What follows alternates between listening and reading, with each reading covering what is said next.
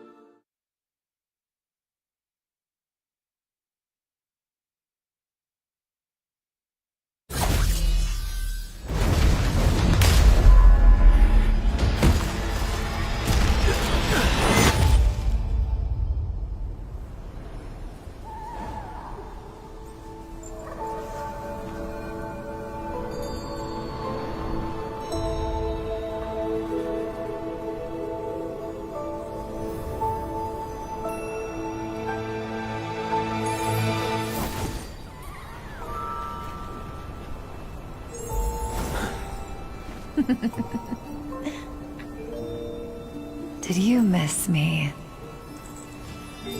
Are you ready? Let's go.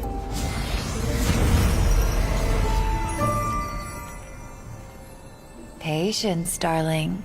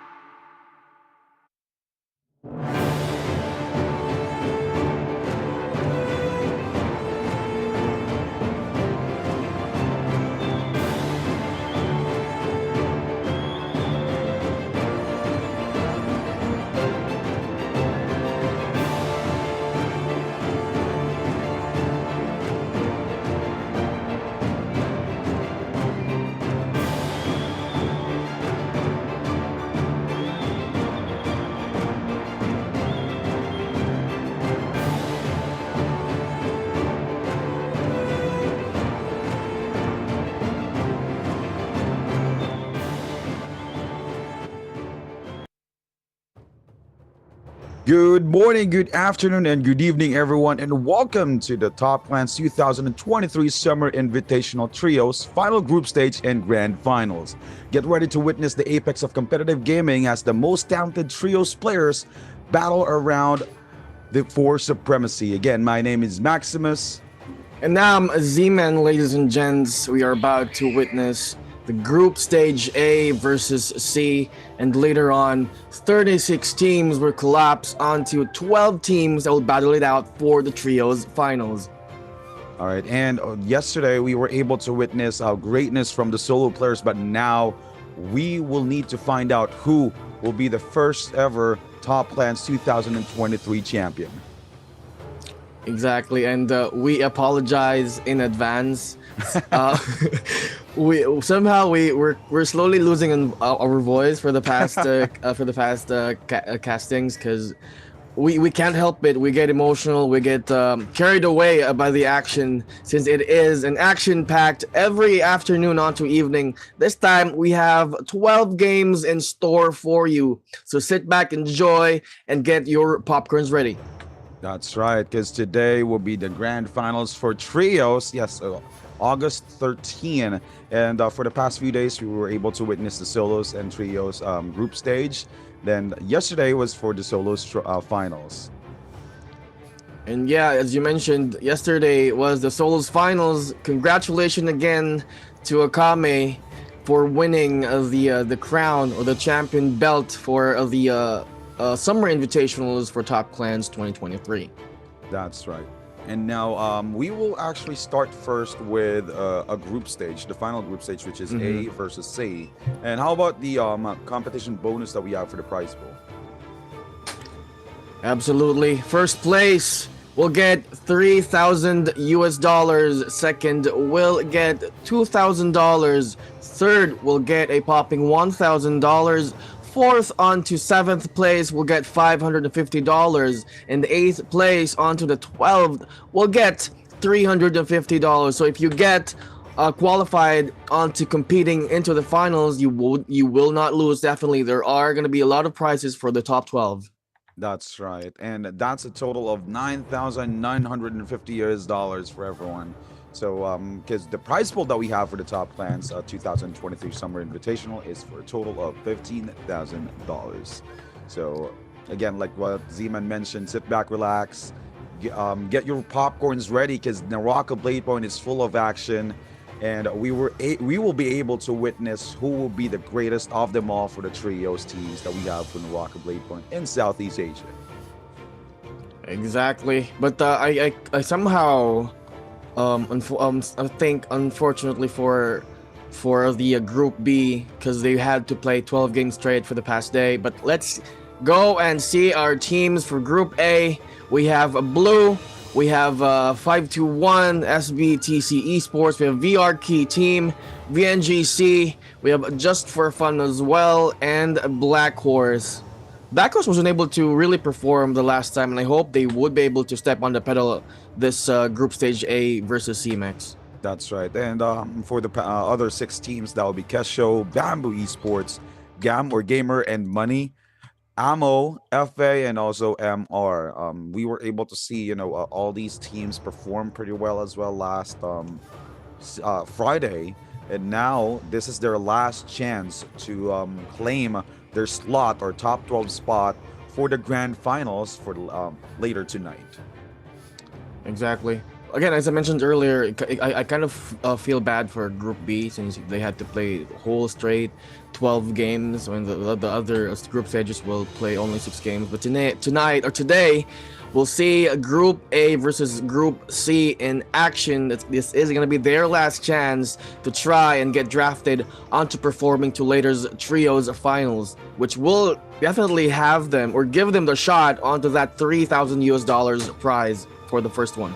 Not just the prize, Z, like what I mentioned last night. They will also have this crown for being the Top Clans 2023 Summer Champions. So having that crown gives them a huge boost of morale for moving forward on to the next tournaments that we have for Southeast Asia. Not just for Southeast Asia, but for the Global Championship as well. Absolutely on spot. Maximus, as they are going to be settling down onto the Morris Isle. It's going to be our first game number 1.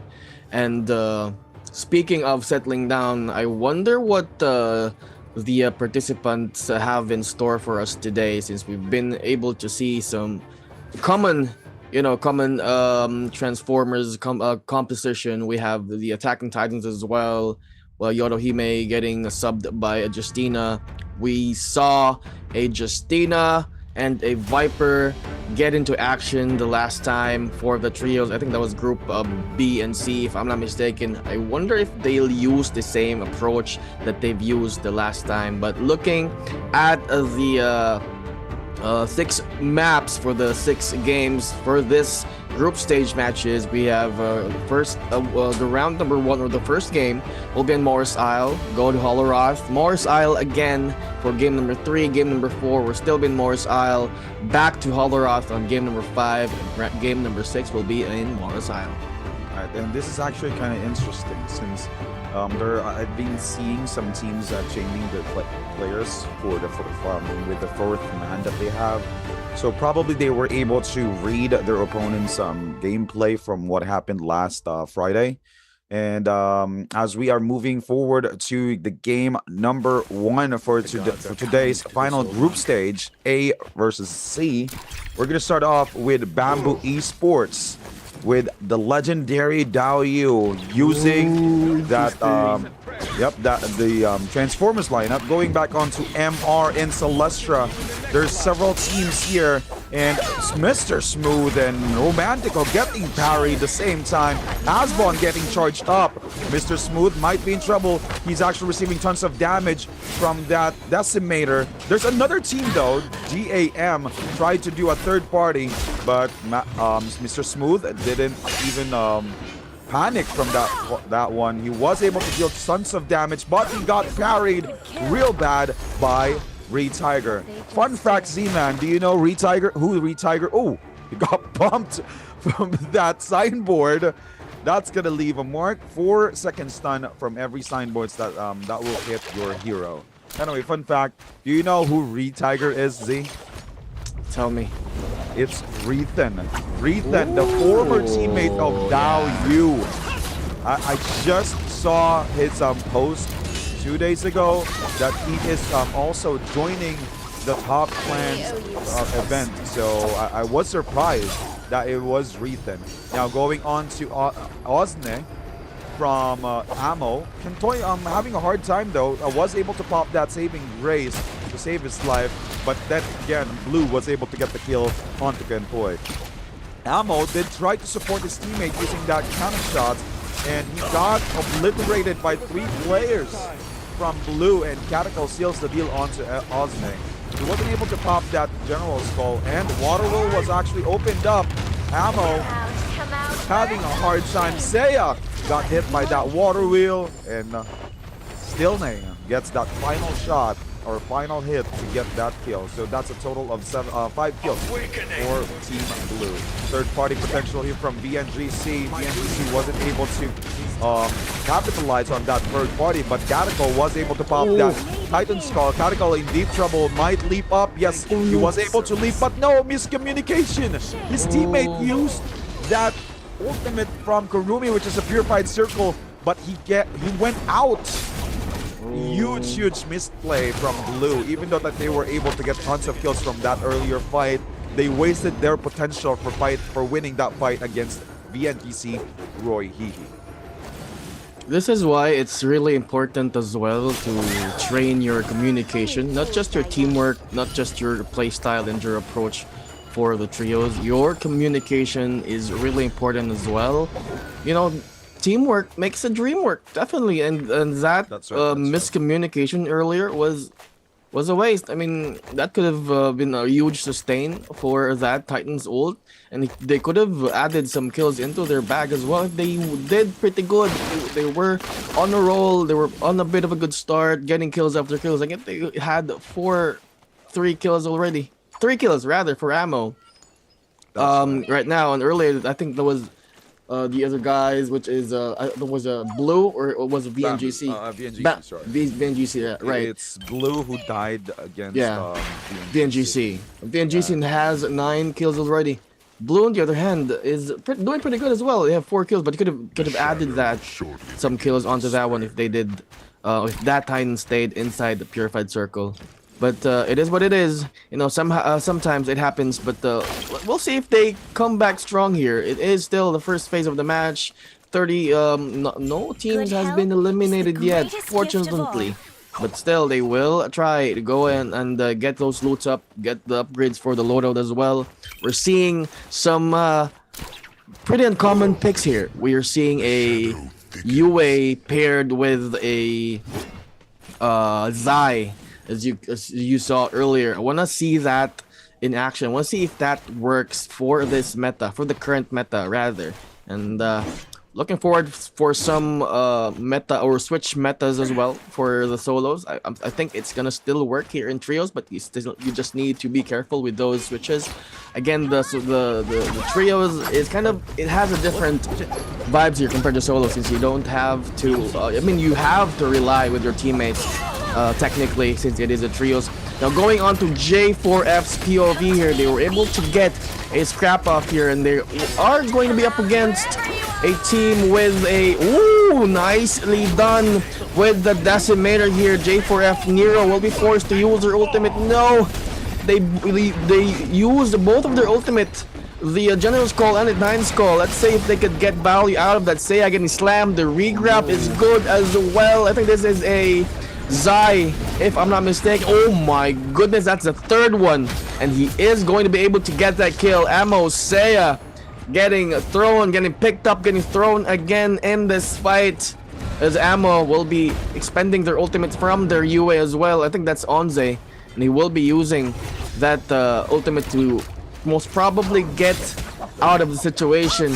And Kentoy from Ammo will be the sacrificial lamb, since they don't have Rebirth. Oh, I think they still have. Yes, they still have the Rebirth here, but Enzo wouldn't want to lose that loadout. I think he has a very good loadout as of the moment. That's why he did not really commit onto helping that teammate. But VNGC, on the other hand, in the outskirts of Souljade's mine, will be up against a... I think this is a mirror match. I'm seeing a Kurumi as well. The ult will be expended. Huge sustain coming in from the VNGC team, but the Moonsbane control will be activated as well, and the stun is there, and it is a V1. Roy getting melted down. That's gonna be one less member for VNGC. 5-2-1 on the other hand will be using that commotion as a third party. Now Gam quick on their feet, Max. They were able to dip out of that situation, and 5-2-1 again. We'll try to make something happen, of course, with the same lineup.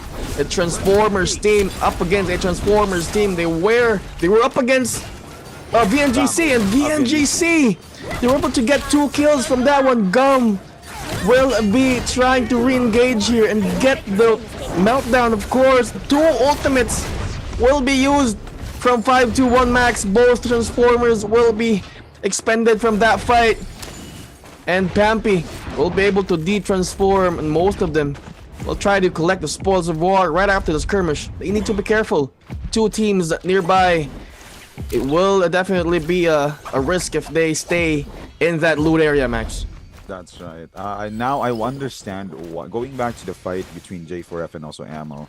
Now I understand why they used both of their ultimates, because I remember that if ever a hero gets plunged by the plunge attack from Uasian's ultimate, which is the General's Call, or Terracotta Warrior, or what we call, it will stagger one of their opponents, and it will give the Tianhai a good opportunity to grab one of their opponents. But it is actually a risky move, because if Ammo Seiya and the rest of the team survive that fight, J4F won't have any utilities to fight back, especially that's Zai. Now, we are seeing here Bamboo Esports securing that Gates of Yang, and they're now up against Kesho. We weren't able to see any action for Kesho earlier, so let's see what type of lineup Kesho have in store for us. Upon checking, we are seeing an ultimate was already expended here by Dao Yu from that Titan's Call. Now he's having a hard time grabbing someone because of that Wu Chen Spirit Swords helped out his teammates, but no, Ayomi got caught. That Viperning got caught, and there's a follow-up Cavalry Bloom from Snack. Unfortunately, Ayomi wasn't able to use that Moonbane control, And his teammate, got caught as well. Rage using Tessa, using that enchant to enchant all the full party of BBE. Now it's a 2v3 situation. Fatnop was able to pop his ultimate, but let's not forget the Snack still has that Purified Circle, and yes, that Purified Circle secures that win inside the realms of Yang.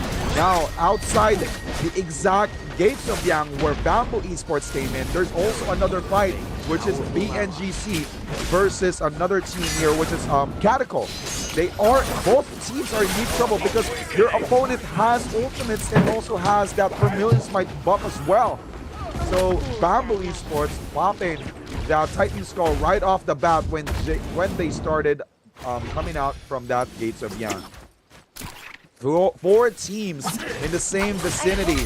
We are seeing the full team of Kesho, Bamboo Esports. I got parried in the same location, and now Stillname might try to revive his teammate. He tried to relocate through outside the Shadow Corruption, yes.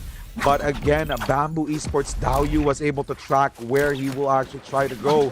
Catacol expiring. Life Force. Unfortunately, two players from from Blue Esports got eliminated. Now Kesho trying to relocate as well. Ayomi still has that ultimate available. He might be able to use this opportunity to control the full team of Bamboo Esports. Ayomi, will he be able to silence? A silence did not connect. Well played there by Daoyu by dodging that silence. And will we see a Moonbane control? Charm connecting. And the ultimate was used by Wu Qian. Tai Chi teleport to save lives. But the question is, will they be able to save their lives since Bamboo Esports was able to track them down?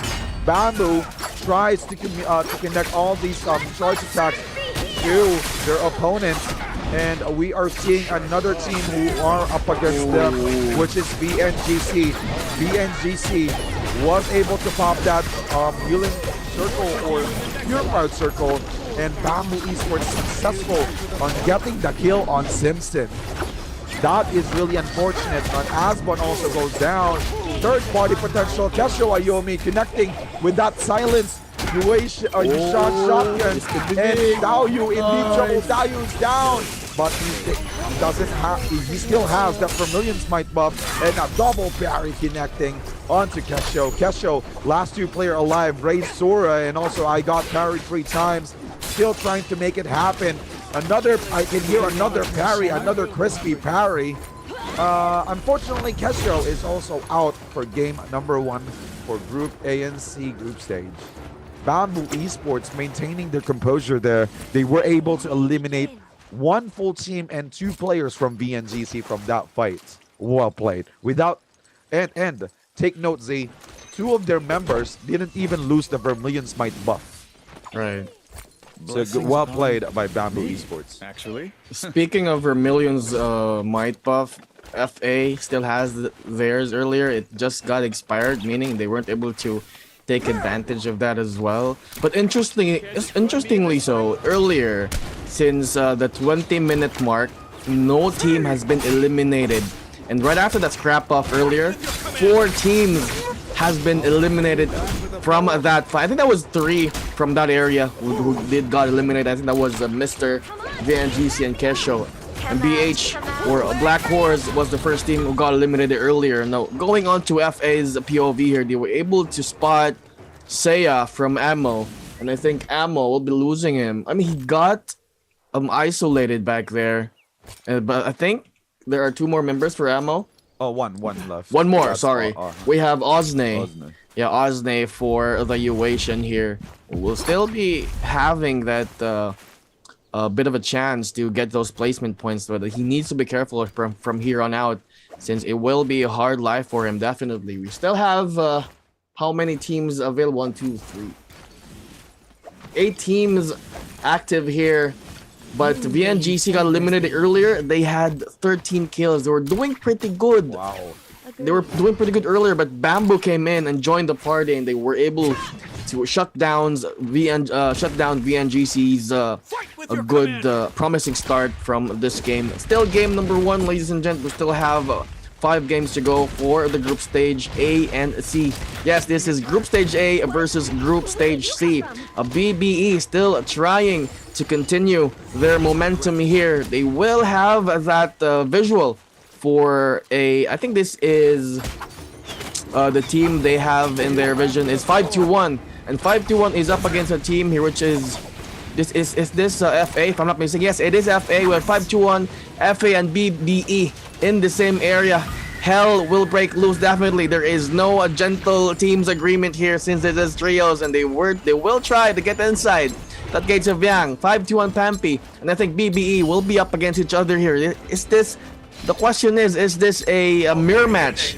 And I think it definitely is a Transformer versus Transformers. Dao Yu and his Titan here will be using their ultimate right off the bat. Let's see who gets the first grab and who gets the double slam here. Purified Circle will be used from the opposing team. That's going to be 5-2-1. Yin will be grabbed. Leap stomp onto the slam as well. Dao Yu was able to deliver the final blow, but it is definitely enough to catch them off guard. BB looking really healthy here, Max. They were able to pop their own Purified Circle as well. No more Titan Skull. We will see some UA action here. General Skull will be used again by Fat Mill, but I think there's no UA ult from 521 just yet. Let's see if they could use that. Oh, there is. There already is an Akame. We'll try to plunge someone down. 521's Tian Hai here, which is a snap. Oh, right there, it's Pampi. Will be taken down. This is a 2v3 fight here, and 5-2 BB rather has the number advantage, and they played that beautifully.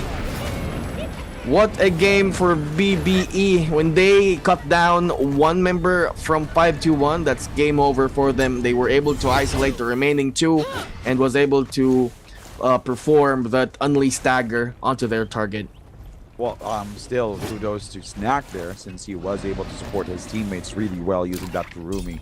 Without that ability or that skill from Snack, he won't really have a hard time or the team will really have a hard time fighting off 521, since 521 is a well-known team on using that Transformers lineup. Now, outside the realms of Yam, we're seeing another fight here with a Draco Storm. GAM, or Gamer and Money, was able to spot another team here, which is J4F. J4F lost KB back there right after opening that Sacred Circle, or Purified Circle rather.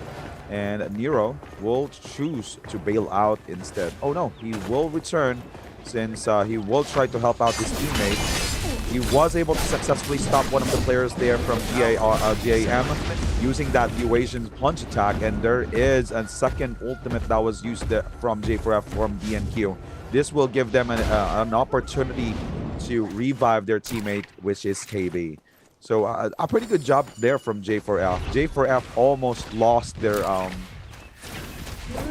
chances, but you know, because of DNQ sustaining the damage output from all the 3 players from GAM, they were able to revive.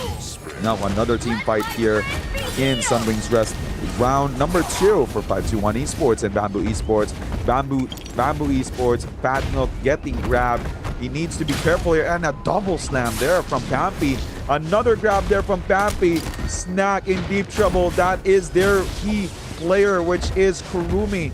And a Sealing Circle was used. Will it be enough? Bamboo, Dao Yu stopped from stomping their opponents, and now this is a 3v2 situation.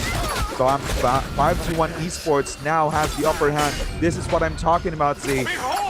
521 Esports is a well-known team when it comes to Transformers lineup, and they really know how to use their cards right. And Snack with 1 HP in a dream. Dao Yu also poisoned with that Poison Spore. Running low as well. Tries to bail out. There's a healing ray, but I think that will be enough, since Akame still has that General's Call ultimate from his Eurasian. Now, last 2 players still, and there you go. Last player alive from Bamboo Esports is Snack, and I think Snack will be able to bail out. J4F though, losing another member here, which is Nero and also DNQ. KB is the last player alive. We are seeing FA doing a third party onto 521, and J4F might have a chance here on healing up his teammates. But again, the upper hand or the advantage here is with FA because they still have their ultimates available, and 521 Esports was able to use all the resources from that Bamboo Esports fight. Now, we are seeing a lot of teams here in Sunwing Stress. I think everyone's here except for Ammo. And J4F did try to bail out instead. So we are still seeing Bamboo Esports still trying to revive one of their teammates. Oh no, Snack also died in the process. 521 was able to get the kill onto Snack. Now it is another 3 versus 3 fight between FA and also Akame, but FA did not fully commit. GAM or GAM, I'm seeing GAM, waiting for the right opportunity. They do have, this is actually exciting, Z. Our favorite trios move might happen here. They have a Viper Ning version 1 ultimate, and they're waiting for the right moment. And as you can see, they're hiding up above the trees, so we might be able to see a death from above from this Viper Ning. Looking forward to that. As I checked the FA's Soul Jades, they're pretty stacked right now. It's really scary to think about. They have a Sky Pillar, Dragon-like Might, they have Burst Arrow, Armor Pierce, and Curative Bolts for both Minds, Eyes, and Loves. So a bit of a shopping spree here, and they're looking to upgrade more Soul Jades as well. I think they got Desperation, Thunderstorm, and Storm Stride from that shopping spree. They're so stacked. They got how many golden Soul Jades. Let's see if they could take advantage of that and use that kill leader. They have 10 kills. Yes, use that into their favor here. They were able to eliminate Bamboo from the reset 521 just on behind them with 9 points.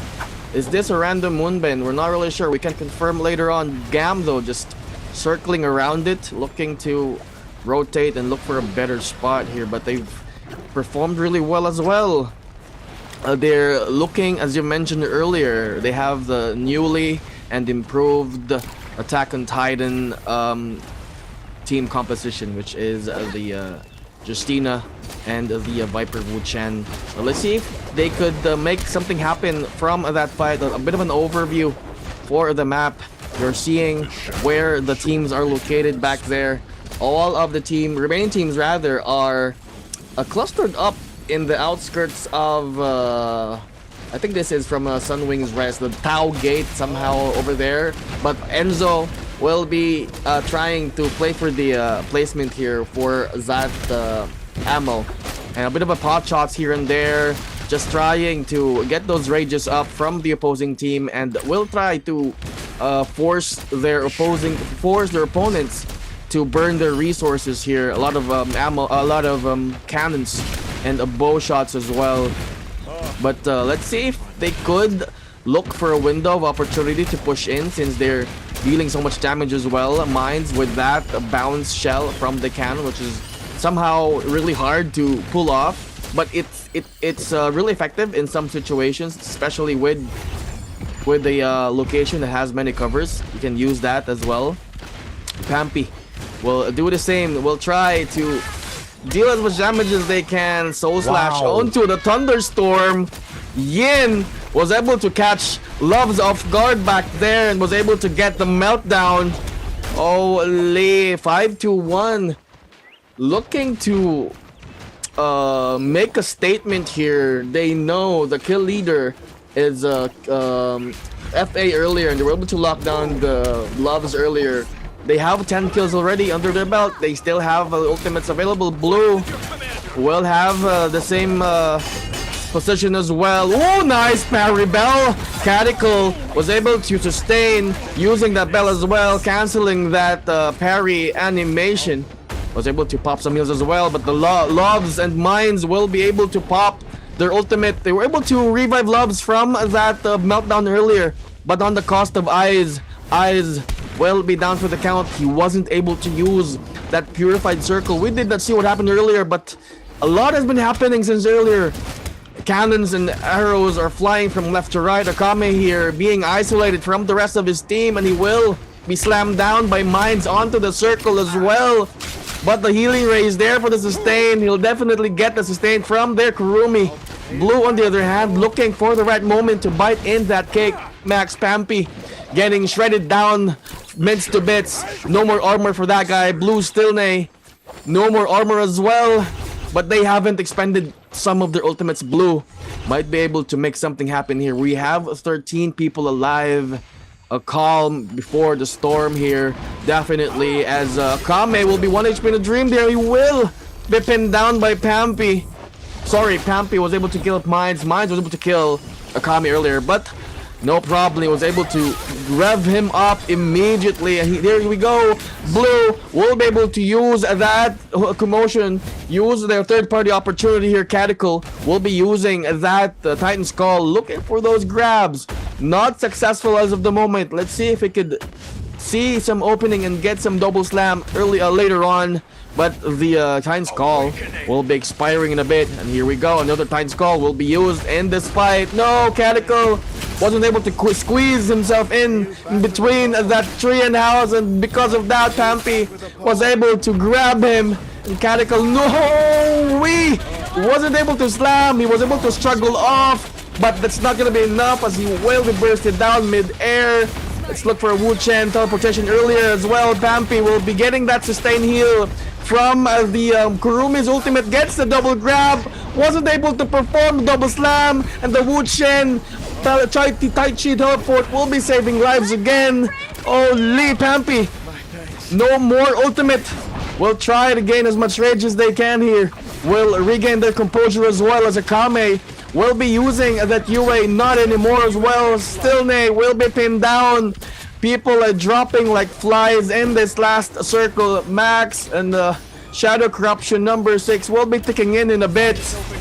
Gam and 521 looking really healthy here. Chuhihi will be expending that V1. Moonsbane control was able to get the lockdown on Akame. Re-Tiger was able to deliver that final blow, and they're looking for more. Even though they don't have ultimates now, they have the chance to lock down 521 here. Overcomer will be used as well, and he was able to dish a lot of damage from that horse. Chuhihi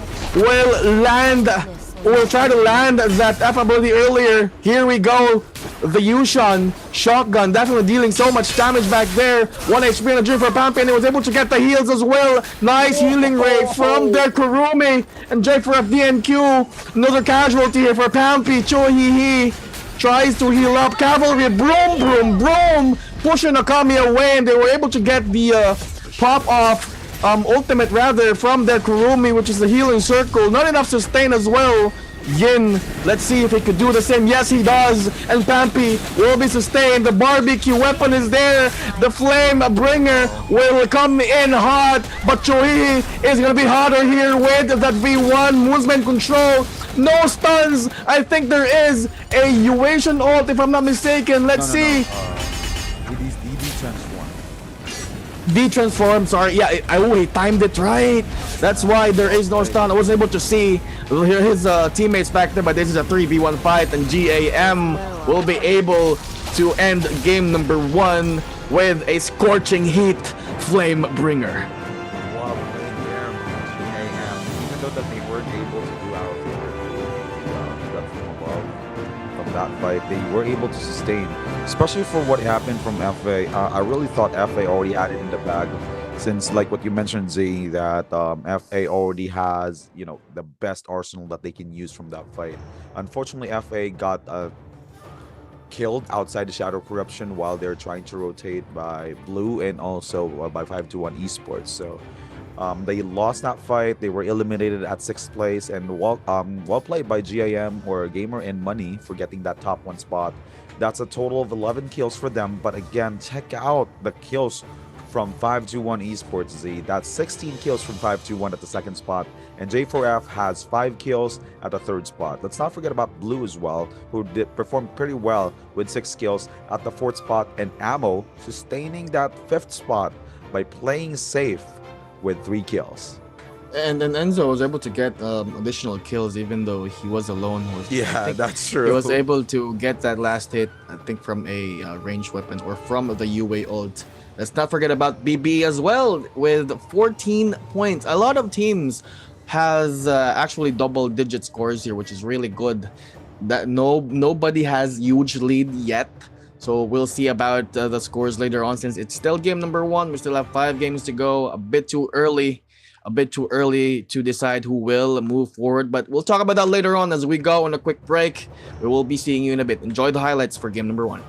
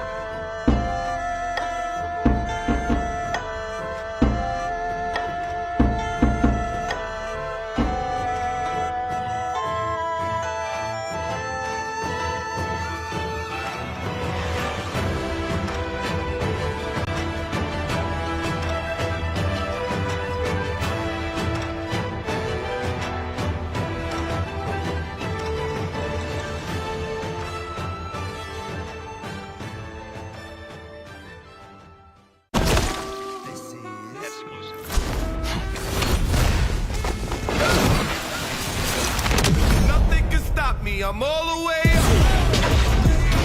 All the way up. All the way up. All the way up. Nothing can stop me. I'm all the way up. For my niggas with the games and Rolexes. Kick the bitch out the room.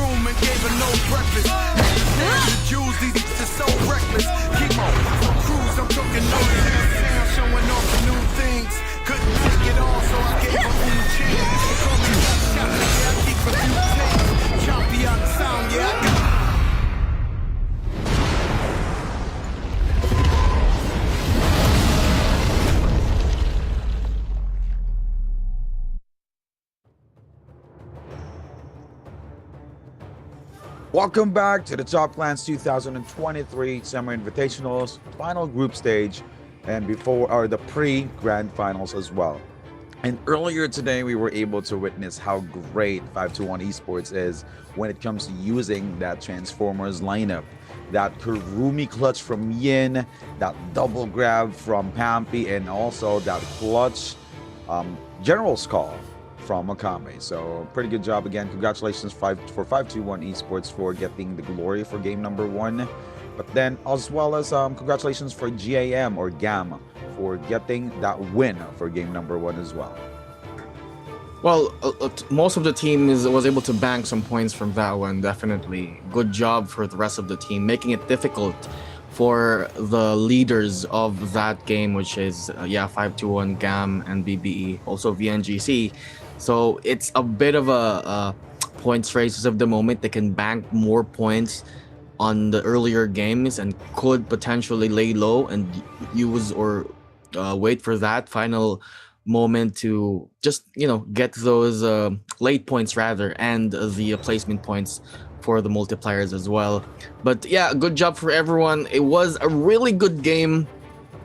We saw what we came here for. Definitely some action-packed NARAKA afternoon, but it's still game number 1, guys. We still have a lot in store for you. 5 games to go, and this next game we will be changing maps. We'll be going to Holoroth. That's right, and we'll actually check out the running scores right now from GAM, because I'm still quite puzzled if this is if game 1 was GAM's game or 521 Esports game, since their points are close, Really close, and pretty close, right? The kills are pretty close as well, and 521 Esports was able to maintain the second spot, so it's either 521 or GAM's glory and also win for game number 1. Absolutely. We're about to see that later on, as they're going to be showing the scoreboards for game number 1, but nothing to expect really, since a lot of teams still has a huge chance onto winning this group stage, since they still have 5 more games. But talking about some composition actions for game number 1, a lot has been able to really take advantage of the Titan's Call for those grabs, since it deals so much damage. This is where a really good teamwork comes in, where you could just support their Titan or their Chunhai to be able to really focus on grabbing and take advantage of the damage output of that slam and also that stomp as well. But looking at their scores here, game number 1, the bottom feeders for the first game, Black Horse with 0 points, we have VRK team with 0.5, MR with 2 points, Kesho with 2.7 points, Ammo 5.1 point, Just for Fun with 8.5 points as well. All right, and now we're going to check out the top 6 teams who was able to bank up some points from game number 1. This is actually the great opportunity for them to to start off real good, as we check Team Blue with 9.3 points at the 6th spot, VNGC 13.5 points at the 5th spot, FA with 14.2 points at the 4th spot, BBE or Bamboo Esports with 16.4 at the 3rd spot, and GAM score is at 19.4 at the 2nd spot, and 521 Esports with 24.9. Like what I mentioned earlier, they're both GAM and also 521 Esports are actually scores are pretty close. So now we were able to determine that 521 Esports was able to get the glory from game number 1, and now we're fast approaching game number 2 for group stage A versus C. And we might expect the same lineups from different teams, since they will still be able to use the same lineup for when it comes to the hero scores as well. They will just need to make sure that at the later part of the group stage, they will be able to change their lineup. But either they will use the Wu Chen, Viper Ning, and the Tessa combo as well, or we might be able to see what FA did last time, the glass cannon lineup. What I say, it's the Viper Ning V2 or version 2 of the Moonbane control, and version 1 ultimate for Justinagu and a Wuchen Taichi teleport version 1. It's a glass cannon, meaning that if ever you won't able to communicate well, and if ever you won't be able to engage properly, you will definitely lose your team fights. But that's what FA actually did last time. They were able to practice it well. They were able to communicate really well with that Justinagu Viperning composition. So they were able to get or bank up some points from the last time's group stage B versus C. Now, let's check out the other teams as well. I'm also seeing some lineups here from BH. It's the an old school lineup. Viperning, Temulk, and also Yoto Hime. And we are also seeing the Takeda Nobutada of Mr. Smooth. Beat Logan with Zipping In, and a Temulch from Mr. Romantico. So that's quite interesting. Now, game number 1 was taken by Gamer and Money. And now we're fast approaching game number 2. Again, this is Holroth. This is a different map. This is quite interesting as well. If they will be able to, or if a team has better gameplay in Holoroth. So stay tuned, guys. Now we are gonna start game number 2 for Group Stage A versus C. Take it away, Z. Gotcha. Bit of an overview for where the rest of the team is dropping here. City of Tang clustered up in their Imperial Village as well. In the scrap offs, after scrap offs here, Max, they are not wasting enough time. They're looking for those easy and early kills, but they need to loot as much as they can here before fighting in, because that's gonna be risky for them to fight without the weapon or the armor as well. At least the weapon, be able to take advantage of the tech movement as well. Look at this one. Mister was able to get their first kill of the game. I think that was a skill. Ooh, Kesho. And the rest of Kesho army here was able to get some kills as well here in the city of Tang. But pretty lucky for Mr. Romantico with the purple armor as well. So the looting part here is also RNG. So you need a bit of luck as well to be able to get those really decent loadouts, to be able to survive and dip out of situations, dire situations. I must Guess how say. many teams are there, Z, in City of Tang? I'm not guessing. I'm pretty sure there are 4 teams out there. No, And there's 7 teams. It's City of they Tang. went out. They went out. The GAM and the RK team went out. They're currently in the outskirts of the City of Tang. They probably realized that the loot is almost scarce on this location. Look at this one. FA was able to pop their Moonsbane, early Moonsbane, the first one for game number 2. VNGC losing 1 member, make that 2. FA was able to lock VNGC down here. Ooh, huge parry coming from Asbon back there. What a turning event here, as Asbon, I think, was able to kill Mines and was able to revive one of their teammates here. No FA! It's a disaster for FA here! And oh my goodness, even though they had that Moonsbane control, BNGC, I think that was Asbon, was able to kill 2 of them, and he was able to revive Royi as well, but onto the expense of his life. He was killed right after getting Royi up, but Royi is going to be trying to find it back. Osnido, 1 step ahead, was able to parry Royi here. It's a 1v3 fight. Would Royi be able to surprise us this time around? But Enzo will be using that general's call. Royi will try to dip out of the situation, which is really good, using that Cloud Breaker for the movement from the Scale Rush as well. This is a good spot to hide. He was able to get the heals as well. Sneaky Royi was able to survive that onslaught, and I think they still have the rebirth, or I think not. I think I think they have.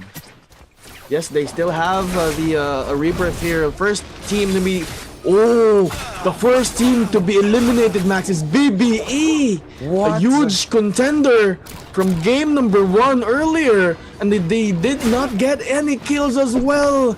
This is huge for the rest of the lobby here. One of the trio's tyrants will be out for game number 2, and that's going to be a huge chance for the rest of the lobby to bank some points and possibly overtake BBE. That's right. And checking out Ammo here, they're actually doing pretty well.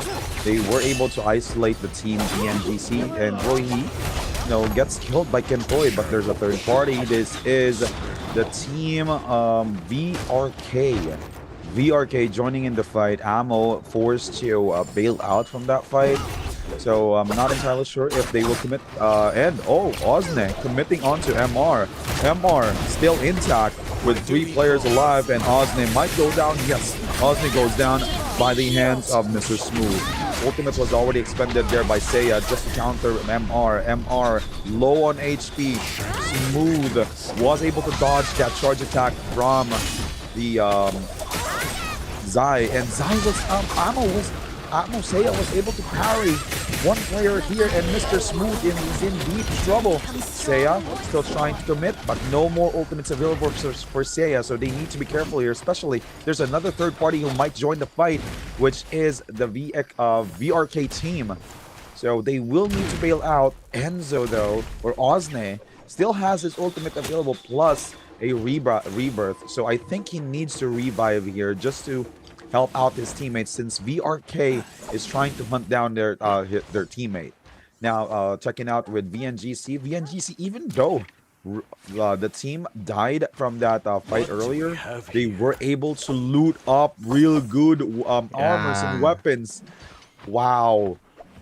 They just revived and they already have 2 purple armors. Now they're ready to fight another fight. Maybe they might bump into VRK and also Ammo, who's trying to get out of harm's way. So this is quite interesting. And now in Yushan Ruins, on the other side of the map, we're seeing I Got Parried parrying his opponent, which is 521 Esports. And I Got Parried was able to get out of that ultimate, or of that Forbidden Seal, was able to pop that saving grace to help out his teammates. Raise Sora won't be able to use that demonic aid as well. Inside that Moonsbane, this is quite difficult for Kesho, but Kesho almost got the kill there from Pappy, but the support was there from 521 Esports. Last player alive from Kesho will be I Got Parried, but I Got Parried. Almost got caught off guard from 521, and I Got Parried 3 times. Also dies by the hands of 521 in the end. They almost got the advantage there. It's just that the Moonsbane was there, the Forbidden Seal was there, so 521 Esports was able to play their cards right. They actually forced Kesho to use their ultimates, which were wasted because of that Forbidden Seal. There's another team here, though, right next to 521 Esports, which is a blue, waiting for that Moonsbane to be over. And 521 Akame was able to spot that team. They're not overcommitting, even though that they have their ultimates available, though. So Akame will place his Tai Chi teleport pin. And Blue pushing in onto this fight. Then I think Blue was able to notice where Akame placed that pin for the Tai Chi teleport, but Blue Kajuk still not committing. And there you go, ultimate was popped by Kajuk, and Moonbane control, will it connect? No, it is a selfie. Because of that Tai Chi teleport, they wasted 2 ultimates back there. Right. Almost got that kill, but Gary connects, and that Moonbane control from Yin connects onto 2 rather, and Iskor, last player alive from Blue, tries to bail out from this situation. Best not to help out his teammate Kajuf, since Kajuf is long gone from that fight. 521 Esports banking 11 kills, and we're just at the first Shadow Corruption, Z. Yeah, still 8 minutes into the game, Max, and they've been performing really well from here on out. 11 points, 4 of them. Winning team fights after team fights. That's 3 team fights already. Right after the drop from the gates of the City of Tang onto the Moonfall. And here we go. The gates of Yang will be up in a bit. 2 realms rather, will be occupying 4 teams. This is gonna be FA is up against Gam here. We have a Tessa, a Timulch. And Timulch and Takeda for Gam here. The key player here would be Nora if he could be able to land that. Oh my goodness! If he was able to land that Storm Prison, this is what I'm talking about. Caught 3 inside that prison, and he was able to use the wisp as well for the control. Gam doing really good as of the moment here. They were able to use or force that Valdosui to use of the rising tide, but they lost 2 members already. FA getting obliterated inside the gates of Liang by Games, and Money Simpson on the other side of the realm will be knee breakered as well, and he will be pinned down. 2 more member here for VNGC. Royi and Asbon was able to use their ultimates here. And there we go. The Nature's Touch would be able to sustain the damage coming from their opponents. Here would be Mr. And Mr. coming out on top. Surprisingly, they have double-digit kills already. Make that game number 1 their warm-up game. Game number 2 will be their pop-off game, Max. Well played there by Mr. Especially defeating VNGC, who's a top contender from this tournament. So if they continue this, they might be able to join the top 12. And another Forbidden Seal was popped in the same location where Kesha was eliminated. Another fight breaks in with against 521 Esports and also J4F. But Hero got melted real quick. Kampi dealing so much damage with that katana, and now he's assisting his teammates using that katana. Cannon shot. Now they are trying to bait GAM and also J4F. There are 3 teams here, a triple threat match inside this Forbidden Seal, and 5-1. It's raining parries.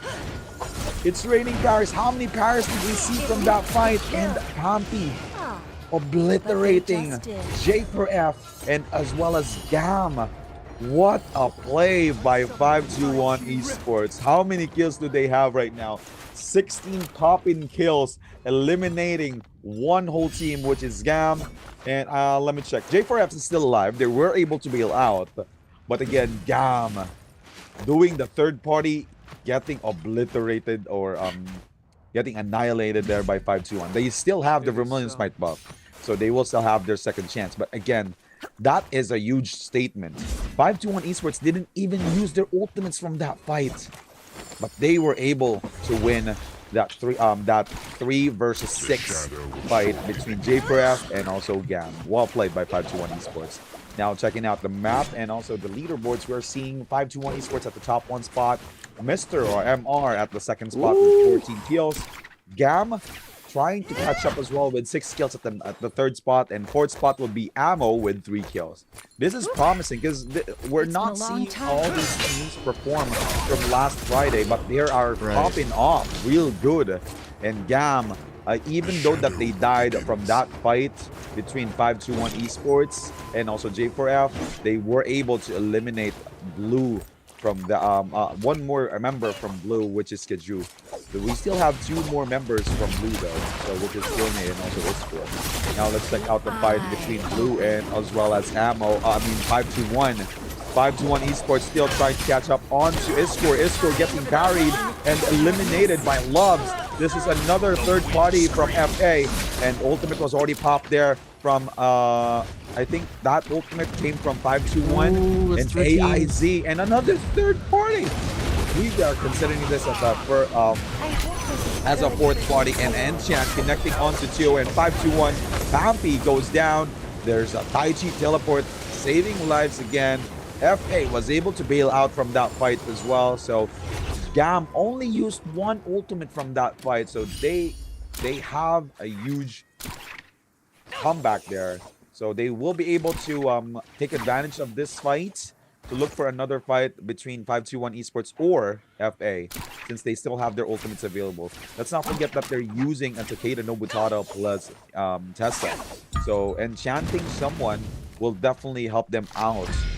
Consider on eliminating 1 more player. And they AIZ playing safe. How many members are left? Oh, AIZ is the last member for FA.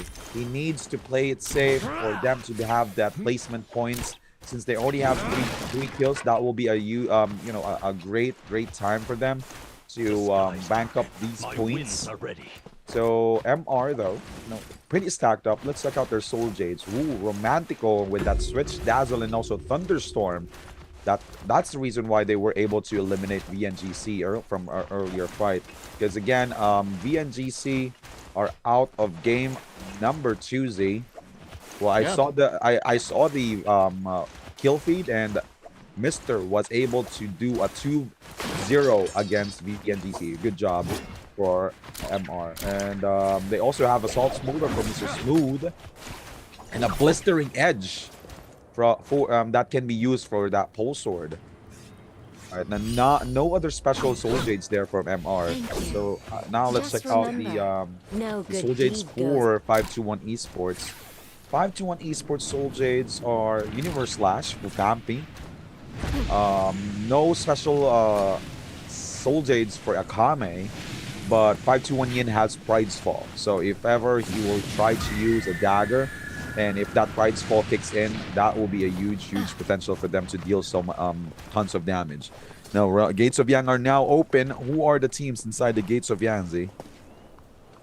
See that in a bit, Max. Let's not forget that Pampy also has that Rupture Gale Orb, and he's rocking the game with a cannon, which will definitely help them in the later phase of the game when everyone just will try to, space them out and look for the better position as well. Is the Gates of Yang up yet? Yes, there we go.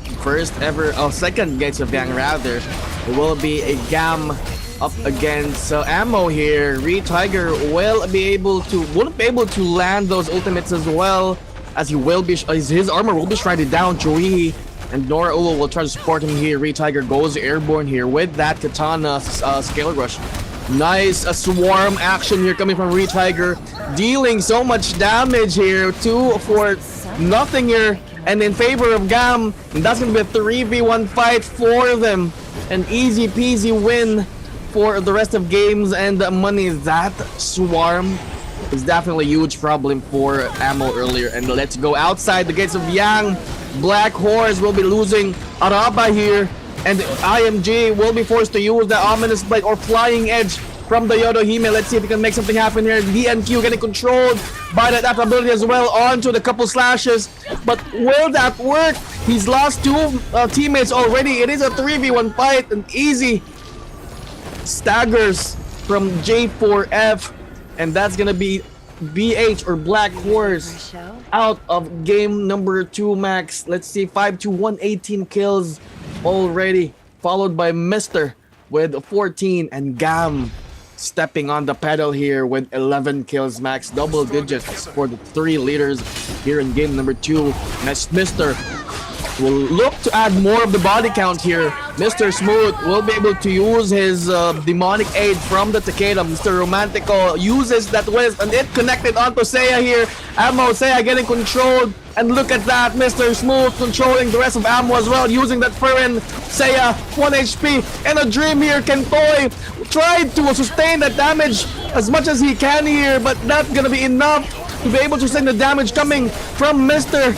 And Ammo, Kentoy, and Seiya is gonna be down. Osne will try to get the kill, at least one before going down, and no, he will be de-transforming as Mr. will be able to do a quick reset here, but the third party is there, and I think that's gonna be J4F on cue, quick on their feet for Mr. and they were able to opt out and dipped out of that part, but J4F though will be looting the remains of Ammo. Unfortunately for MR, they need to get the hell out of there because J4F still has their ultimate available, and MR was able to use theirs already. But it is going to be an equal footing here. They have the Forbidden Seal activated. No ultimates for the rest of the team. J4F won't be able to use theirs as well. Let's see if they can make something happen. Nice parry, or nice parry bait coming from Mister, and was able to use that Dragon's Rush onto the Neza. That will force the rest of J4F for the Taichi relocation. Ooh, 1 HP for Nero here. The healing ray is not going to be enough for the sustain, and the Mister was able to lock them down. Gam will be joining in the party here. J4F getting third party from afar. Nice Tessa ultimate from Gam, and they will be followed by Romanticos or the Gam's Timoch ultimate, which is a Storm Prison. Nice control from the Zephyr West. Romantico trying to support the team as much as he can. Logan got his armor shredded as well. From that 5, Mr. Smooth will be able to activate that ultimate from the Takeda. The Furin will try to control as much enemy as he can. Mr. Smooth is going to be down for the meantime. As a 5-2-1 on the other hand will be joining in the party. They need to be careful here. They still have, or they the Forbidden Seal is still activated. Soul Daggers for the sustain from the Wu Chen. Nicely done from Okame. Daichi Ref is still up in case they need to relocate, but I think they're doing just fine. They're looking really healthy here. Some dreadful whale animation here, but canceling it into the kick, or the plunge kick rather, from Yin. Nicely done. 5-2-1 was able to kill some of Mr. Well, actually eliminating them with only 16 points. The RK team, which is the 4th team for this one, still hasn't been able to get their first kill max. But look at this one, 5-2-1, 22 bomb kills already. That's a lot. My goodness. And we still have how many teams left? We still have 4 teams left for this game.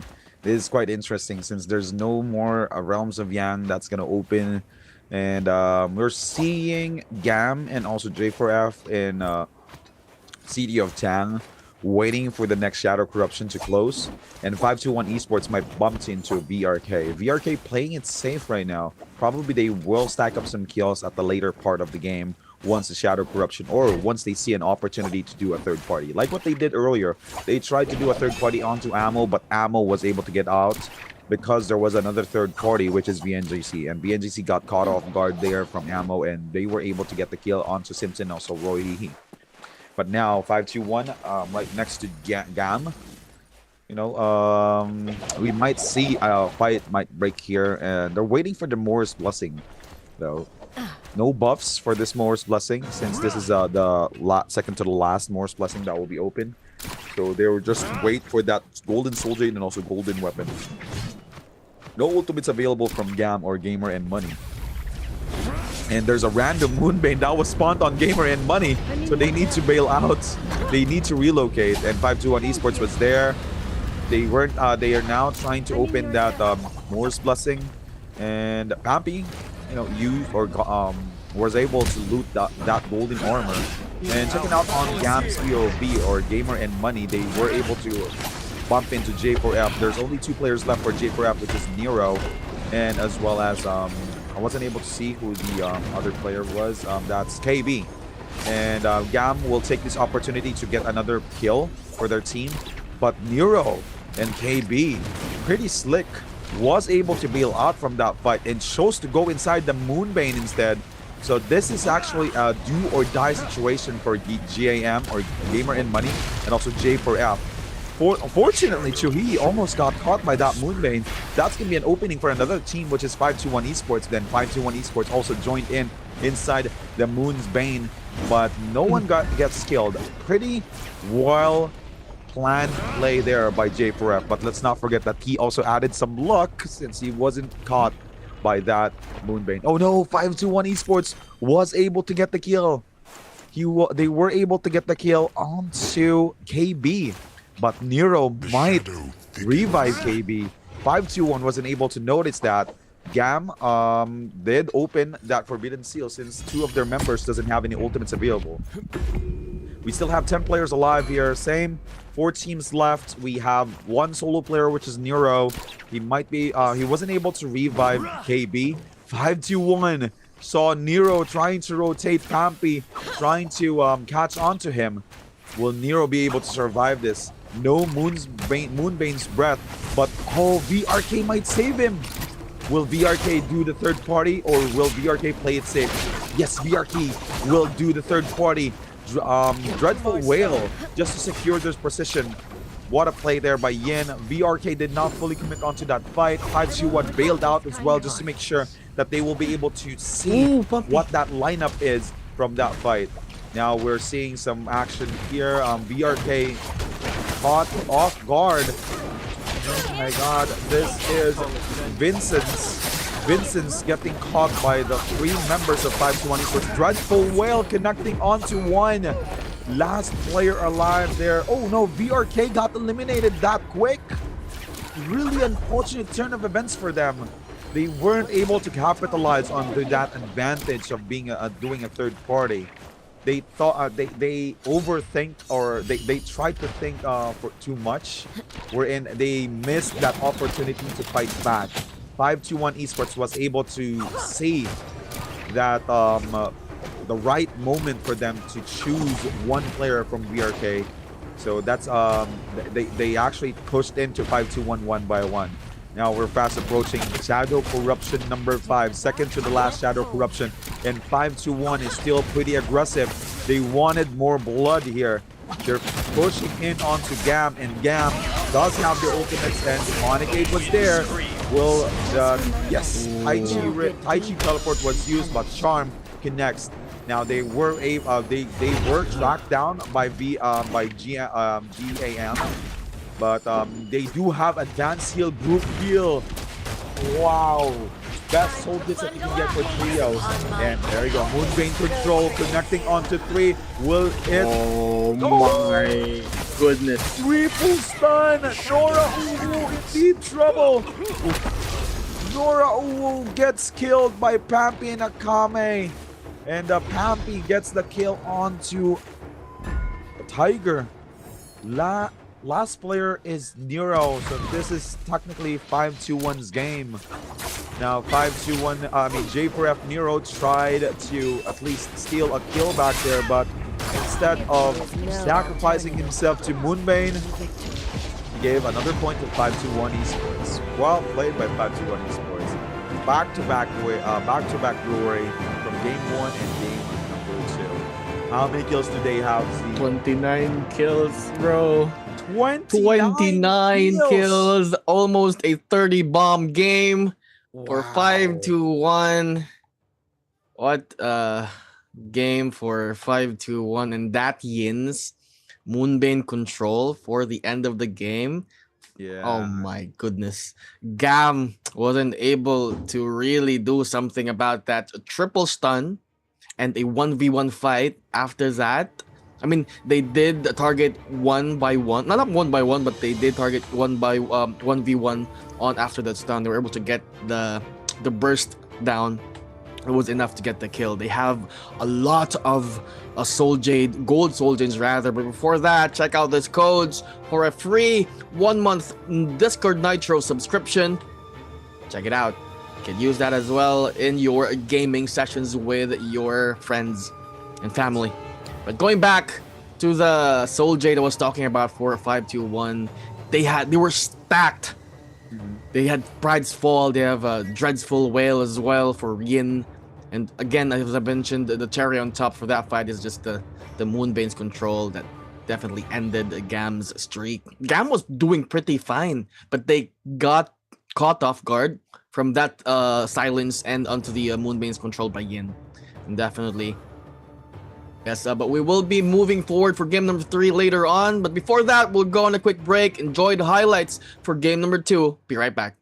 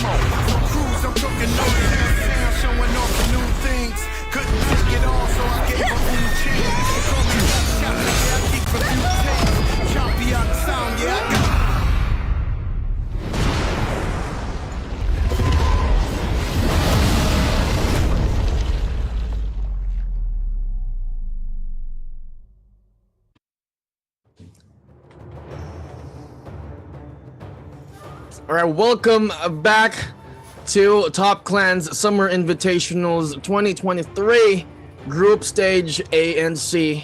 And yes, game number 2 has been concluded. And that's going to be a back-to-back glory for the 5-2-1 players.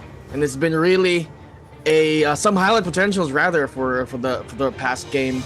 This is NARAKA Bladepoint, guys. You can check out the game on Steam. It's free on the PS5 as well and on Xbox. Well played. And also, we're seeing this is a different 5-1 esports compared to what we saw from Friday. What we're seeing right now is a more dominant 5-1 esports, and they wanted that win.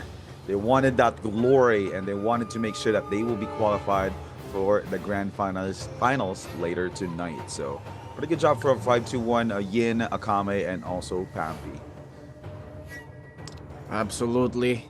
Now, looking at their scores, seeing how everyone is doing here, we have Black Horse still trailing onto the last spot with 0.5, VRK team with 2 points, Kesho with 5.7, Ammo with 9.4 total points, Team Blue with 10.9 total points, and VNGC with 15 points. I think they got really high points from match 1, but they weren't able to really capitalize on that on game number 2 and got eliminated really quick. All right, and now at the top 6 spot, we are seeing BBE with 16.4, Just for Fun with 18, FA with 18.8 at the 4th spot, MR rising to the 3rd spot with 22.7, GAM with 37 points at the 2nd spot, and 5-1 Esports with 69.5. Huge My lead. goodness. That's right. So if ever J4F and MR wants to be considered for the top 12, they need to do the same thing. They need to be consistent. They need to get those double-digit kills for them to back up some points from this group stage. Because from the last group stage that we were able to see, J4F and also MR had a hard time getting those kills and also points for their team. So they need to make sure that they will have double-digit points here if ever they wanted to be considered for the top 12 for the grand finals later tonight. And now we're fast approaching game number 3. Now, when it comes to the team lineups, I'm checking 5-2-1. They're now using a different lineup again, which is a Takeda, a Timulk, and a Zipping Yin for Yin. Let's check out VNGC. VNGC is using a Transformers lineup. J4F, Transformer. This is way different. Check out this lineup: Tiana Hai, Kurumi, and Viper Ning. That's way off, but it might work. I saw some players use this lineup last night when I played some trios matches. So this is quite interesting. And now we're back to Moore's Isle for game number 3. So let's see if they will be able, or if 5-2-1 will be able to do the same, getting the glory, getting multiple kills for game number 2 of game number 3, or will it be another team, or will another team be able to rise up? Now let's check out FA. Let's check out FA's Transformers lineup for FA again, and for MR. Oh, MR using the same lineup from the others before. They're now using the Tessa, Viper Ning, and Wu Chan lineup. This is quite interesting since there's a few Transformers lineup here, and it's quite tough for them to use the Tessa and also Viper Ning. They need to play their cards right here. So now we're moving forward on to game number 3 for Group Stage A versus C. Starting off with J4F. Check out J4F's lineup. Oh, they changed. Yeah, this is the lineup that I mentioned earlier, Z. Check it out. Tianhai, Kurumi, and Viper Ning. I'm quite confused on how they will be able to pull this off. But now checking on to Gam using another different lineup here. Valdasui with 2 Transformers. This is interesting. Now, Gamer and Money was able to have a full elimination for BBE. The third-party potential here from Blue Esports. But there you go. Titans lineup. Oh, this is the The old They're meta. using the old meta here. My goodness. Wow. They're using the version 1 Valdasui for them to capture easy grabs for their Tien Hai. This is dangerous. This is really dangerous for Gamer and Money, and now they are obliterating Blue, who did the third party from earlier. Is4 getting eliminated from that decimator from Chu. I was gonna say that this lineup will work only if Valda will be rocking the version 1 ultimate, and she does use it. And I think the Uation's role here is just for the support whenever, like right after that double slam, if they weren't able to get the kill, because they will need to use the 2 ultimates to be able to make it work. And the general's call would be, I think, the safety net, since they don't have Wu Chen, they don't have a decent third man, which is like Tari could work, zipping in as well for the heal, so they don't have that safety net potential for that lineup. And I think the general's call of the Uation would probably be somehow a safety net for a support. But I'm not really sure who to call the third man from the lineup, since all of those teams are really essential, or all the characters are really essential into going into team fights. But going into the Shipwrecks expanse here, we have a FA with the traditional Transformers team going the easy road here. But I think they're not going to be interested into taking some fights anymore unless they're forced to. They have a blueberries right of the as of the moment, and I think that's gonna be a huge disadvantage for them, since MR here has a couple of purple as well, some purple weapons for sure. Akame though, on the other hand, will get his armor shredded, but the Temi ult will be coming in hot. They were able to catch at least one from that one, and the Yin will try to land those repeating crossbow. And I think, yes, now you wasn't able to clutch the transformation, Max. Nicely done from Team 521. Definitely not cooling down. Fat Milk will be forced to use that general's call. Let's see if he can do something about this 521 guys trying to stomp them over. But I guess they were able to push them. There is a third party though from BBE and the 521, and I think they were able to dip out from that situation, leaving Dao Yu. Blue is in the same vicinity as well. Yin will try to grab something out of that Dao Yu corpse. Snack will be down for the count as well. That's gonna be 2 down from BBE. Early casualties for BBE in the first phase of the match, Max. They weren't able to use they will not be able I mean, they haven't used the rebirth skill or rebirth charm yet. And I think they're still looking for a quick revive or some sneaky revive from their last surviving member. But the VNGC on the Artisan's Grove is trying to break some pots here. Able to get some Dire Tide coins and some resources as well. Artisan's Grove is actually famous for this, since there are 3 like warehouses that has a lot of pots that will be able to break and get those sweet Dire Tide coins. So most probably they will get a couple there, and they will use that to possibly get the slots and some Soul Jade upgrades as well. Look at this one. Johihi will be using this high ground potential. Only another one. The old meta is definitely working here, Max. Catechol and the other guy from Blue. Still there.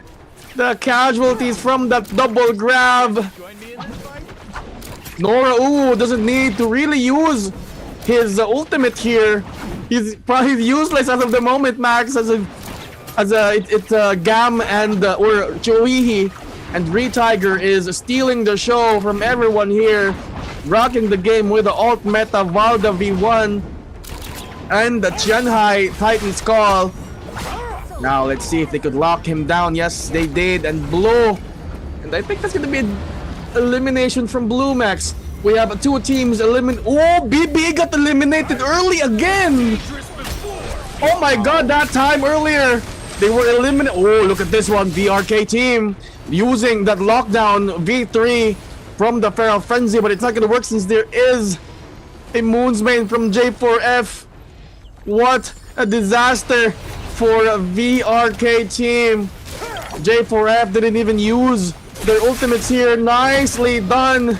That instinct from the Tianhai was able to spot or raid that bush. Nice parry as well. Defense will not help you here, as there will be 3 people or a 3-man swarm onto Kuruma's tail.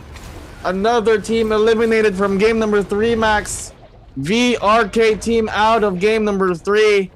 But I want to go back to GAM's lineup right now. They've been making it work as of the moment. But I think it's really effective in the earlier rounds, since most go ahead. Oh, sorry to cut you off. Maybe the reason why it's working because of the Soul Bloom. Because whenever they get a kill, they get easy 2 kills, right? Right. They get 30 to 40% of rage from the Soul Blooms. So they will be able to do the same thing as long as they will be able to secure kills. Maybe that's the reason why they use this. And also it's possible that they have a bit of a rage on their talent as of the moment, since they really need that ultimate to make the lineup work. But going on to Sunwing's Breast, Max, a lot of scrap softies as well, and DNQ was able to clutch the Titan's form, even though he did ate a lot of damage back there. Thankfully, J4F's KB, which is a Kurumi, was able to pop that Purified Circle, be able to heal him, thus making it work for the Tianhai ult. Look at this one, or Akame, trolling around, trying to juke the Titan, covering or breaking his line of sight, but he was able to get the grab and slam up, but DNQ taking too much damage. That's gonna be enough as well. Oh, the death from above! Unique will be stunned, but no, nice support from his teammate back there. And DNQ wasn't able to land that Petal Flurry. What a support from his teammate. That was a huge death from above. I think only one got stunned. Thus, the other team or the other member of a 5-2-1 was able to really respond accordingly. Yeah, but Yin did a pretty good job there, because if Yin didn't help out Akame back there, Akame would have died real quick, because that's 2 decimators, 1 ranged weapon from J4F. So Akame could have died real quick after that, but Yin was there to help out. He instead of using the parry, since the parry might not kick in from those charge attacks, he used the charge attack as well, because he was able to read that his opponents might do a full charge attack instead of faking it. So which is a pretty good job from Yin. Now inside the realms of Yang, we're seeing GAM back in action. They were able to do the combo earlier, but unfortunately VNGC knows how to counter. Especially VNGC is using the Transformers lineup. For them to win against the Transformers lineup, they have to specifically use their combo against a Kurumi and a Tianhai. If they catch Yuation, it's gonna be useless. If they catch Yuation or Kurumi, the Tianhai from the opposing team will be able to transform as well to cancel out that stomp from their Tianhai. If they catch both Yuation and also Tianhai, Kurumi will be able to pop that sacred or purified circle to heal his teammates. So they have to specifically grab both Tianhai and Kurumi to win that fight. I hope it's good for you too. Possibly in the mines as well. Oh, getting that double grab. Nicely done, but he wasn't able to get the slam off because of the Tai Chi teleport. Nicely done. Mines wasn't able to take value out of that Tianhai ult, the Titan Skull, and I think the rest of FA wasn't able to see where the Tai Chi teleport is and the pin. And I was gonna add onto that old lineup, the Valda and the Tianhai. All they need to, the key player there, as you mentioned, is the Valda Sui, because if she doesn't get at least 2, it wouldn't be a really good wombo combo, and I think that's gonna be a huge counter to that lineup if you just disable the Valdasui not being able to get 3 out of that rising tide. But the mines and the rest of FA is yang depleted currently. They will need to play aggressive here. They're gonna be up against MR though. They have ultimate unless for Loves and Kurumi, but mines will be definitely really low here. Was able to cancel out that Tessa ultimate and enchant. No charm for these guys. Mr. Romantico still has the ultimate and he's using the V1. Let's see if he can do the unthinkable here. Stun 3 people from FA, but the ults will come in hot as well. Romantico getting targeted by the whole bunch of FA, and he will be forced to use that ult, but it's not gonna be enough. The hyper armor did not protect him enough.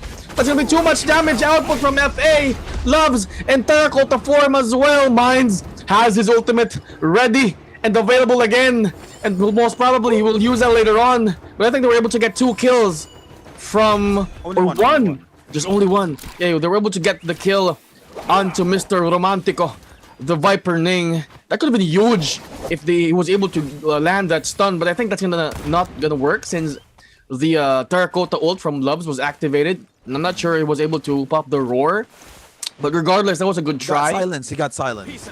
Oh, right. I guess that would work if he was able to survive that onslaught though, Max. But here we go again! Here we go again! One more! Another one definitely for the games and money. Getting that double slam, dealing so much damage, but the opposing team was able to pop their ultimates, not getting that enough damage off from that double slam, Max. And then Nora Uwu will be forced to use that ultimate from the General's Call. Chuihi will be dangerous low. Will he be able to survive? No! Right after D-Transform, wasn't to pull up that bell as a Simpson and Roy Hihi is in their Transformers form as well. It is a disaster. They made it work. Do you know why? Because they only grabbed the yeah, two guys. Oh yeah, they were able to grab 2 guys. And Yanhai. So Rumi was there to support the team, and because of that, they were able to survive that water therapy from Baldasui and also Tianai. Let's call that water therapy. Or if you can come up with another name for that combo, why not? All right, Mr. or MR was able to get the kill onto Loves, but unfortunately Loves automatically eliminated because he does have the Yang depletion. Last player alive from FA is Mines, so most probably they will move forward on to trying to revive their teammates. Now let's check out the scoreboard. VNGC with 7 kills. I have a name. Sure. What do you call that combo? Titan Wave. That could work. Titan Wave. Titan Wave? What the hell? That's too cheesy, man. That's too cheesy, I know. My bad. I shot my shot. That's why I use water therapy, because they'll really they're gonna swim to their deaths without Valdasui ult and also grab from Tianhai. If you guys have a better name, put it on the chat for the old meta for the Valdasui and the Titan Skull combo. Alright, and now we're checking out the fight inside the realms of Yang. 521 Esports, round number 4 for these 2 tyrants. BNGC and 521 Esports fighting off each other. Royhi popping that Titan Skull really early up against Akame. Akame getting grabbed. Unique needs to be careful here, but no, Royhi chose to stomp. But Demonic 8 was there. His teammates won't be able to help them out when it comes to that follow-up damage. And Roy was able to grab another player here from 521, which is Yin. Stomping, connecting onto 2 again. But now Roy loses his teammate, which is Simpson. No more Eurasian ult from their team. 521 Esports really intact. They know how to counter this lineup. They know how to win a fight against the Transformers lineup. So now that is a one-sided fight between these two. 521 Esports remaining supreme from that fight. Now let's go back to Kesho. Kesho fighting off Ammo. Ammo in a really tight spot. Parry did not connect. Both of them did not commit with that charge attack. But now I got parried, getting obliterated by that decimator from Enzo or from Ozne. And Evan's Uproar connecting onto Ozne outside the Shadow Corruption. And now it's a 2v1 fight. And Kentoi goes down. Last 1v1 fight. It's either between Ozne and Enchant was there. Casio raised Sora versus Ozne. They are really close. And let's see who will win this. Ozne was able to dodge that first Enchant, but now he got countered by Raise Sora. Wait, did he time that right for the Scorching Dash and cancel the charm? Or was he able to grab the orb? I'm not entirely sure for what happened. That was so fast, he was able to dodge that charm. But because of that fight, Raise Sora missed the chance for reviving his teammates. But he does have 24k Dark Tide coins. So let's see if the Rebirth Charm is still available. Now checking out 521 looking pretty healthy. So 521 Esports, really astonishing gameplay here. Again, like what we saw, not like what we saw from last Friday. Their gameplay today is so scary. You are betting for their opponents to win, because every team fight they're up against with, they either get a win or they either lose because they get third party. But if it's a total to a 3v3 fight, they always win the fight. Look at what happened earlier. Gam already have the advantage when it comes to the combo, but they survived up against Gam. Now going back onto VNGC, we're seeing VNGC trying to catch up onto MR. MR bailing out. They do have them. Do they have the Mystic Mites buff? Yes, they have the Mystic Mites buff, and I think they already know VNGC has that Yang depletion. Ooh, Dragon's-like Might from Heat Logan here. Now Simpson trying to create some space, not connecting with that Old Sword charge, and there you go. Overcomer was there from Simpson. Simpson still not connecting from that torrent flow, and nice. And there you go. Scorching Dash to cancel out that Merciless Havoc from Mr. Romantico. And Mr. Romantico and his team was able to bail out using that Taiji teleport. VNGC was able to track them down, but time is ticking for VNGC. 1 minute and 30 seconds left. Simpson forced to use that Eurasian ult, which is the General's Call. And I think they will be able to catch up onto MR. Romantico in deep trouble. Wasn't able to use that charm, but Tail Slap was actually expended there. Harry connecting onto one. Mr. Smooth still being slick. He was able to dodge. Ooh-wee! Simpson missing that shot on getting the kill and receiving so much damage from that blistering edge from Mr. Romantico. Mr. Smooth using that enchant, and Mr. Smooth getting caught off guard, and a tail slap was there. Mr. Smooth getting killed by VNGC though. Now checking out the other side of the map, Loves will go down outside the Shadow Corruption with the help of 521 Esports. What a fight. You were so stunned there. I was. I mean, I was thinking of that parry from Mr. Smooth from the Overcomer. You see what Simpson did there? He whatchamacallit, the kind of whiffed. Oh no, he flicked the first slash or the first frame of the Overcomer to avoid the parry. The Overcomer getting parried or getting read by Mr. Smooth, but Smooth was just so smooth, one step ahead, and he knew what Simpson was trying to do back there and delayed the parry and was able to land that parry after that flick. I was just so stunned. This guy is really good.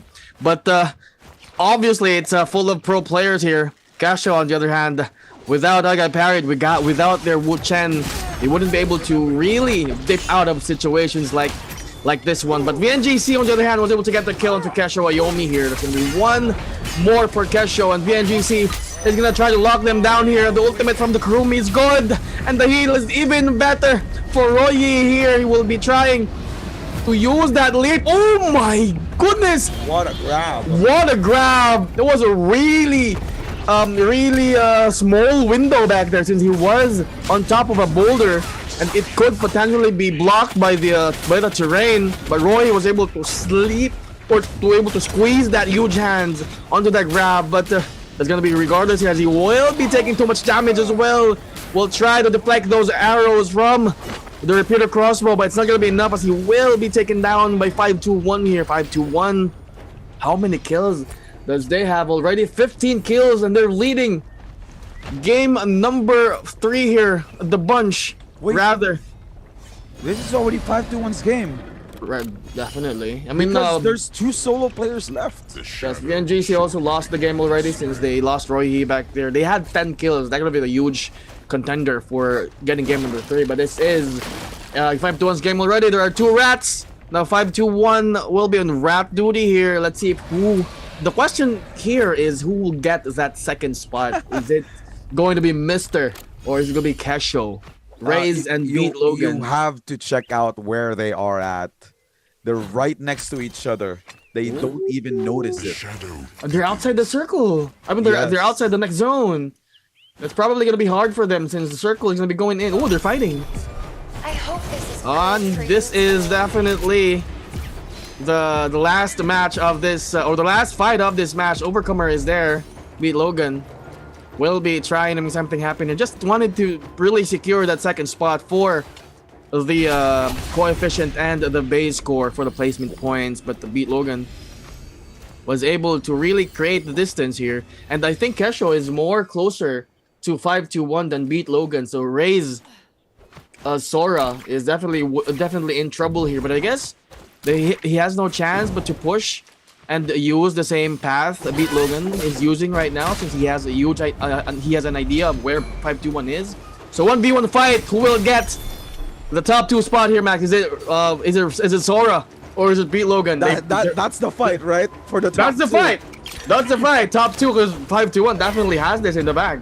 Yeah, let's see if 5-1 will watch this or will wait for the right moment to get in.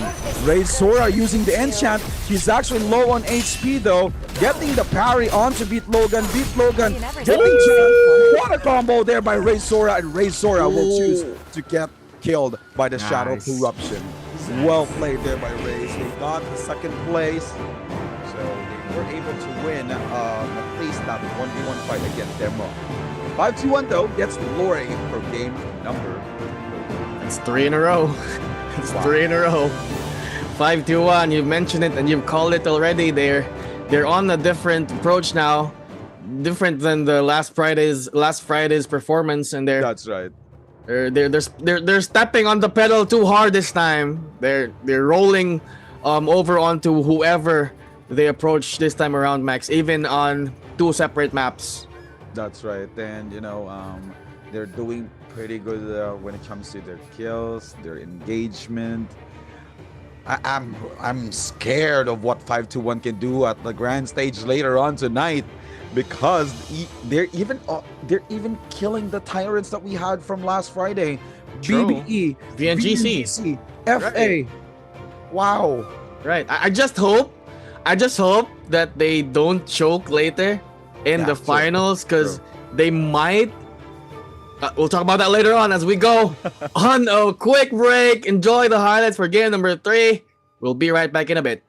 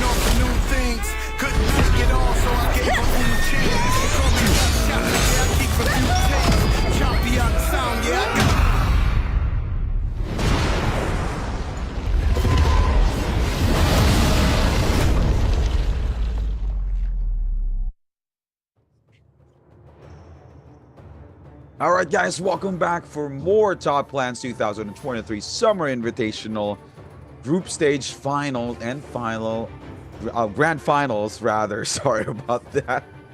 Action. And, I'm still stunned from what 521 did. That's the reason why I buckled up there. Since 521 won 3 games in a row. They got the glory, they got the kills that they needed from games 1, 2, and 3. But will they do the same thing for game number 4? Since most probably they wanted to regain their energy, right? Since we have 12 games for tonight. So let's check out the scores here. Black Horse with 1 point at the 12th spot. VRK team at the 11th spot with 2.5. 12.9 points with Team Blue at the 10th spot. Kesho with 15.2 at the 9th spot as well. BBE with 16.4 at the 8th spot. Ammo, though, was able to climb up to the 7th spot with 20 points. Good stuff for Ammo back there. Really trying their best to climb up to the top leaderboards as a top 6 for this Group A and C matchup, just for fun, with 25.1 points onto the 6th spot. FA with 26.3. VNGC 29.5 onto the 4th. Mr. climbing onto the 3rd with 33.8 spot. GAM as well with 49 points onto the 2nd spot. And the Apex Predator for tonight's matchup is 521 with 94.5 popping points. It's more than 50 points point gap from the second placer, which is GAM. And I mentioned earlier before we went into a break, I just hope they will not choke and exhaust themselves, and it is going to be a long match for them if they know they're going to be drafted and will have the chance onto competing into the finals. They need to somehow rest because they're playing too good here. And it comes with a consequence here. It's either you'll choke or it's either you'll burn out, definitely. But we'll see how it goes. They did really good in the rotations and the kill and the points bank as well. We'll see if can sustain their momentum here or they'll just lay low, play slow in the next 3 games and. Probably rest up until the finals later on. That's right. So this is the right time for them to chill a little bit or calm down. 521, calm down a little bit. So you'll be able to regain your energy for the grand stage or grand finals today. We're already manifesting that 521 will be able to join the grand finals because they are performing pretty well. How many points do they already have right now compared to last Friday? But I think they will lay low at the 6th game because they weren't able to perform really well last Friday. They were able to back up some points, but compared to the to what happened today, this is astonishing. They are actually playing their cards right. They were able to read their opponent's gameplay, and they were able to transition that to additional kills or additional points for their team. Now we are still in Moore's Isle for game number 4. 5-2. Game number 1 was actually taken by Gamer and Money, but again, like what we mentioned earlier, the glory was taken by 521 Esports. Let me explain what glory means. Glory means that the team who got more points from that game, which is 521 Esports. And 521 Esports also took game 2 and game 3. Will they take game number 4 for the group stage A versus C? I'm actually excited to see what might happen here. But again, I'm still thrilled to see that other teams are actually getting back on track here. We are seeing Ammo performing. We're seeing Kesho performing. We're seeing the rest of the teams performing as well. VNGC still performing pretty well, even though that they're eliminated pretty early from the previous fights or previous games. So let's see. Game number 4. Starting off with BBE. BBE Fat Milk getting killed pretty early there by who are they up against with? 521 Esports. 521 Esports banking a lot of kills here, getting 2 easy first bloods, which is from Dowie and also Fat Milk. Snack, last member alive, getting annihilated by that Decimator from the duo out. Wow. I mean, fights breaking off left and right here, definitely. They dropped most of the lobby here in Shadow Jade Mine, some in Sigma Mine, and even some in the main Shadow Jade. But I guess 521 is going to be taking all of the value in this situation, Max. They were able to get that Moon's Bane, and they will be casting it here. Ooh, look at that burst down. Even though they were able, they lost Yin in this fight, they have a huge chance onto getting him up since it is inside the Shadow Moonbane as well. And there we go, Campy again, or Unique rather, was able to get the kill onto Kesho's Raze. But I guess Kesho wouldn't be able to really respond here since they are on a disadvantage. There is a Moon's Bane bursting down over this area. And that is definitely a cue for them not to really engage. But a bit of a good start for 521. Obviously, they're still not cooling down here, Max. But Gam, on the other hand, getting slammed down by Beat Logan back there. Johihi will be the first casualty of this team. Let's see if the rest of Gam will be able to respond. Johihi, though, will be... Oh, they will try to get up Chui, and yes, they will. The tether is there, but on the cost of another Gam member. And they lose another one, and I think this is Nora Ooh. And it's still a 2v3 fight, nothing has changed. Romantico will be expending the General's Call. Smooth getting controlled, but the Terracotta is there for the support. Romantico setting that lunge, and there, yes, he will be able to get that kill onto FA Mine. FA, though, on the other hand, will be joining the party here for Mr. and Gam as well. I cannot see where Gam is as of the moment, and I think they will be able to dip out of the situation. And I think some of them, or one of them rather, Nora Ooh, was able to use a rebirth. Romantico is gonna be going down. They still have rebirth left. They need to use this life accordingly, Max, and wisely. As a BBE, it's their last chance here. They got killed earlier. They don't have rebirth left. And oh, Snack has one as well. The parry connects. No counterattack confirmation hit back there. Snack with only white armor. We need to be careful zipping in, even though he's really tanky back there. But BBE was able to make something happen here, getting the kill onto Seiya and the Kentoy as well. It's a 3v1 fight. Oh my goodness, Enzo or Ozne will be the last one to fall. Oh, third party coming in hot. BBE needs to be careful. Snack getting juggled up and down. The Tessat's enchant is there. That does not need that charm to take effect. They were able to get 2 kills. Make that 3.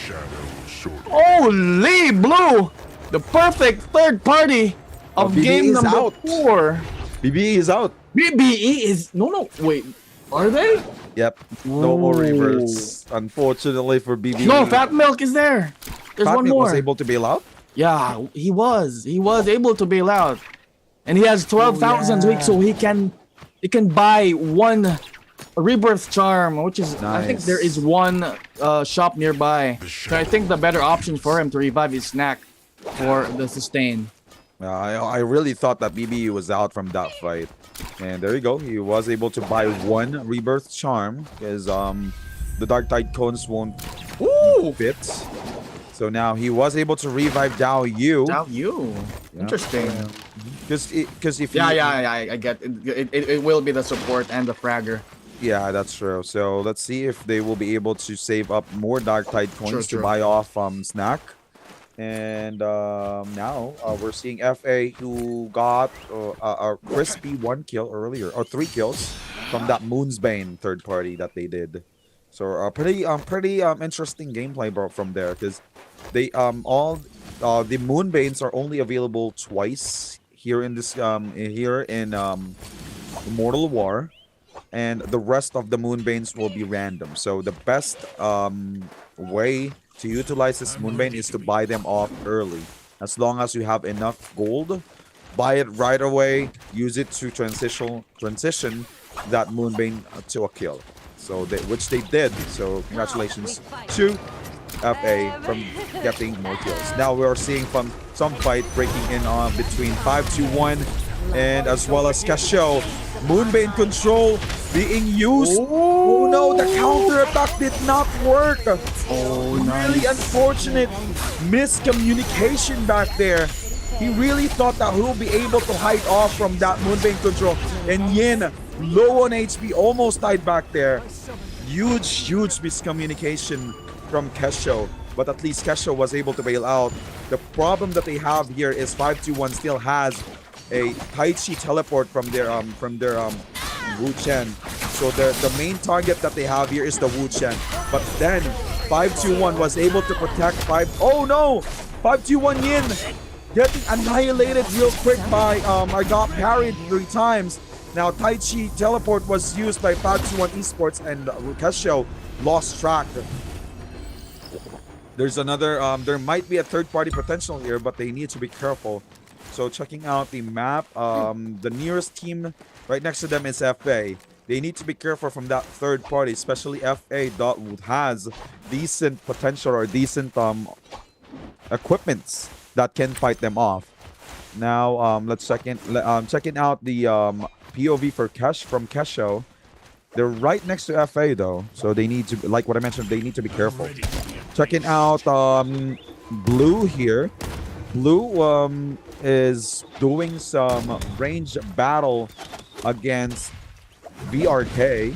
VRK not overcommitting onto this fight, as well as Blue, since they wanted to secure that Gates of Yang or Realms of Yang pass. So they will wait in the Gates of Yang opening. Again, in trios, there's no gentleman's agreement. Yeah, that's what I was thinking. Let me ask you this: is there a possibility, or is it possible for a team to do the gentleman's agreement here in trios for the? No, because there will be a more potential of getting kills while trying to poke up some kills while waiting for the Gates of Yang. Unlike in solos, you're gonna waste your resources on trying to get a kill, and then you're just gonna go inside the Realms of Yang. Right. Here, you'll get an opportunity to get at least 1 or 2 kills before you go inside. All right, VNGC was able to go inside the Realms of Yang. Oh wait, there's only 2 of them. Oh, We're seeing Asbon! Oh Asbon no! died outside the Realms of Yang. Asbon got caught. Problem for them. And now they're up against VRK. Kuroma using that ultimate real quick, and an enchant was used. Enchant connects onto 3, and Roxana goes down. Kuroma in deep trouble. Another enchant. Wow. The skill gap between these 2 teams are really huge. VRK losing 2 members from that combo. They don't have a counter against the Viperning. That's why.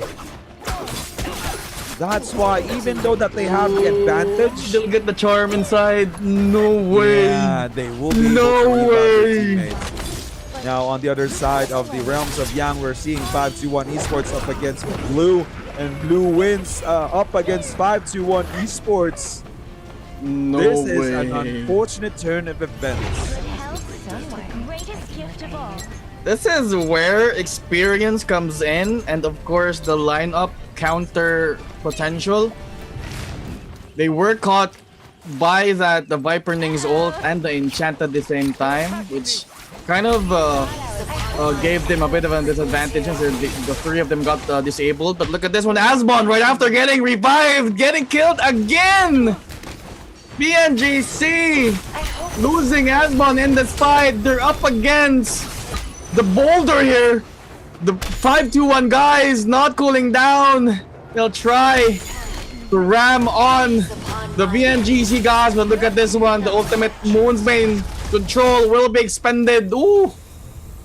And the Tai Chi teleport is there to save lives. Ooh, Asbon. Yeah, they were able to get Asbon up. The dagger or spirit blade is there to block all those projectiles coming from 521. But 521 will definitely push in. They know they don't have ultimates.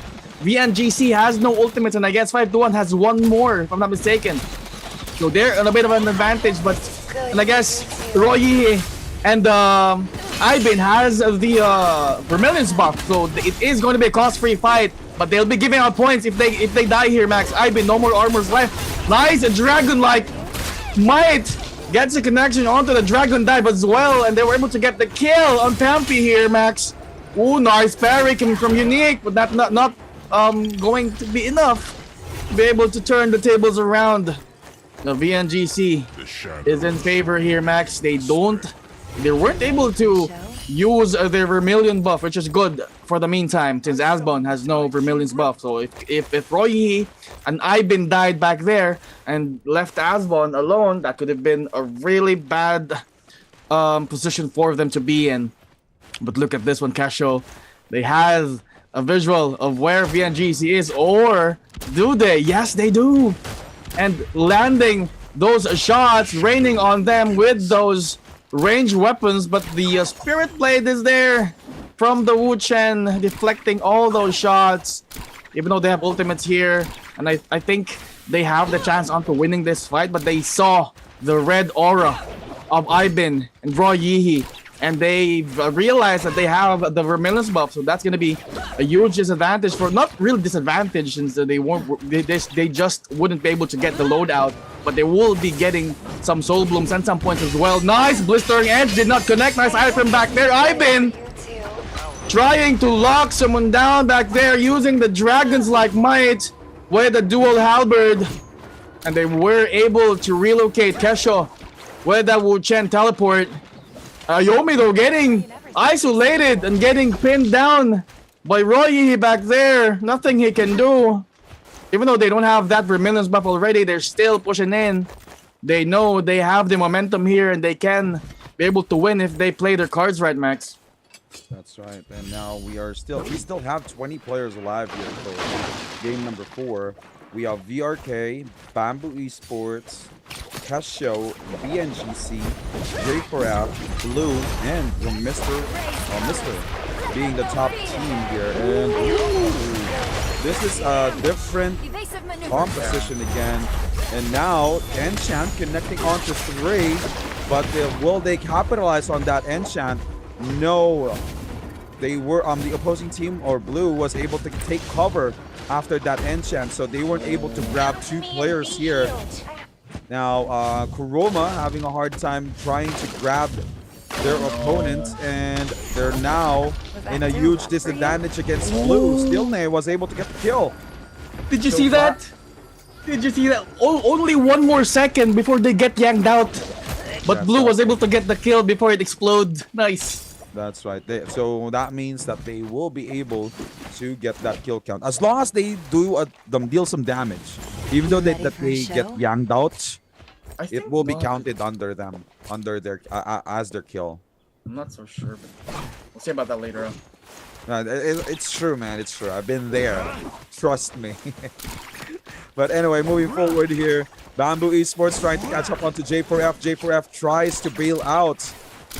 Probably, they do have ultimates available though, so BBE will not overcommit, since again they need to make sure that they will be able to get back on track from this game. They've been eliminated for games 2 and 3 pretty early, and now J4F connecting from that torrent flow, and now Dao Yu did not overcommit from that fight. Ooh, demonic aid was there. Torrent flow connecting twice onto J4F, but again the counter attack was there from J4F. J4S is using a Titan's lineup, and a grab was there from DNQ. Will they be able to get the kill from Daoyu? No, Daoyu still has full HP, no armors. DNQ in deep trouble, low on HP, and will go down outside the Shadow of Corruption. We still have 3 more players from BBE, like nothing happened. That was a really good play from BBE, even though that Dao Yu was grabbed. He was able, or his teammate was able to manage on helping him out. Now let's check out BNGC. BNGC is now up against another team here, which is, I cannot see the names. MR. They're up against MR, and Roy did not connect with that parry. Mr. Smooth dealing tons of damage onto Roy, and a parry connects, counter attack connects as well. There is a enchant, but no, Purified Circle was there. Roy goes down. Asbon low on HP as well. No Tai Chi Rift. There you go. Tai Chi Rift was used. They were able to revive their teammates, and I got parried. Did the third party as well from that fight, but did not overcommit. Mister did fail out. Now going back onto BBE, who doesn't have ults available. They're now up against Blue, and they're dealing so much damage using that blistering edge. Tail Snap connecting onto Daoyu. Daoyu using that mythic grab just to make sure that no charge attacks will connect onto him. Now Fat Milk low on HP. 1 HP in the dream for Fat Milk, last player alive. Blue will be able to get the kill, and BBE is out of game number 4. You're a doll. BBE out, 5-2-1 out. And J4F out as well. 5-1 got 9 kills though. 7 for J4F and 7 for BBE, which is decent. And I think 5-1 will still regain their top spot here. Blue has 14 kills already. VNGC has 10. Mister, on the other hand though, is performing really well as well with 10 kills. VNGC is going to be up against Mister here. Bybin getting parried as well. And the counter attack is good. The damage is there. But I think it's not going to be enough. Oh, another parry! Smooth! Playing it smooth! And deleting Ivan from this equation, Max. Beat Logan will definitely try the same here with the nunchucks. And he is winning as of the moment. Even though their opponent, which is VNGC, has the Mystic Might, which give them a bit of a damage reduction back there. They were able to conquer that disadvantage, and they were able to win, get those kills up and running as well. 13 kills for Mister, and they were able to eliminate VNGC. They're gonna be up against Kesho with 4 kills, and Blue with 14 kills. What a game for Mister here, Max. They could potentially win this one if they play their cards right. They have ultimates, and they have the momentum as well. So has Blue, so they need to be careful as well. Now, going to check their Soul Jades here. Blue has a Heartstopper Kick and Thunderstorm, Merciless Havoc, and Soul Slash, and also Hepta Detach. Whereas the Mister, which is MR, they have Dragon's Like Might, Dragon's Roar, another Dragon's Roar, and Thunderstorm. They have Desperation and Assault Smolder as well. Both teams are pretty stacked. What about the Kesho team? They have only Dreadful Whale as their golden Soul Jade here, which is rocked by Ray Zora with that dagger as well, so they can use its potential and use it in the battles coming in. But looking at the maps, the overview of the map rather, you can see Blue on the northern part, and both the Kesho and the Mister will be much more closer than Blue. Most probably this is going to be a battle brewing in if they meet inside the circle. A bit of a downtime here, and it's going to be a long downtime as well. Blue will opt in using that Valiant Challenger, which gives them the tracking passive as well for 100-meter ranges, just like Mystic Might, without the damage reduction as well. But so, because of that, they need to play aggressive here, since they will be able to track someone if they're inside the range of that Valiant Challenge scroll, Max. Alright, now this is an interesting fight. We weren't able to see these 3 teams fight off each other in a final Shadow Corruption. So this will be the first time, since they were able to eliminate BBE. 5-2-1. VNGC has been performing pretty well, as well as FA. Right? So this is the first time we'll see them battle each other in the final Shadow Corruption. Now checking out the lineup, we're seeing a Transformers lineup from MR, which is a pretty good composition against the Blue. But Blue might be able to counter this attack. And there you go. A grab was there, and Catacol survived that grab. He was able to get out of harm's way and beat Logan, getting enchanted as well. there might be a third party potential, so they need to be careful. Another grab connects, and his score God. getting barbecued. So they need to be careful from any third party potential here. Now, no more ultimates available for Beat Logan, and a parry did connect as well. One player alive here from Blue. This is pretty difficult. Tactical Stilne goes low on HP, tries to bail out. Oh my goodness. Losing against MR or Mr. Congratulations for Mr. back there. But they need to be careful from Kesho, since Kesho's lineup is anti-transformers. Now, they might play passively since they do not have any ults available. Let me check. They only have Mr. Romantico's ult. So Mr. Romantico needs to bail out from this fight just to make sure that he will be able to use that General's Call ultimate to avoid that stun from the Viper Ning. Beat Logan has this ultimate available now, but the most essential ultimate is still not active, which is Mr. Smooth ultimate.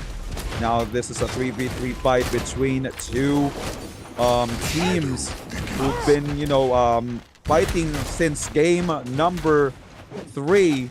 Remember, Beat Logan got beaten by Ray's Sora from earlier. Right. The question is, will Beat Logan will have his revenge in this fight? Ooh, he has Tuna. By the way, the Tuna Soul Jade gives them the opportunity of healing and also a buff for melee and range resist. So now Mr. Smooth has his ultimate available.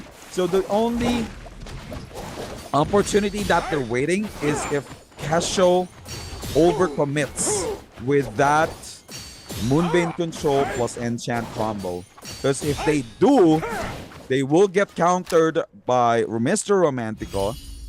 If the counter works, the enchant might be there, but that ultimate from Viper Ning, which is the Moonbane Control, will not work. So now Kesho doing some damage using that golden cannon from Ayomi. Ayomi did push in onto. Oh no! This is a huge problem. This is a huge problem. Romantico got silenced, but no! Ayomi got staggered from that Dragon's Roar.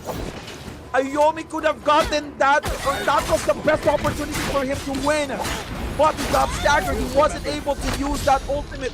Miscommunication from Kesho. Romantico almost died, but he was able to use that General's Call and giving the win to MR. That was so close, see? That was so close. If he could have popped that ultimate right away after using that silence on Romantico, they could have won that fight. Or at least they could have killed 2 or 1 player from MR. If the Titan, or if Mr. Beat Logan will be able to use that Titan's Call, they will be able to get the kill onto Mr. Romantico. So still good job for both of these teams. Mr. was able to get, how many kills do they have? 19 kills for Mr. Kesho gets 4 kills. Blue on the 3rd place has 14 kills. At the 4th place we have 7 kills from BNGC and BBE with 7 kills as well. So, well, Mr. is getting back on track.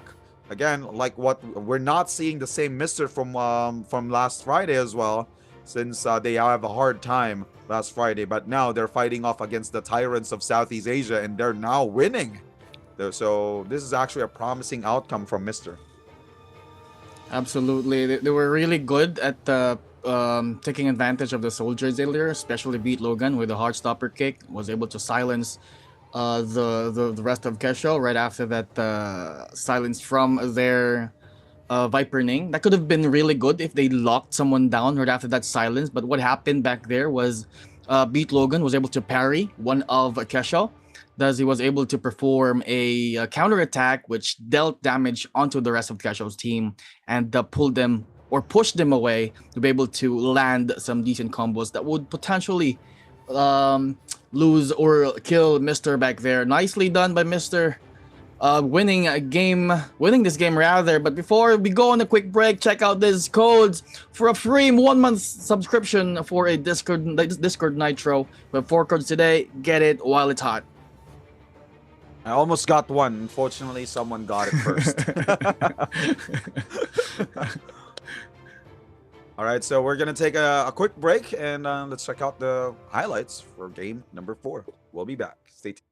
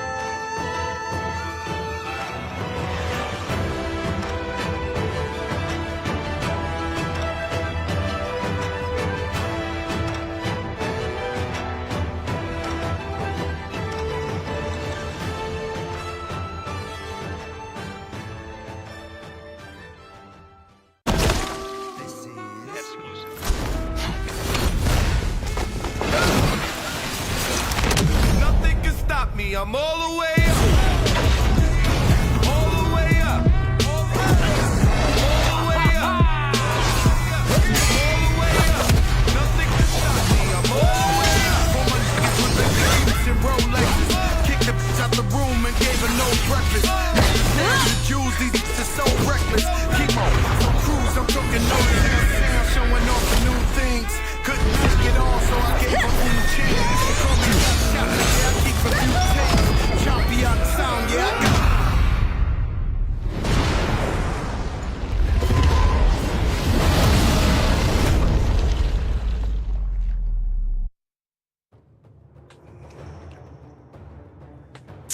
Yes, sir. We are definitely back for another game of Summer Invitational from Top Clans 2023. And this is Z-Man. We're joined with Maximus here in the casting.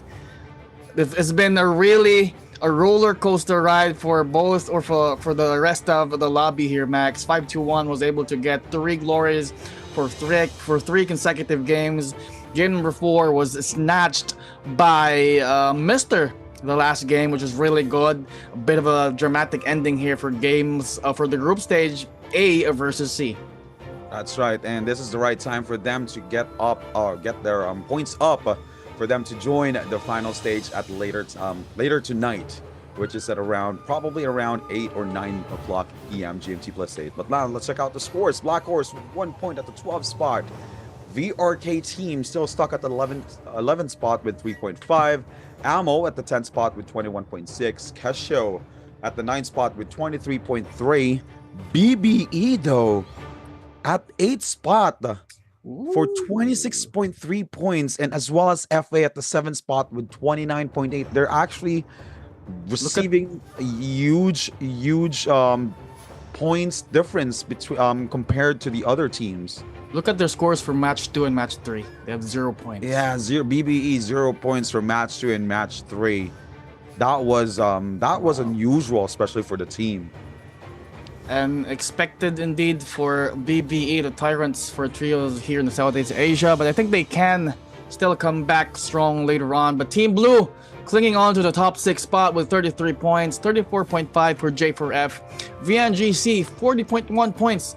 Gam on the 3rd with 51 points. Mr. climbing to the 2nd spot with 64.4. And still the top of the food chain here, we have 521 with 104.9 points. And I think they're trying to settle down for the next few games, since I guess they have enough scores already to be able to be drafted or move on onto the final stage later tonight. All right, and by the way, this teams needs to chill out as well, since again after the group stage A versus C, we will have the grand finals later tonight. So battle of endurance indeed for all these teams. Fortunately for team or if for group B, if they will be able to qualify, they have ample time for them to relax before they proceed onto the group stage. For the final stage rather. So true. Well, again, astonishing gameplay from 521 and also MR, as well as Gam. Let's not forget about Gam. Gam is actually pretty consistent. If you'll check out their scores, they were able to consistently get decent kills before they get eliminated. So now, like what we mentioned earlier, Gam was able to get the win for game number 1, but 521 Esports was able to get the glory since they have the higher points and higher kills. But then for game number 2 and game number 3, 521 gets both glory and also wins. And for MR, game number 4 for both glory and also wins.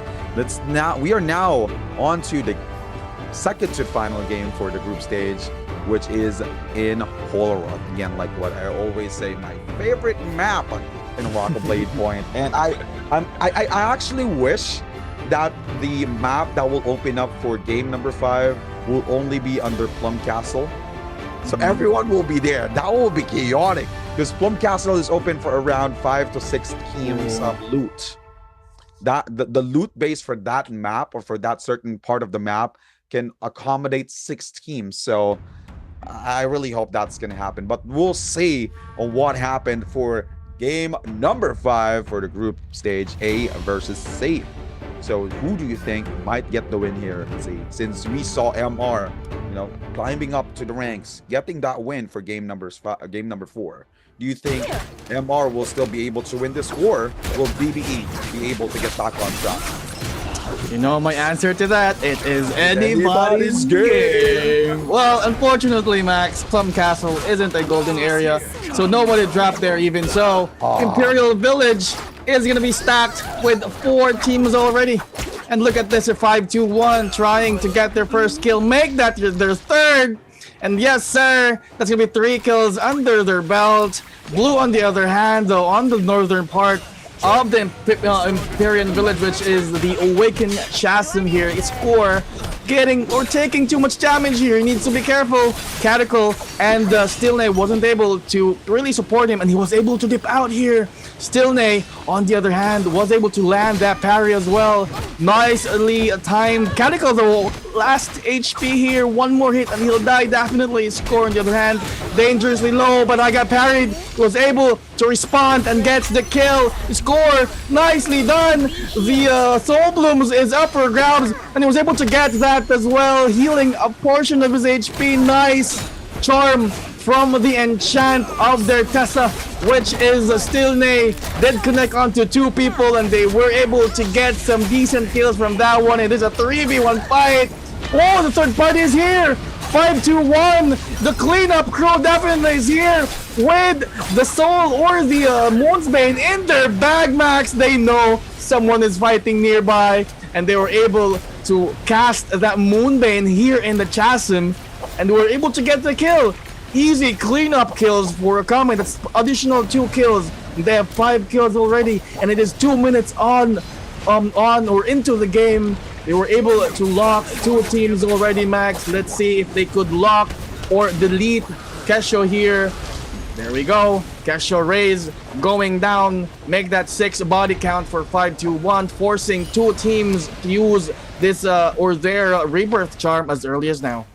That's right, and now they are on the lead with 6 kills for their team. And now checking out on VNGC in the city of Tang, getting a kill here for GAM or GAM or Gamer or Money. VNGC kind of playing more aggressive on this game. Or Arctic Rate was used there from their opponent, which is Re-Tiger. Nora O popping that Moonbane control. Did not connect to anyone. That was a selfie though. Roy pushing in onto another player here. And a double parry from Re-Tiger. My goodness. Connecting onto 2. He might be able to clutch this 2v1 fight. But the parry was there from Ivan. Re-Tiger forced to use that ice shield and connects that charge attack from the spear. Third party potential from another team, but there's a Moonbane that was used from VNGC. Ivan though, low on HP. Someone might push in onto Ivan since he just needs to get poked twice. And there you go, Osne gets the kill onto Ivan, but again, Moonbane is there. Moonbane is there to help out the team. Let's not forget that there's another third party here, which is Ammo. Ammo tries to get another kill here, but Ammo getting killed by Asbon. Asbon, 1 HP in a dream, tries to bail out with the help of the Moonbane. Will he be able to get out of it harm's way? Might be, yes. But Moonbane is not helping him real good, but Asbon was able to bail out, surprisingly. Moonbane was there, connecting onto 1 again. Scale Rush, using that dagger. Harry did not connect from that uppercut rush. And there you go, at last. Gam gets the kill onto Asbon. Asbon, his movement there is astonishing. He was able to dodge all those third parties, and now Seiya connecting that charm or enchant onto 2. Chuhihi was able to cancel that charm. Low on HP. Seiya will bail out. There's a third party there, or a help from Kentoy. That blade did not connect onto anyone, but now Chuhihi will use that Mech Mayhem to help out his teammates. Now the 1v1 fight between Kentoy and also Chuhihi. Will Chuhihi survive? Yes! Kentoy gets the kill. My goodness. That was close. That really was close. close. Because Chuhihi has that Mech Mayhem back there. Now on the other side of the map, which is the Yushan Ruins, we can now actually see Dao Yu fighting off against Nero. Nero goes down by the hands of Snack. BBE trying to get back on track here, trying to get more kills. And now there's another third party here, VRK, using that tail slap from that to stop that third party potential from BBE. BBE was able to bail out. 5-2-1 was there, tried to parry, but Daoyu did not commit with that charge attack. Now Vince's did try to get the kill here onto 5-2-1. I mean to BBE. Charm connects onto shields to BBE, and Demonic Aid was there from both Daoyu and his opponent. They were able to get 2 additional kills onto their bags. Now the question is, will they be able to survive the onslaught from 521 Esports? 521 Esports, Bampi pushing in with the Demonic 8 as well. Daoyu still looking fresh.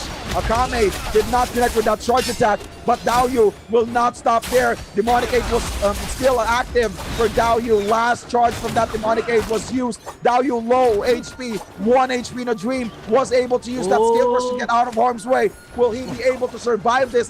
BBE will help out their teammate. Daoyu was able to bail out. He will now heal up, and Akame was able to get the kill onto Snap. 2 more players alive from BBE, but will 521 Esports will push through to this fight? Calm down, puppy. You're losing your voice. We still have 6 games. We still have 6 games, Max. 5-2-1 though.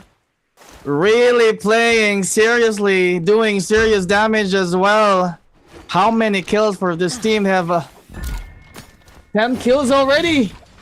My goodness, Gam though and VNGC was able to get 8 kills of their own. Mines though going back here in Gates or the city of Tang. Mines getting parry was able to cancel that animation as well. Eyes taking too much damage. They need to opt out or bail out here. But Mines just playing aggressive. They're gonna be up against Gam. Chohihi will use that movement, scale rush to try and avoid the situation. Mines 1 HP in a dream here. Nice Spirit Blades, but it's not gonna be enough since they're outside the circle. Taking circle takes. FYI, Spirit Blades can only heal a portion of your armor, not your HP. That's why they weren't able to really survive the zone takes from there. Mines losing, or FA losing 2 members in this fight. Eyes will try to make something happen here. It's a 1v1 fight between Reason and Eyes. Who will win? Really low HP for Eyes. Was able to replenish that using the Spirit Blade, but the parry is there, the parry is there, and he will be able to connect that counter attack.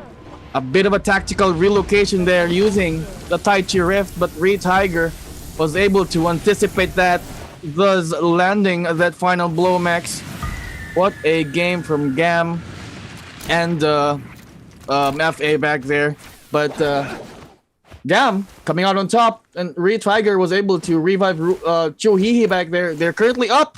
They have 11 kills already. 5-1 though. Staying on the lay low here. They have 10 kills already. They can rest all throughout the match if they wanted to.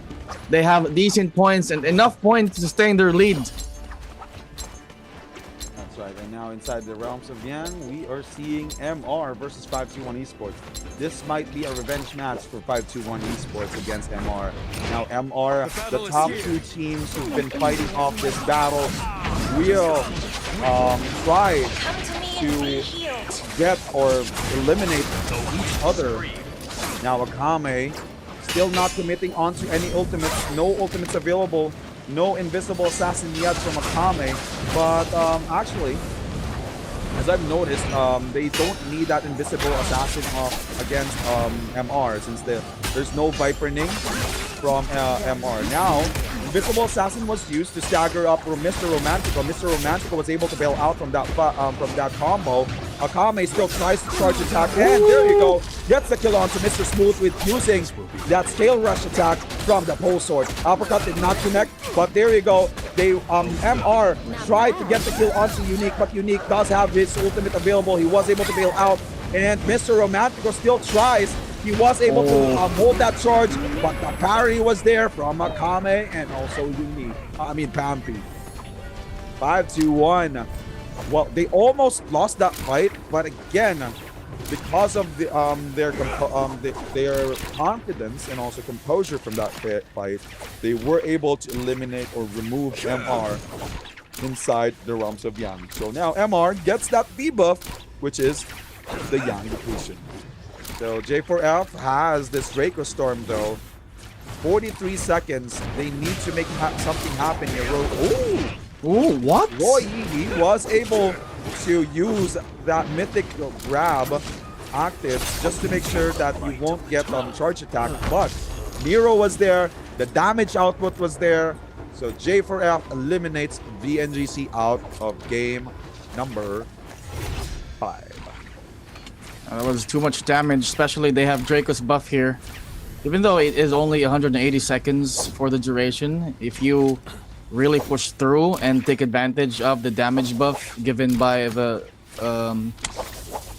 Draco's buff and the somehow Storm Stride effect that it has, it can really do serious damage, and you could potentially get a lot of kills if you play your cards right back there. Which J4F did. I mean, they only got 1 kill from this one since there are no other teams nearby. And also 5-2-1 winning that against Gates of Yang earlier. We'll be getting that Vermilion's buff as well. That's going to be a 240 seconds duration for this one. And this is going to be a cost-free match for them if they lose. So definitely this is a blessing and a curse in going into fights. But Akame though getting tagged by a couple of bows from left and right. They still have ultimates here. They choose to use this, they can. But if not, they can also not use it since they will not be losing anything if they lose in fight. Look at this one. The cavalry broom was able to roll someone over back there and gets the kill. Pampy will be able to use that ultimate Zephyrin from the demonic aid, getting the control of his life onto the follow-up damage as well. Scale Rush Akame getting the mobility done, getting dinged by that opposing team. Snack though on the other hand will be landing that uppercut rush onto the soul break. Whoa, nice parry, timed right by Akame, but did not go through the counter attack. But opts out and immediately uses that flash from the Motari, lands another parry, and that will translate into a kill. Yummy soul blooms from Akame here. We're able to get that heal. They did not use Akame's ultimate here, which is really good. They still have a escape potential if they're in a pinch later on. But a couple more seconds for the Vermilion's buff. Definitely a good choice or good decision for Akame not using that invisible assassin. That's right. And now we still have 5 teams left here for game number 5. J4F was able to win that fight. And they will be able to at least capitalize on that, getting those decent loots as well that can be used on their later fight. Now, checking out the POV for VRK. Again, 0 kills for VRK for now. They don't have any decent kills yet, but I think they will have a good chance since their lineup is also unusual in a way, but they do have the Valda V1 or version 1 and the Titan's Call from the Tianhai. They just need to make sure that they will be able to use it at the right moment at the right time as well. Now J4F might be able to bump into them, and J4F might be able to get another kill if VRK won't be able to capitalize on their ultimates. So 15 players alive, like what I mentioned earlier. We still have 5 teams left. Only one team has duos, and then the rest has 3 stacks onto their team, which Kesho, I think they need to revive I got parried 3 times here just to make sure that they will be able to stand a chance against someone. All these teams are now waiting for the next Gates of Yang. So who will 5-2-1 be up against it? That's the question. And surprisingly, MR was able to survive that Yang depiction though. They lost the fight earlier, right? Right. They All do. right, so now we're seeing 5-2-1. No one wants to fight 5-2-1? Really? No one wants to fight 5-2-1 esports inside the Gates of Yang. This is really unusual. Because from the past few games that we've watched, everyone really wants to go inside the realms of Yang. But now, 5-2-1 gets a free buff. It's a free buff. Oh my god. This is... Why, oh why? This is... I wasn't able to expect this. Alright, so most probably 5-2-1 didn't also expect that as well. I think they're not gonna be interested with Mystic Mites, I guess. I mean, Mystic Mites is really useful in a way, but somehow not that whatchamacallit, really necessary if you think about it. So that's probably why. Or somehow they're thinking that 5-2-1 is currently on a roll, and most of the team actually has doesn't have that really good loadout as of the moment, especially Kesho here. Especially they lost, got parried 3 times here from that fight earlier. And also Kesho Ayomi is only having that blue armor with a blue weapon as well. So most probably that's the reason why, but we're not really sure. Only them or the rest of the lobby knows the answer to that. But 521 with a Mystic Might's tracking passive here was able to track Ayomi. And there is a mythic grab activated here by Pampy.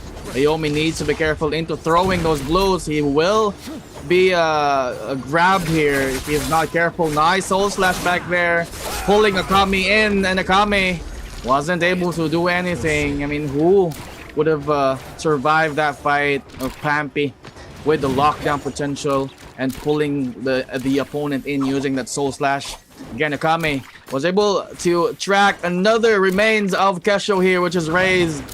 Raze will try to gain the distance here using his grapple here. But I think how many grapple does he have? I think he has 18 grapples left, so they can do this for a couple more minutes if he wanted to.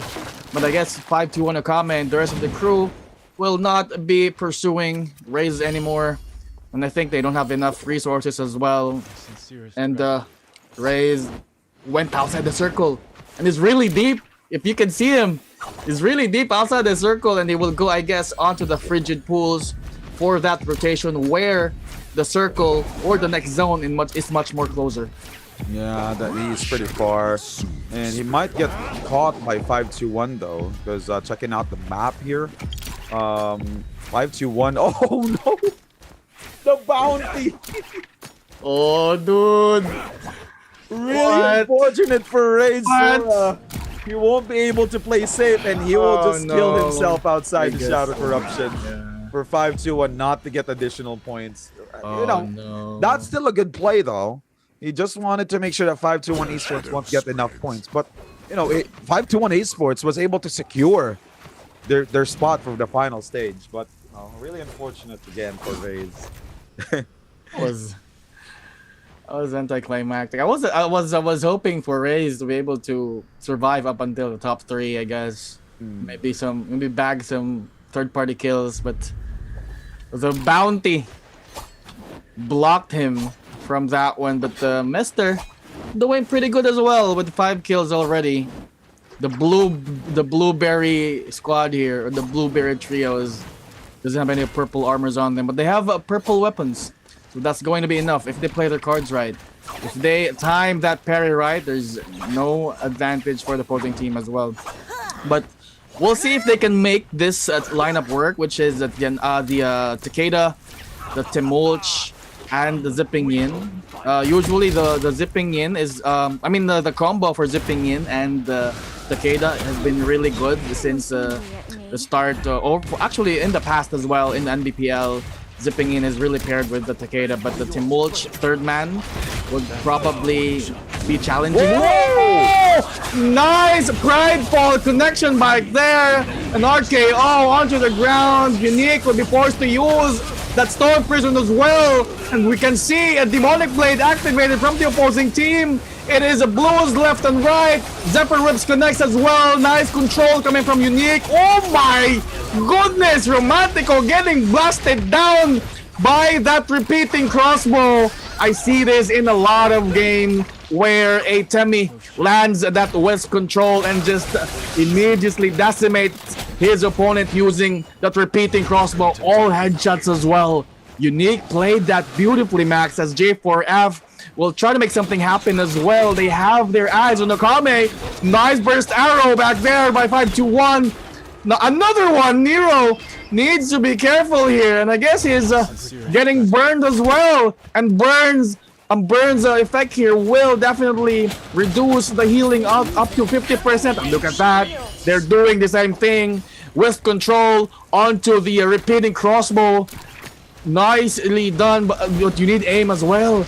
Look at this one. Another one. He's been on point recently with those Wisp, and I think he is using a homing one. One way you can avoid getting controlled by the Wisp is this: time the blue focus into Wisp hitting you or your character, so it won't take effect. But Pampy getting controlled by the Furrin as well, uses his own Furrin in return. They will be up against J4F here. Akame losing a bunch of his armor, too much HP as well. Half more and he will die. Pampy has the Soul Slash here. He needs to be careful into throwing that. That's easier to parry if you want, or if you time it right. Nice 1-2 combo. The neutral, the attack, crouch attack, and he was able to control 2 of J4F. 5-1, doing it in this fight. How many kills? 20 bomb on their bags, Max, and they're not done there. They're looking for more, smelling blood in the water here, and one more kill. J4F is definitely out of game number 5. Well, you saw what happened there. Pampy won that 2v1 fight because of his neutral gameplay. He was able to counter that stagger by using a blue focus armor, and then after that he committed to do a 2 left or horizontal attacks and parried one of the opponents, which gave him the huge opportunity of his lifetime from that fight. Huge kudos from Pampy.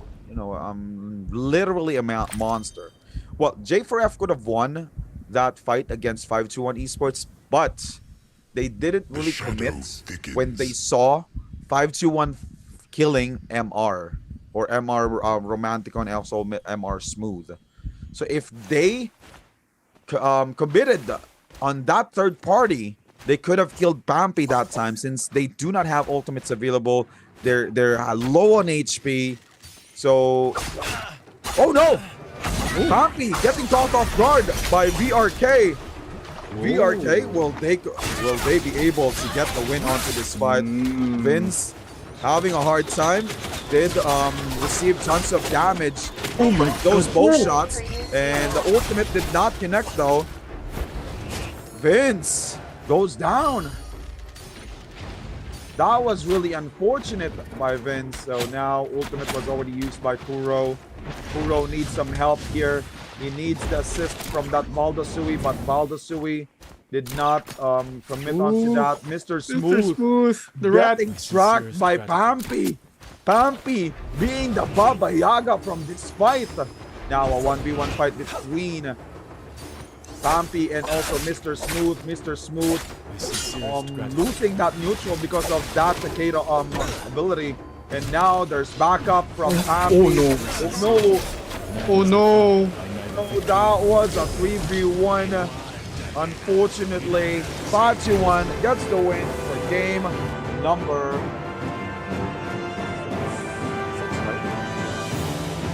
5. So, well, that's Wait, I saw an emoji back there. I'm not sure who's that from. well, let's not dwell on to that. But moving forward, congratulations to 5-2-1. 4 Pete. 4 Pete for 5-2. Glory. And how many kills did they get there? 13 and plus 9 plus 3. So that's a total of 25 kills. If I'm 25. If my math is right. Yeah, 25 kills. I take That's back a lot. I take back what I said earlier, that they're looking to lay low and rest for the rest of the group stage match. Look at this one, 25 kills on the 5th game. But we'll check out the scores later on as we go on a quick break. Enjoy the highlights from game number 5 as we will be right back.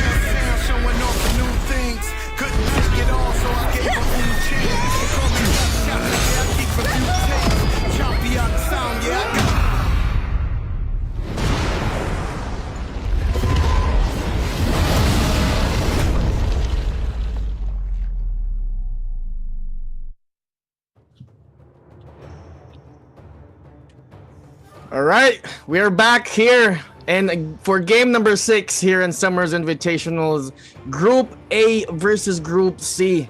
As earlier, you were able to see how hectic a last circle can be with a couple of teams nearby, and some actions for on the sides as well. And we are gonna expect more, as I've mentioned earlier. 5-2-1. Kind of looking to lay low because they have already been, or they have banked some enough points already to be able to move on to the next stage, but still they're not stopping there.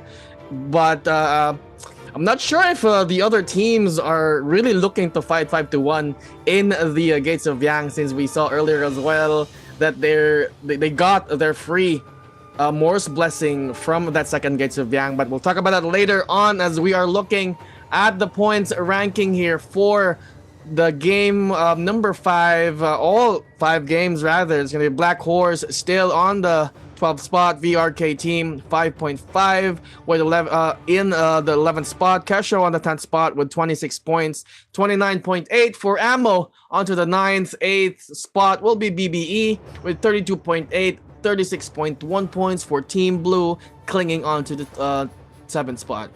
All right, now let's check out the top 6 for this group stage. For Group A and C, FA was able to climb back at the 6th spot, but with 36.3, Just for Fun with 39.9 as well at the 5th spot. VNGC with 49.4 at the 4th spot. Gamers and Money at the 3rd spot with 67.7. MR still staying at the 2nd spot with 75.3, and 5-2-1 still at the top 1 spot with a huge lead of 143.9 points. Absolutely. 5-1, shredding through all 5 games. Not winning all of them though, but most of it getting the glory. Some wins as well. Definitely the tyrants, one of the tyrants here in Southeast Asia. And we'll see if they can sustain the momentum they have for now. Coming into game number 6, but I mentioned already earlier, they don't have to really. They can rest their fingers, or they can rest their minds at the moment, because potentially they can get burned out. Even though we have a rest right after this group stage, which is A versus C, rest is still important to make your mind work as well. But we'll see how it goes and how they approach game number 6.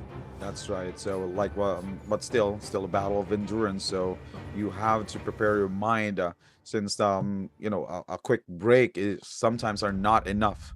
So now let's check out the map that we'll use for the final game for our group stage, which is game number 6. We're back to Morse Isle, the favorite of the veterans, favorite of these pro players, the Morse Isle, since Morse Isle has been there with the game for 2 years, right? In Holoroth, I think the anniversary for Holoroth was last month, so 1-year anniversary for Holoroth. So well, let's see who will be able to rise up into this occasion for game number 6. If they will be able to shut down 5-2-1, depends. It also depends on what's gonna happen in the early fight. Since 5-2-1 Esports was able to capitalize, they were able to win several fights between MR. They won some fights against VNGC as well as BBE. So, they were able to gain a huge momentum from game number 5. But it still depends on what's gonna happen for game number 6, right? So, as we move along for game number 6, group stage A and C, who will win game number 6 and bank up some points to catch up for the final stage? We're going to start off the fight with 5-2-1 Esports. 5-2-1 Esports getting that early kill onto FA. FA Loves in deep trouble, getting annihilated by 3 players from 5-2-1, and 5-2-1 was able to get that early kill against FA. FA doesn't have any second chance opportunities anymore. So they have to play safe just to make sure that they will have enough points to be considered or to be qualified for the final stage later tonight. Now 5-2-1. Ooh, a purple katana, everyone's favorite actually. If you'll ask me, katana is the most used weapon for all NARAKA Bladepoint veterans. Now going back onto MR though, really consistent and really aggressive on pushing against all these teams in shipwreck. And Mr. Romantico was able to dodge all those charge attacks, and now Twilight Crimson, and what we call Moonbane Control did not connect onto anyone.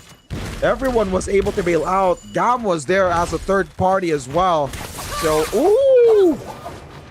Arctic Wraith connecting onto one of the players from Gam, and Gam might lose these player, which is Re-Tiger. Re-Tiger getting annihilated real quick by Romantica and also Mr. Smooth. Mr. Smooth playing with that Arctic Wraith, connecting onto two.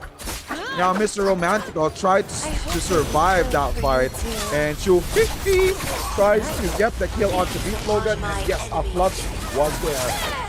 Oh, Moonbane Control, another selfie though, so he was able to dodge that Moonbane Control, and Ivan gets killed by Snot as a third party in Shipwreck as well. Snot receiving tons of damage from that Storm Slash from the Great Sword. Taichi Teleport was used by BNGC. And Moonbane was there! 5-1 Esports has a third party, and BNGC Aslan goes down. 5-1 joining the fight at the right time. They were able to get decent kills out of that fight. Well played, 5-1 Esports. Absolutely, but the fight is not done as Pampy connects two parries from two different blues back there. Oh, they need to be careful here. FA losing loves in this fight. And look at this one. I'm not gonna cast that. Look at how many skills are being thrown at there. We have a Moonbane as well. Akame losing his life from that one. We have how many players here or team? We have 5 teams in this location. 5-1 still not looking to rest. Stomping everyone down. How many kills does they have already? They have 10 kills already, and it is still 3 minutes into the match. Moonbane just got expired, and another Moonbane is going to be coming in, and that's going to be going for the 5-1 rather. Pampy will be casting that. Will try to make something happen here. He is alone. Yin and Akame is down, and the rest of team number 8, which is J4F or BBE rather, is not going to stop there as well. Not giving Pampy the luxury of reviving his teammate. Pampy was able to lock someone down back there, but the Moonbane's control connects back there. Oh, Pampy and gets the 5-second stun. BBE, or rather 5-1, will be forced into the altar back there. Will be using the rebirth. They can, or I think they will, do a salty run back here. This is their Moonbane, and it's still ongoing. I'm not sure if they're going to commit to that as well. BBE dipping out of the situation here. They will, or they were able to get a couple points from that fight, and it is going to be worth it as well. They're not going to overcommit this time around. They have 8 kills or 6 kills already under their back. I got parried here. Will be able to get that slam off onto J4F's KB, but takes a damage in response to DNQ, a fellow Titan as well. Or was that a Tunhai? Let's confirm that later on. D transforms, goes for the bell for the sustain. Storm, a prison is going to be expended by J4F here, making it a bit difficult to move for Team Kesho. I got Parrot getting connected by that stone form onto the blue focus as well. Ayomi will try to dunk someone down using the Terracotta ult, and yes, he was able to land the Dragon Tail. DNQ is down for the count, and they're looking for more kills here. 3v1 fight. Nero is on loads of trouble, Max. Will he be able to escape the wrath of Kesho here? And I think not, since they are gonna be smelling blood in the water. 1 more HP and he is down. J4F is going to be defeated by Kesho here. Oh, 1 KB rather was revived. I think he died earlier as well, but he will be using that saving grace, stalling as much time as he can before DNQ comes in. And yes, it is going to be a salty run back here. The bow is good as well. It's 2v3 fight. No, J4F uses their rebirth near the altar here. It is a salty run back. The salty boys are here. The parry, or rather the bell, will stop that blue focus coming from the gray sword. A huge bow shot coming from I get parried as well. that will be eliminating. Ooh, there's one more member from J4F. I think that was Nero, Nero the and KB. whatchamacallit, the zipping yin And Timok. on Timulk. So DNQ is going to be the sacrificial lamb for J4S to be able to get that placement points or be able to fight for that placement point. Ooh, those double shot from the musket is real good. And oh my god, this is one of my favorite combos from Up to Date. Connecting that's Crimson Twilight and also Charm. Well played by BBE though. They were able to counter that using that Moonbane control or Crimson Twilight. Now Dilne was able to use that second enchant connecting onto slows and also snack. Whoa, no! Oh, what? Oh! Cadical was able to get the kill onto snack right after that Tai Chi teleport connects. But then Blue still in deep trouble. BE was able to reset. Daoyu was there to catch on to Cadical. Cadical getting caught off guard from that uppercut. And now Daoyu might be able to seal the deal here onto Cadical. And Cadical was able to do an iframe and was able to connect with that charge attack. And there you go. Demonic Aid was there. Cadical might be able to get the kill. Yes, he was able to get the kill onto Daoyu. Now it's a 2v2 fight between Iskor, Stillney, and also BBE. But Iskor got carried real bad. Snack low HP in a dream. Was able to use that ultimate from the Viperning. Oh, no. Moonbane control. Oh my god! Nicely done! Wow! Wow! What a clutch back there! Right after that Moonbane control stun, he was able to cancel the enchant by picking up the orb. Was able to land that dagger combo as well.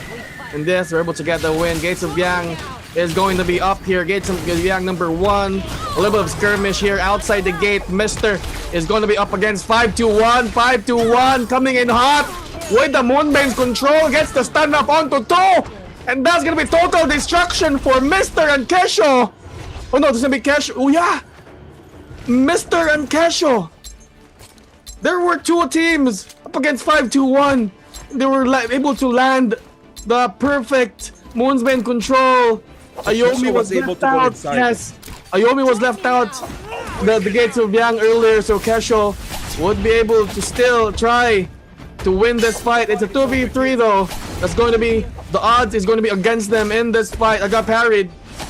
Will be able to use that Titan Skull. Gets the first grab, looking for the second, taking too much damage by the repeating crossbow. Akame, the pistol god, is doing it again. And look at the shot. Oh, he get grabbed. Let's see if he can get the second one. No. Kesho, a bit of a miscommunication here for Kesho back there. Ayomi did not bother landing those ranged weapon right after the grab as well. I got parried. It transformed. Went for the full great sword focus, which was really risky. You might get parried back there. And as I'm saying earlier, you might get parried, and he got parried as well. The bell is there for the interruption. Moonbane control is going to be the cherry on top for 5-2-1 here, Max, and get the stun up as well. That's going to be easy peasy for them. How many kills for the guys in 5-2-1? 16 kills already. There's not stopping there. My goodness, all 6 games, they've been stomping everyone around, making a huge statement here, going into the top 12 for Leaders Trios Finals. My goodness.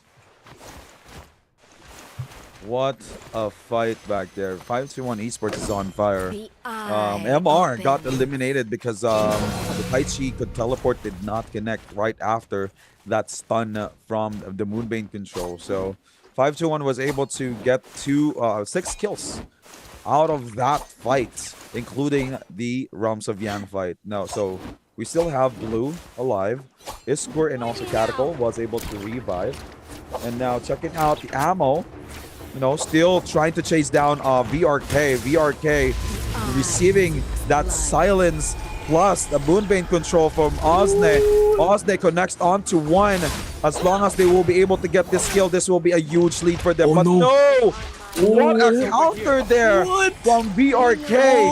Tai Chi Rift was used, and yes, Tai Chi Rift connects onto their teammate. So they will be able to dodge that Moonbane control from VRK. So the best way for them to fight this team is to try to push in again, since they do have that Arctic Ring available from Seiya. VRK tries to relocate, and Osne trying to track down VRK. Oh, Osne getting silenced up from that Yushan shotgun from Vince. And now Seiya will be fighting the team. And there you go. Wave Breaker being, Torrent Floor being used by Osne. And they were able to get one additional kill onto their bag. And last player alive here would be Roxana. And Roxana goes down. Oh, there's one more. There's one more. Oh, that's a different team. VRK. Yeah, it's VRK. They're up against VRK. So Vince was able to bail out. But then he is the bounty. So the bounty hunters, Osne, and also the whole team will try to catch him. Nice dodge there from Osne. Yushan shotgun did not connect. No silence connecting onto Vince. So Vince connects with the parry onto Seiya. Seiya using that ice shield just to make sure that the counterattack won't connect. And Ammo eliminates VRK for game number 6. How many teams do we still have? 1, 2, 3, 4, 5, 6 teams. Oh, 6, right. One solo, which is from Kesho, Raise Sora, and then one duo, which is from Team Blue, Catacol and Isquer. Then the rest are a full 3-stack team. Interestingly, so this newly improved Attack on Titan team comp, which is Justina, Viper Ning, and the Wuchen, is working like a charm. I've seen it on NBPL as well. I want to see the old though, since last game I think we saw Yodo Hime. I think that was played by Aomi earlier, and also a different team in game number 4. But just the can't damage remember. isn't enough. Yeah, right.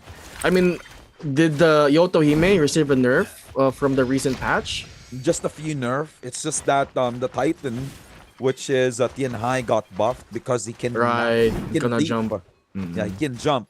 So if ever he sees, if ever the Tien Hai player sees that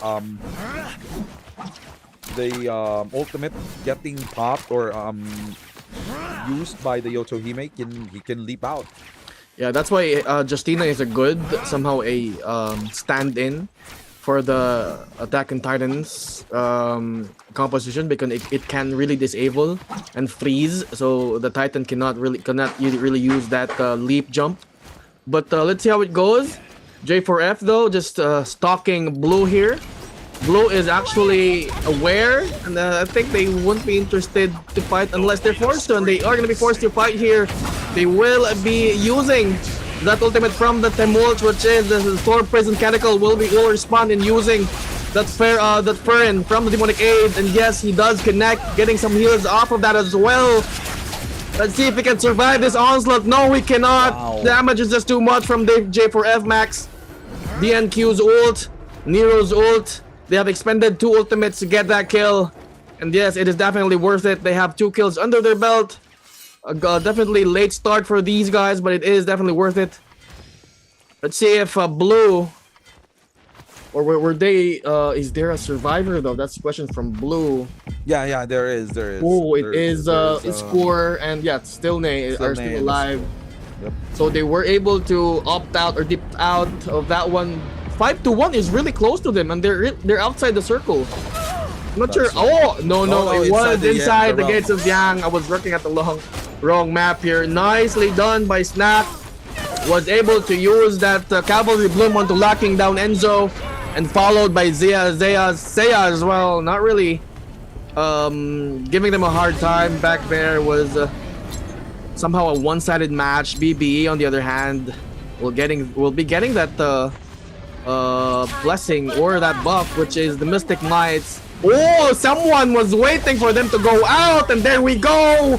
A Justina and a Viper Ning's combo back there did not really hit that Arctic Wraith, but the movement control is there. There we go. Yin was able to confirm that the Fatal Flurry hit, and yes, was able to lock him down. 5-1, sneakingly waiting for the right moment for BBE to come out of gates of Yang. And they were able to get that kill, and yes, they are going to be eliminated. Even though they had the Mystic Might, which gave them equal footing, they were one member less from the fight. And also they tried to land that the Arctic Wraith, which didn't really freeze all of the members. The Moonbane's control was there to compensate for that miss. What a fight, and what a entry as well. That's now 5-2-1, still dominating for this game number 6. No, they're actually, maybe they're trying to make a statement here, just to make sure that all these teams will be intimidated by their gameplay, probably, or maybe Bamboo Esports, VNGC, and as well as FA were holding back, right? Probably. Maybe they're holding back. That's the reason why 5-2-1 was able to, go all out for this game or for this group stage. So it still depends. All these teams have their own strategies as well. They wanted to make sure that their pocket picks are not also being discovered. They also wanted to make sure that their energy are also being reserved for the grand finals later, because as far as I remember, they already have decent points from the last group stage that we actually had last Friday. Now going back onto Ammo, nice silence there from Osne. Moonbane control connects onto 2. Will it be enough to get the kill onto Nero? Yes, Nero goes down. There's a demonic aid from DNQ, tries to help out Nero, but then Nero wasn't able, DNQ wasn't able to help Nero, and a silence connects onto DNQ again. But what? A Taichi Rift was used. Tried to save Seiya back there, but then Seiya goes down. They won't be able to revive Seiya here since they have the Yang depletion there earlier. Oh no. And a double parry onto Osne and also his teammate Kenkoy. Osne, last player alive here from Ammo. Will he be able to win this? I think what they needs to do here is to buy some time. But then it goes down to a 1v1 fight between DNQ and also Osne. Osne wasn't able to bail out because of that demonic aid that was used by DNQ. That was really quick.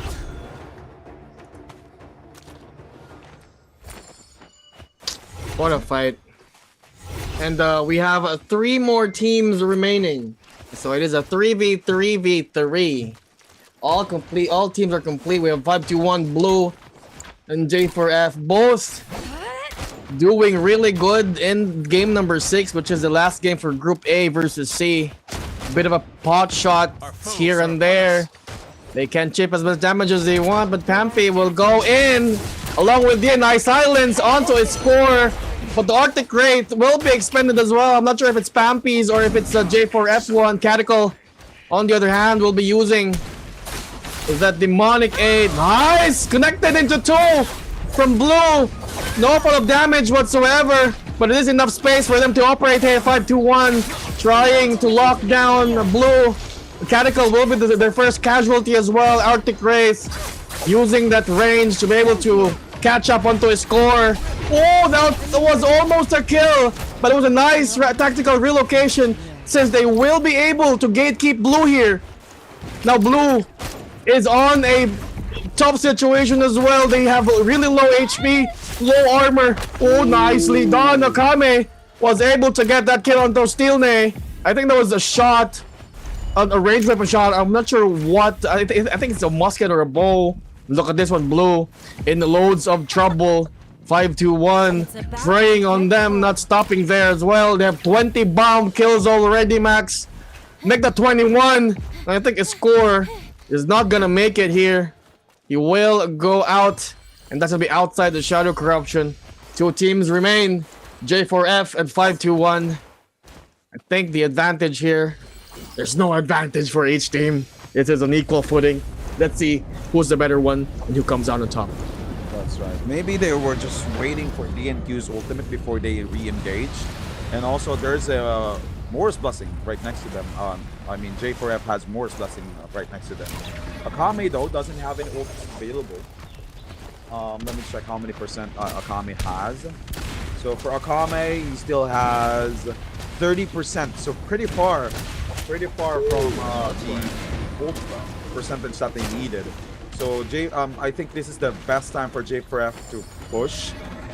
But well, J4F doesn't know or doesn't have that information, so they are actually expecting that all their opponent has the ultimates that they needed. So now, Oh my Pampi receiving damage from that cannon shot. Gold katana again. Nice, nice cannon shots there by Pampi. He has rupture. He has rupture. Wow, he's dealing a lot of damage onto his opponent, Pampi. Oh no! Taichi Rip was used, but at least they still have the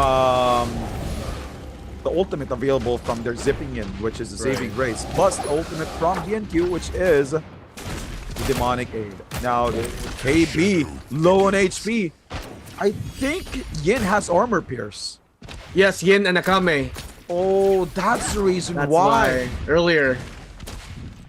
They do have the huge advantage of using the ranged weapons here. But then J4F is buying a lot of time here. I'm not entirely sure what. Oh no! Oh, What a shot! a double armor pierce shot. Right.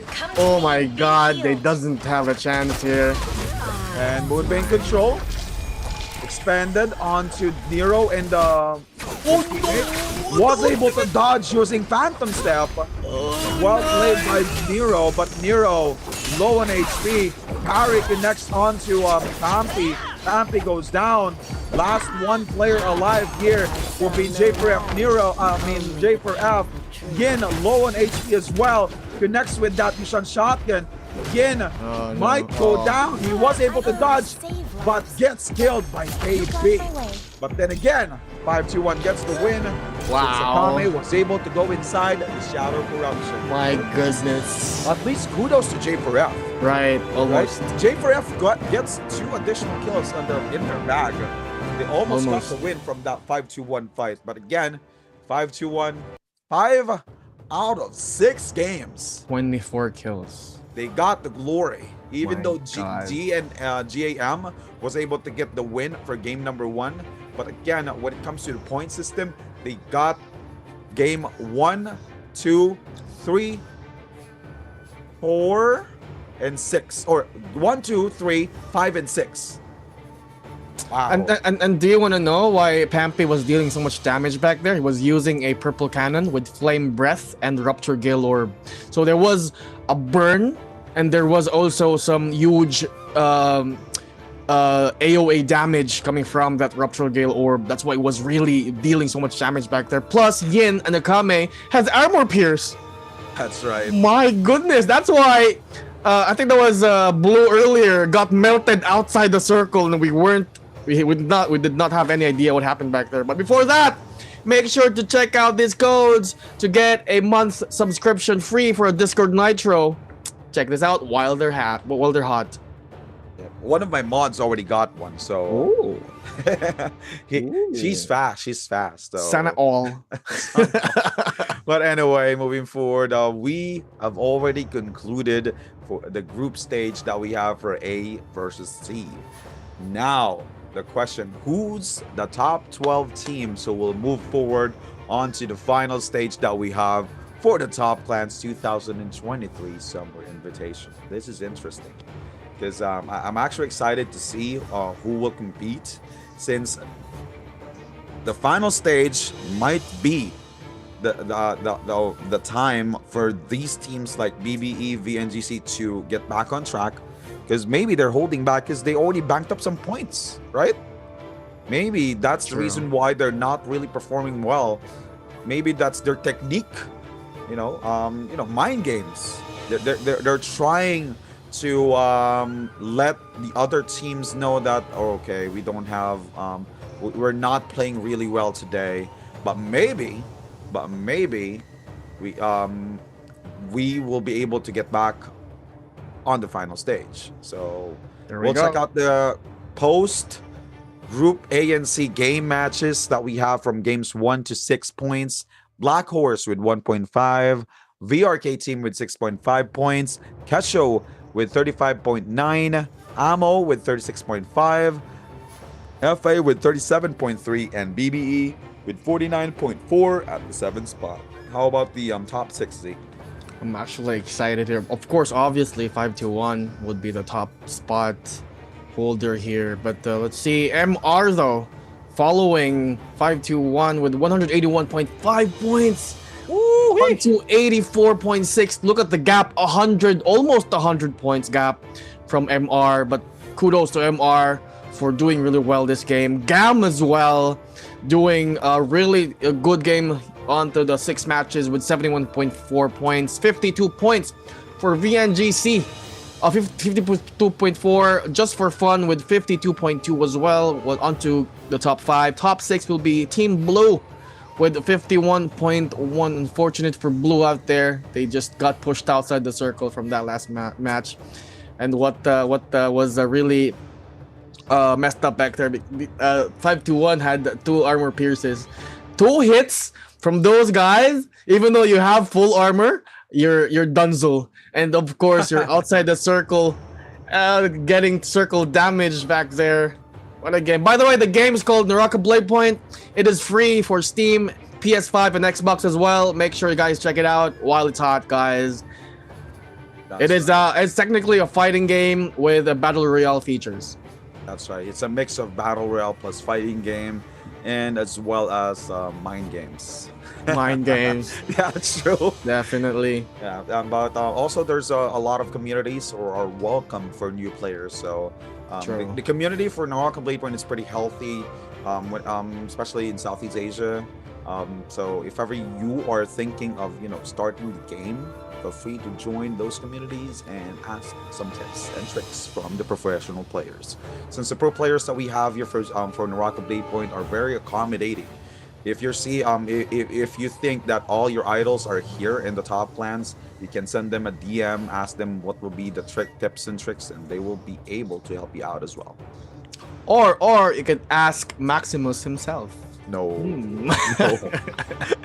No, I might know how to do it, but my hands are too sticky. Too crunchy. They're still stiff already. Yeah. But anyways, moving on to the finals later on for the Summer Invitationals, the Trios finals here for Top Clans 2023. I'm excited. We'll get to move forward. Obviously, we know 521 will be one of them since they annihilated the lobbies for the past 5 games. Pretty sure. I'm sure of that. But I guess we had a sneak. We got a peek. We were able to peek onto the final scores earlier, and I think VNGC has a huge score as well. So I think they will be included to that one. But we can confirm later on for the top 12 that will move forward onto the trios finals later on. I mean, who do you think? Who do you think? We have the same question. We have the same question. Okay, I'm gonna answer first. Okay, go ahead. Since 521 was able to perform today, so they're one of the top teams who will move forward onto the final stage. VNGC did pretty well from last Friday's group stage, and as well as BBE. So those are the top 3 that I'm actually thinking of. So here we go. This is actually the top or the scoreboard that we have for the teams who will move forward. So thank you for Black Horse 3.5, VRK team with 9.5, Ammo with 41.1, Kesho with 53.2, NGU with 90.1, and also Team Blue with 90.9.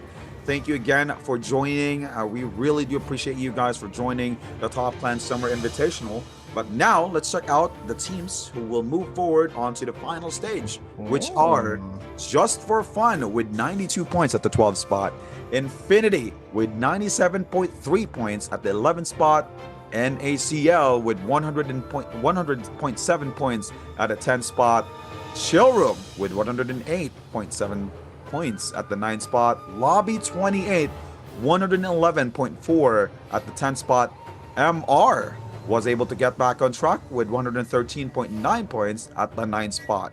How about the rest, Z?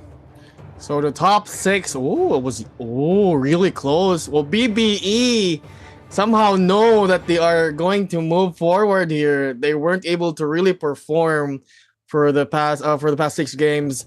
Top 6 gonna be Gen Z, 140 points. Top 5 FA will be 145.6 points. GAM onto the 4th spot with 156 points.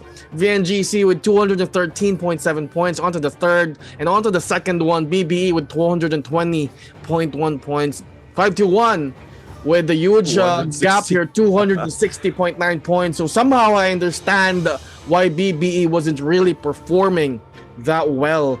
They're reserving their energy and their strategy as well, moving on to the finals later on. There's gonna be 6 games again for the top 12 from 36 teams, cut down, filtered into 12 teams that will battle it out later on for the Summer Invitational Trios finals. But we will see that later on. We will go and quite a long break. We will see you in a bit. We'll be right back. Go ahead. Before we take a break, we would like to I would like to apologize since the numbering was actually off back there. Right. But again, those are the top teams that we have. Again, like what Z-Man said, we are going to take a long break. Stay tuned, and we'll be back for the final stage.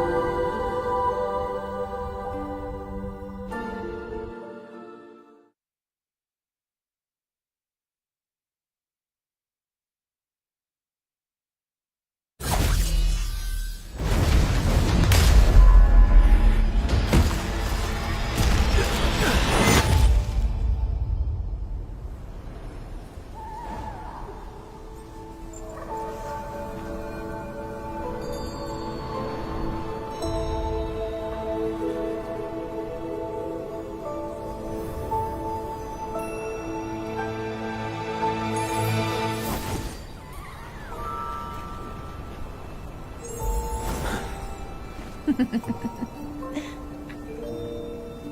you miss me? Are you ready? Let's go.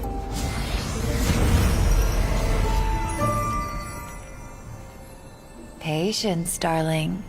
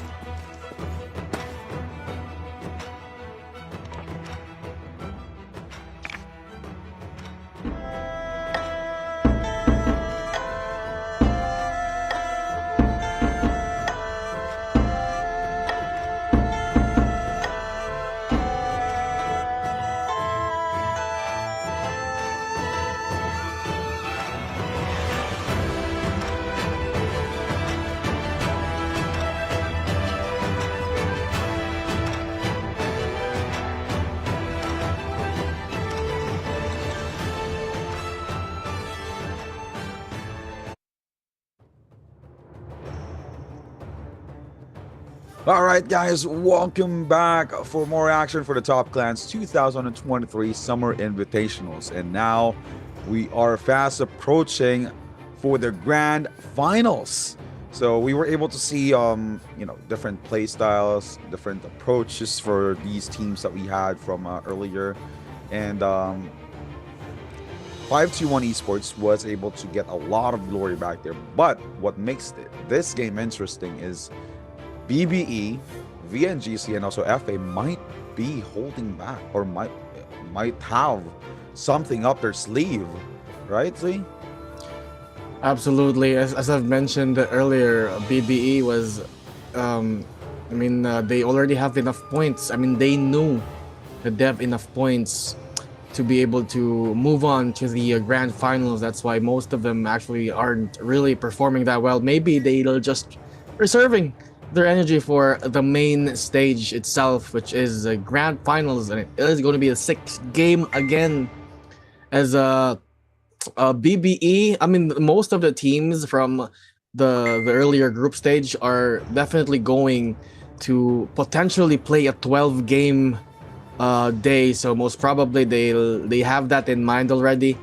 And so that's why they're holding back. And looking at the team that has moved forward onto the final stage, we have 521 SBTC Esports, we have a GAM or Gamer and Money, we have Bamboo Esports as well, we have VNGC, we have FA, and we have Gen Z.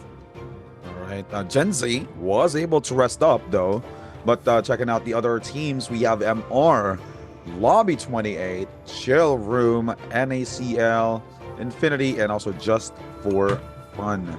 Let's not forget that Infinity, NACL, Chill Room came from Group B, and they were able to rest up, so they might have the edge here.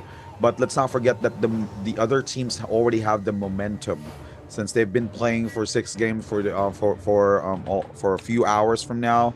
So they might be able to have better game sense compared to these teams who weren't able, who came from Group B, who rested for quite a while. So anyway, I'm actually quite puzzled if the other teams have some pocket picks that they have, like what we saw earlier, Gamer and Money. That was a really unusual pick. Picking Valasui version 1 for the Rising Tide is not what you will always expect, not what you will always see, right, Z? So I'm actually expecting some players here or some teams have their own pocket picks, just to make sure that they will have the advantage up against the other teams that they're up against with today. So we'll see. I'm actually excited, since this will be a reset. We're gonna go back to Morrisal for game number 1. Game number 2 will be Holoroth. Game number 3 and 4 will be Morrisal. Game number 5 will be Holoroth, and the last game will be game with Morrisal for game number 6. And also, Max, I just want to remind everyone that the prize pool for the trios is $10,000 US. There's gonna be 3,000 for the winner, 2,000 for the second placer, 1,000 for the third, 550 for the fourth and seventh, fourth onto the 7th place, and there's gonna be 350 for the rest, which is 8th place onto the 12th place. So nobody will lose here. Definitely, they win some experience, and of course, the most important thing, they win some cash. That's right. And again, but who will settle for that, right? So all of these teams wanted to get that crown for True. being a champion. So this will definitely give them some edge as well before they move forward onto our future tournaments. So now we are fast approaching game number 1 for the NARAKA Bladepoint Top Clans 2023 Summer Invitational Grand Finals for Trios. So take it away, Z. Alright, you can see a lot of people are clustered in Sunwing's Rest, Eventide, and also Zest Winery. Now fights are breaking out left and right. They're not wasting any time. They want to see, or they want to get those early points here that could potentially save them in the later rounds. Ooh, nicely done What just happened back there? That was a full charged great sword that obliterated that team. I think that was BNGC, if I'm not mistaken. And the last member, was Simpson, was eliminated by Pampy as well. They weren't expecting that full charge from the great sword. Definitely going onto Eventide Temple here. A lot of scrap stops as well, and bodies are dropping like flies here, Max. GAM or GAM, Gamer and Money, are dangerously low after this fight, but they were able to get some kills as well. But Tiger is dangerously low. He was controlled for a bit by that knee breaker from his opponent, Nora Obu. Low as well. Let's see if they can turn the tables around. Snack. I think some teams have salted already, and I think there was Snack or BB. Some of BB has salted Salty-Res, if I'm not mistaken. VNGC has used some of their rebirths as well. So a lot of teams has expended their rebirth or their second chance or second life here. So they need to be careful if they want to get some edge from the other teams going on to game number 2. They need to be careful this time around. CR though, on the other hand, will try to make something happen here. Gets the connection onto the tail slap from Noxsearch's Tessa and Jess. They will try to get that second kill. Kiki from NACL will fall down, followed by Kinney and as well as Cow. And the NACL will be forced to use their second chance. Alright, and now 5-2-1 popping their Titan's call from their Kin High from Pampy. Try to, use that advantage of grabbing J4F, but J4F are two members of J4F was able to bail out outside the Shadow Corruption. And now Akame and also Yin tries to chase down J4F with that beautiful bow shot from Akame, dealing tons of damage onto DNQ, but DNQ goes down as well. Last player alive here from J4F, which is KB. I'm not entirely sure if they still have rebirth, so let me just check. Yep, J4F still has rebirth, so... But now, checking out on the other side of the map, we can see BNGC are up against BBE. Now, we're seeing their full potential. We're seeing great things happen between BBE and also BNGC. And Dao Yu was able to get that final blow onto Asbon. Checking on the stats, currently the kill leader for this game is BBE with 6 kills, followed by 521 Esports with 5 kills, GAM or Gamer and Money at the third spot with 3 kills, as well as CR or Showroom with 3 kills. Alright, and in Lobby 28 though, popping with that Transformers lineup, so Noshi might be in deep trouble, but then he was able to pop that Purified Circle just to make sure that he will be able to survive this Zephyr Storm or Storm from the Timok. Hypnos with that Scorching Dash tried to save his life, but again, that wouldn't be enough. Tanoshi though tried to stagger one of his opponents. Unfortunately, his Infinity was able to bail out. So they will just probably Infinity will just wait for the right opportunity or for the right moment to strike at Lobby 28. Hypnos though used that rebirth just to make sure that he will be able to back the team up. Oh, what a grab there by Guitar. Guitar was able to stomp one of the players here from the Infinity. Nice uppercut. Sue was able to do a dodge there from that charge attack. Parry did not connect, and Sue goes down.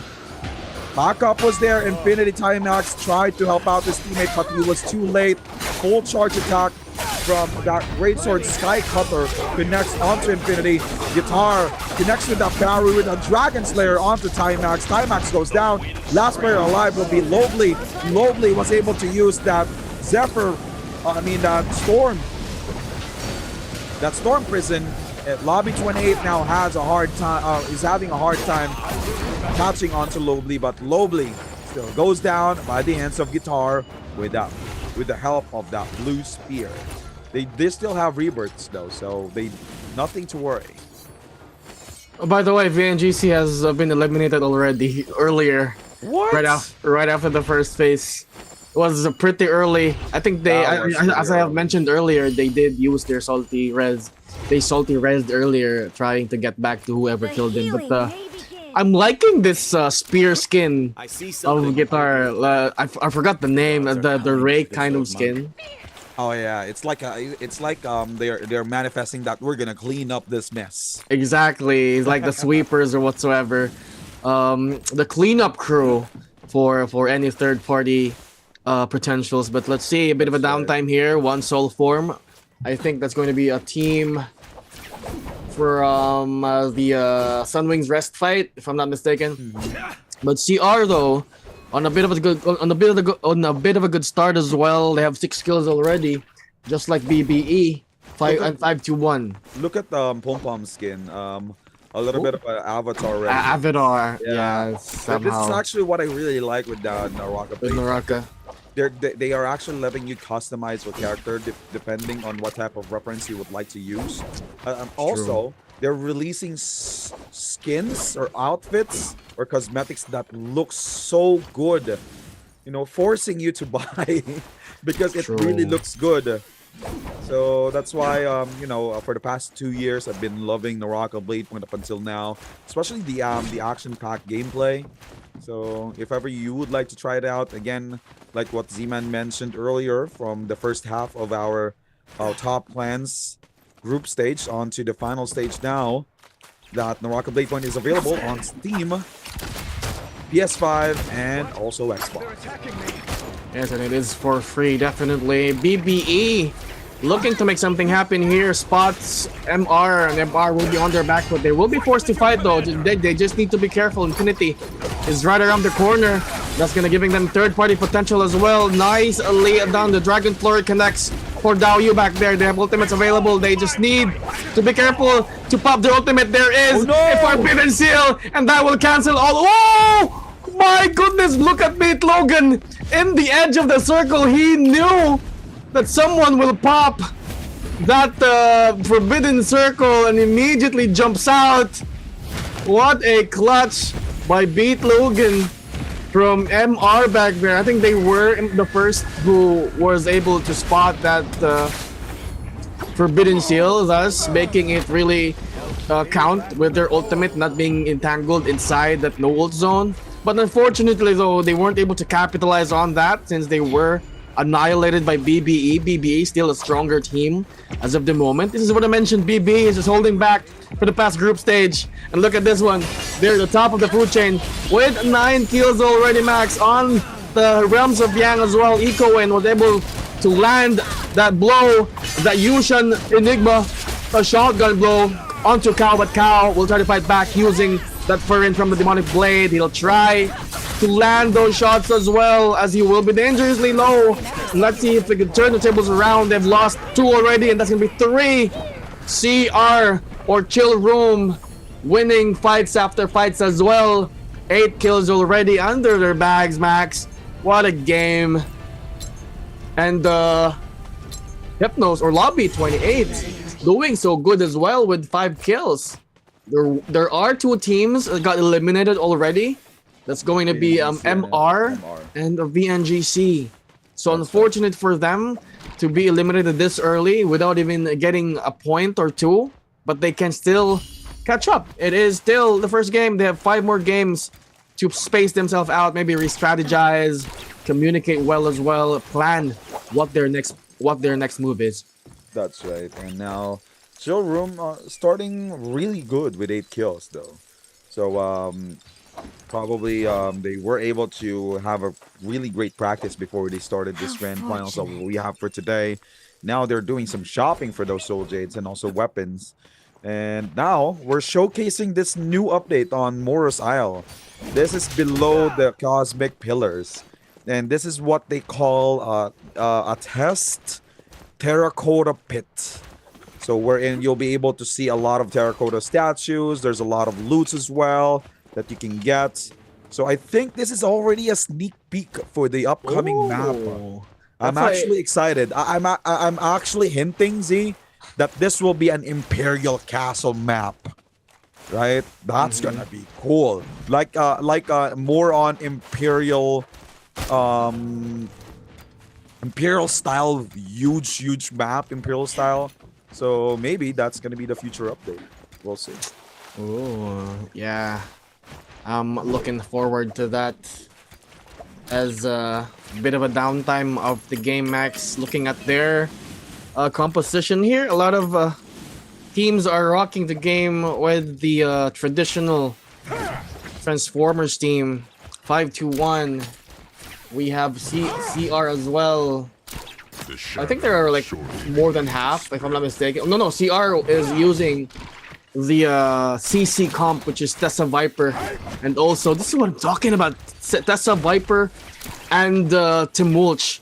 But we go to 5-2-1's POV here. They were able to spot their next spray. I think this is was able to get the this is a FA, so FA will be on their back foot. They're not interested into taking this fight, and I think understandably so. They don't have enough loadout, or they don't have decent loadout as well. I mean, they have decent loadout, but not that good, since also the one that's chasing them has the Vermilion's buff, so that's not gonna really matter for them. But the CR, on the other hand, was able to spot someone down, and they will try to lock. I think this is Infinity, if I'm not mistaken. Pom Pom was able to get the kill. I'm not sure what Ecoin is doing, just trying to clear the area, or maybe check the perimeter here if someone is trying to go out, or the remains of the team that they're trying to lock in.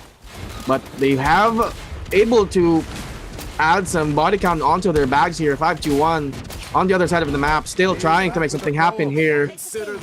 Cannon shots, trying to connect those splash damage as well. Pampy doing a really good job here, Max. They have ultimates as well to expand if they need to. Nicely done playing that a double grapple, a double stagger as well, and they will be forcing that opponent's Tianhai to use that Titan's Call. That will be Guitar. Both actually landing their first grab. No! Lobby 28 Guitar was able to do a double slam back there, and that will be forcing his team as well to use that Purified Circle, which gives him a bit of a heal also. There we go. It was cancelled earlier, and he was grabbed by Lobby 28's Guitar. Pampy also taking advantage of that ring, and he will be sustaining those damages as much as possible. Akame and Yin rather. Dangerous low back there. Yin got bursted down by that Terracotta ult, which is the General's Call. Nice plunge attack back there. Akame looking to get that second kill. Hypnos getting tagged as well. Holy, 5-1. Definitely not cooling down from the last 6 games, Max. They're definitely still on fire. That's right. This is what I'm called. The momentum is still on. So they were well, it's not really a one-sided fight. They almost died by Guitar back there, but then again, they were able to plan ahead. They were able to make sure that they will be able to come back strong, which a pretty good job from the team. Now Daoyu though was able to grab that Kurumi. That Kurumi wasted that ultimate, and there's a dreadful whale. Daoyu was able to find that space, but then wait, the ultimate from the Kurumi got cancelled? I'm quite confused. Or I'm not entirely sure if the Kurumi died right after that ultimate. Now we're seeing Daoyu and BBE being dominant onto this fight. Obliterating Gen Z.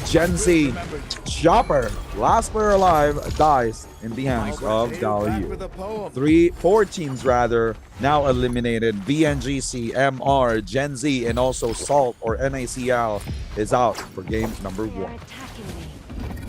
Ooh, nice grab. A transitional grab from Pampy back there, looking to get the second one. Did not hit that one, but was able to get the slam off. Free Tiger tries to space himself out. He lost a lot of armor back there. Pampy as well. It will be an attack on Titan, or it will be a Titan battle here. Both teams, DNQ and 5-2 on Pampy on ult form. Pampy getting that leap done. Just trying to avoid that stun coming from the Moonbane control, and he wasn't able to. But the bell is there for the interruption, but it's not gonna be enough. 5-2-1 getting destroyed by Gam. Oh my goodness, that was a huge entry. that Moonbane's control, and I think that was a death from above. We weren't able to see the right angle though. That could have been really good. My goodness. But it worked against 521 Esports. So Right. I think 521 Esports is already out of the game, if I'm not. Yep, 521 eliminated, but Wow. 521 was able to bag 13 kills, and they were able to at least stay at the 7th spot. Now we have 6 teams left, right? The one solo player though, Infinity Lovely. I mean 2 solo players, Infinity Lovely and also Lobby 28 Guitar. The rest is a 3-stack team. And now we're seeing another fight pop in. Tiger connecting with that Arctic Ray onto 3. Continuous one, but he got married. The momentum was actually lost, but he was able to get back on track. Tiger receiving tons of damage from that Cloud Breaker from their halberd. Oh no, a counterattack from their teammate. Moonbane control connecting onto 3, but wasn't able to stun one from which is the Titan. Oh no, their teammate got grabbed. Now it's a 2v2 fight. Oh, there it is. Tai Chi Rift, Tai Chi Teleport was used by Gamer and Money. So now everyone will be able to reset, but Minds still tries to grab one player from Gam. Unfortunately, he wasn't able to grab them. So they might be able to bail out and just reset, wait for that ultimate to be ready. Because again, the Transformers lineup is ultimate dependent. But if they do have those ultimates available, they are relentless, overpowered. Now, I think Gamer and Money will try to go inside the Terracotta. Oh no, they did not. All right, this is where, if ever you're playing NARAKA Bladepoint, guys, this is where you'll find the new map update in Cosmic Pillars in the upper left part of Sunwing's Rest. You'll be able to see that new test map. I'm not entirely sure why they did put a test map here, but this is quite interesting. So now Gamer and Money trying to bail out. They saw Infinity trying to oh no, they didn't see Infinity. They're now trying to buy off some resources plus weapons probably and soul jades. There you go, gambling their dark tide coins to get better soul jades. And checking out chill room, more downtime here, waiting for the right moment on who will rotate. Oh my good. Look at Chui's Soul Jade. He has 3 cannon Soul Jades, including Meteor, Flame Breath, and Rupture Gale Orb, man. That will definitely give them some advantage for long range shots. But now they're being chased down. Chased as well, yeah. Nora Uwu was able to hide though, but he has low HP, so he needs to be careful. He cannot heal up since FA is just right around the corner. Definitely. Let's see if Gam can take advantage of their Soul Jades that they got earlier. As FA here will be having no ultimate as of the moment. Halfway there for Mayans. I'm not sure about Loves, but Eyes though has the Purified Ring. In case things get nasty, that's going to be 4 the sustain for both Transformers teammates of his. But looking at the scoreboard here, BBE with 12 kills already, Gam with 10 behind them, 9 kills for CR, 6 for Lobby 28, and 2 for FA. There's going to be 1 kill for Infinity. And Lobly though, the rat earlier was able somehow to get that either Dire Tide coins for the buyout, or was he able to get a Rebirth Charm from a Morse Blessing earlier, since he was able to get Timax up. 521 though has 13 kills, even though they got eliminated from game number 1, which is still good, putting up decent points onto the board. But a bit of a downtime again.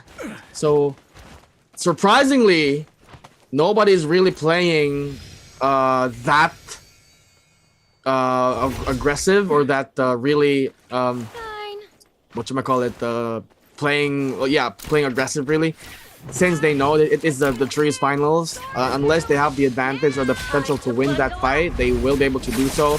But if they can't, or if they don't, they won't be pushing it. Just like what happens here, as you can see, a lot of skirmish here as well. We have BBE up against Gam in this area. BBE was able to lock down Chuhihi, make that 2 as well. As quick as that, Snack was able to use the ultimate earlier to sustain BBE. I eat my words earlier when I said they did not really want to play aggressive, but then there goes BBE onto the offensive. And yes, Gam was annihilated back there. It was pretty close for the Tai Chi Rift teleport. This is the BB. Oh, sorry about that. Go ahead. Yeah, this is the BBE that we've seen last Friday. See? Right. So yeah, it's confirmed. 100%. BBE is just holding back for the past last 6 games. Look at this one there.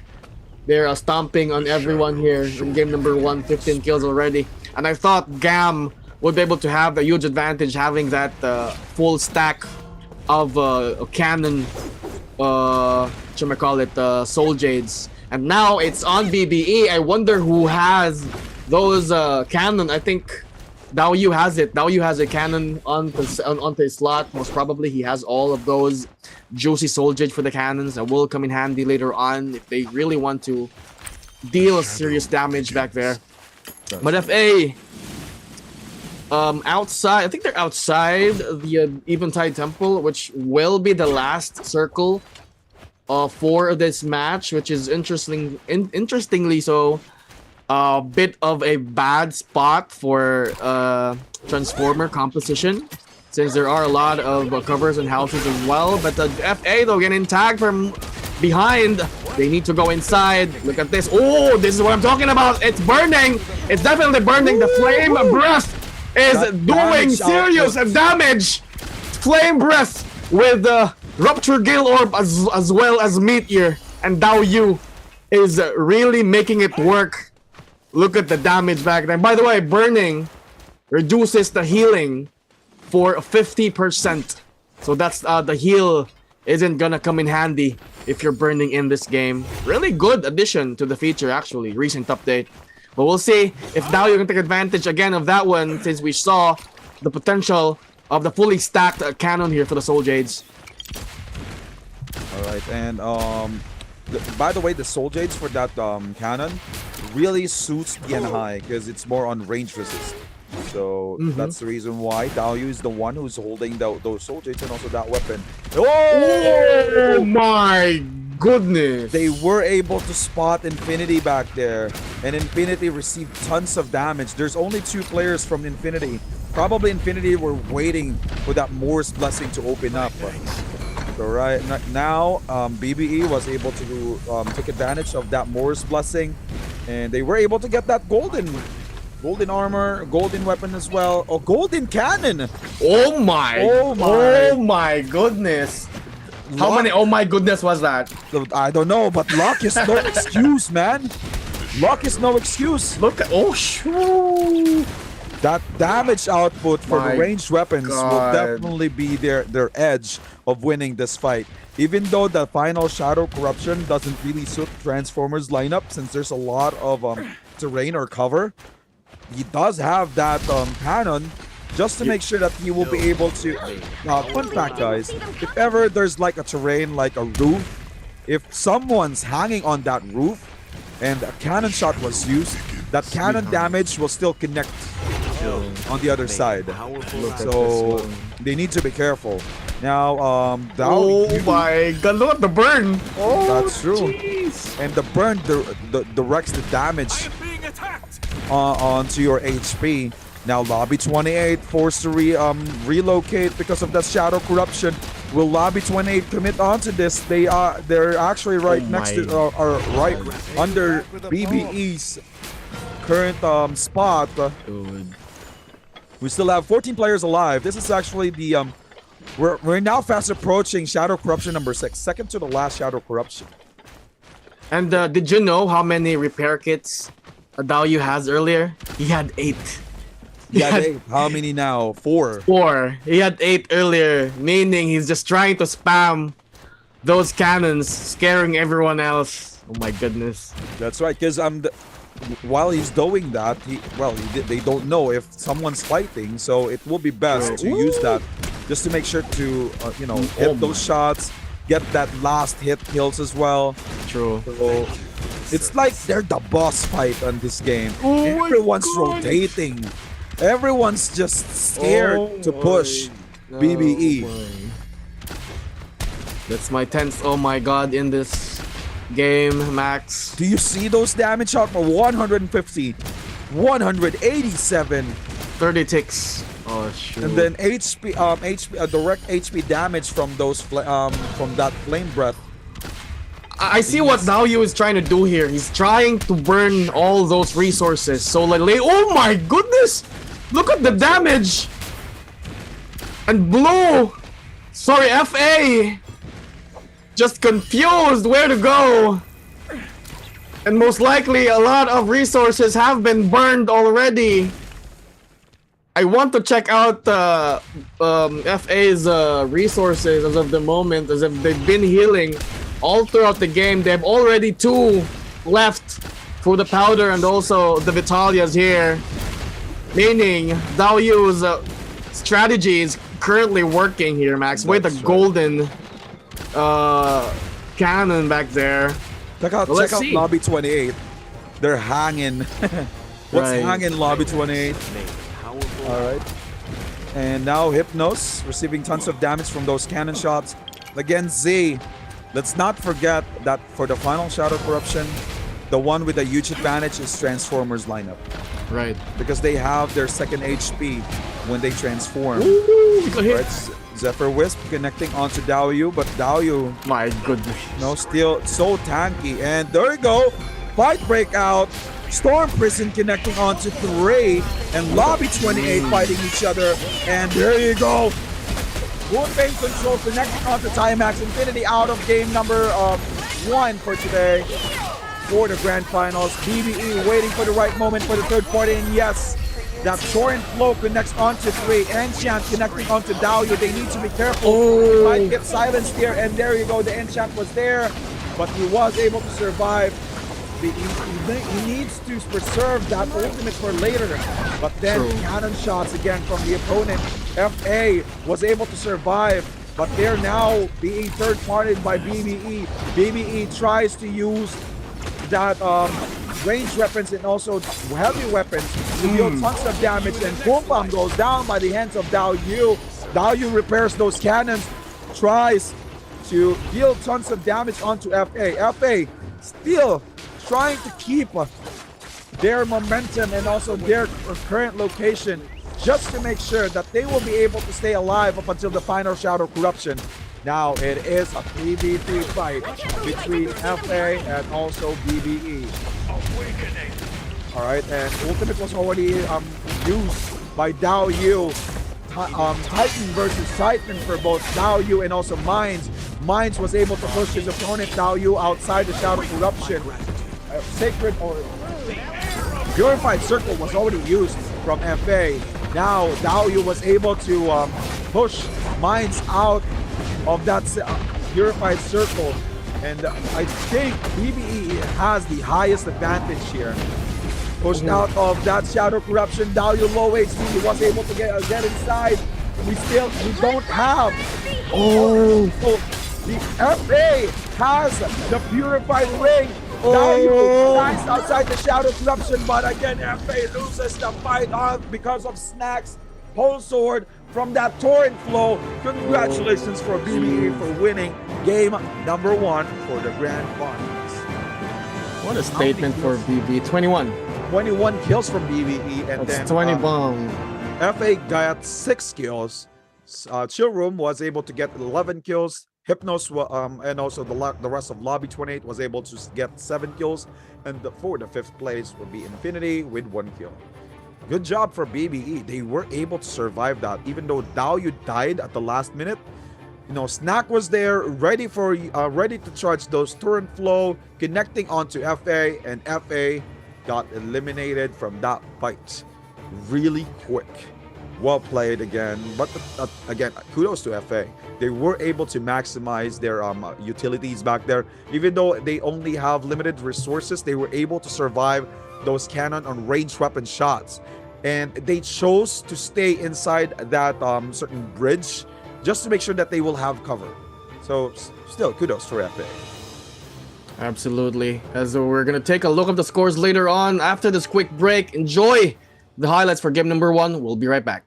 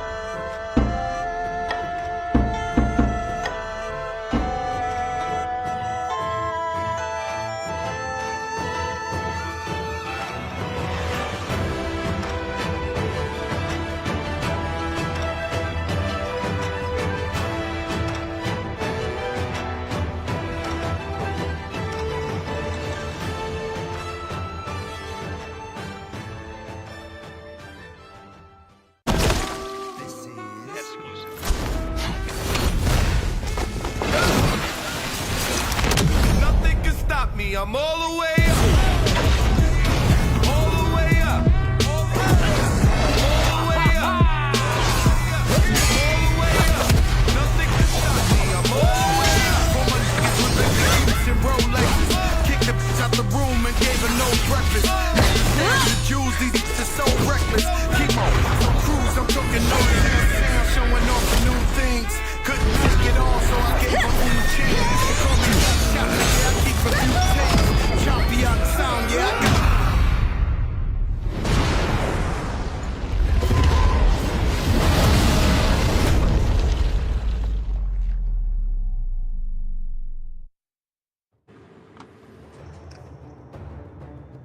Yes, sir. Welcome back to the Trios Finals Summer Invitationals for Top Clans 2023. By the way, I'm loving the graphics from that video, Max. Kudos to whoever edited that.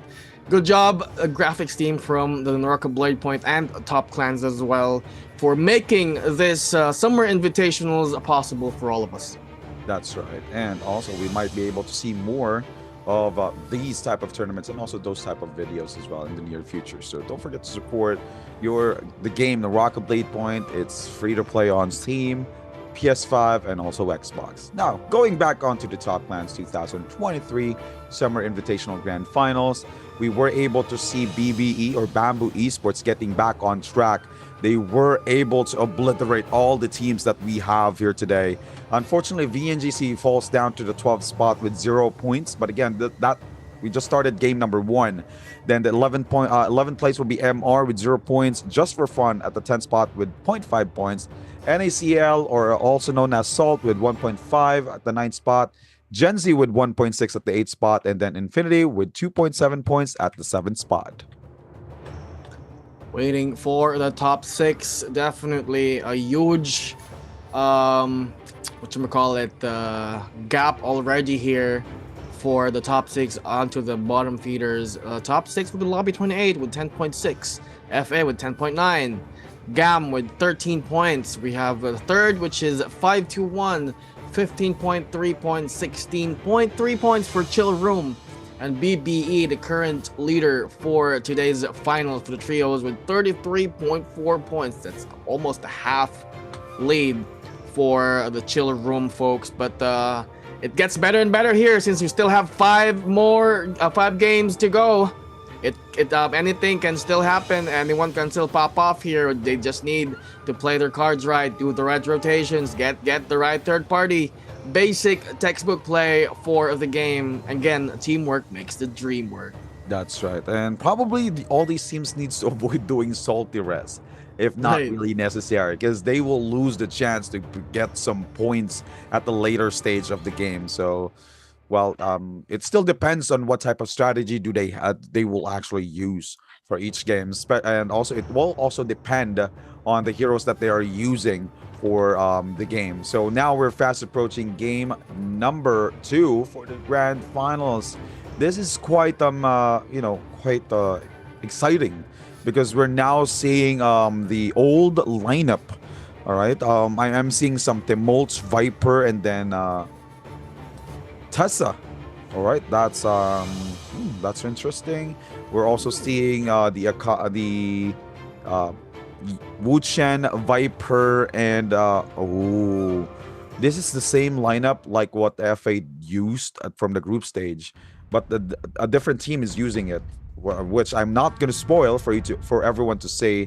But again, like what I mentioned, that's a Viper, Justina, and Wu-Chen.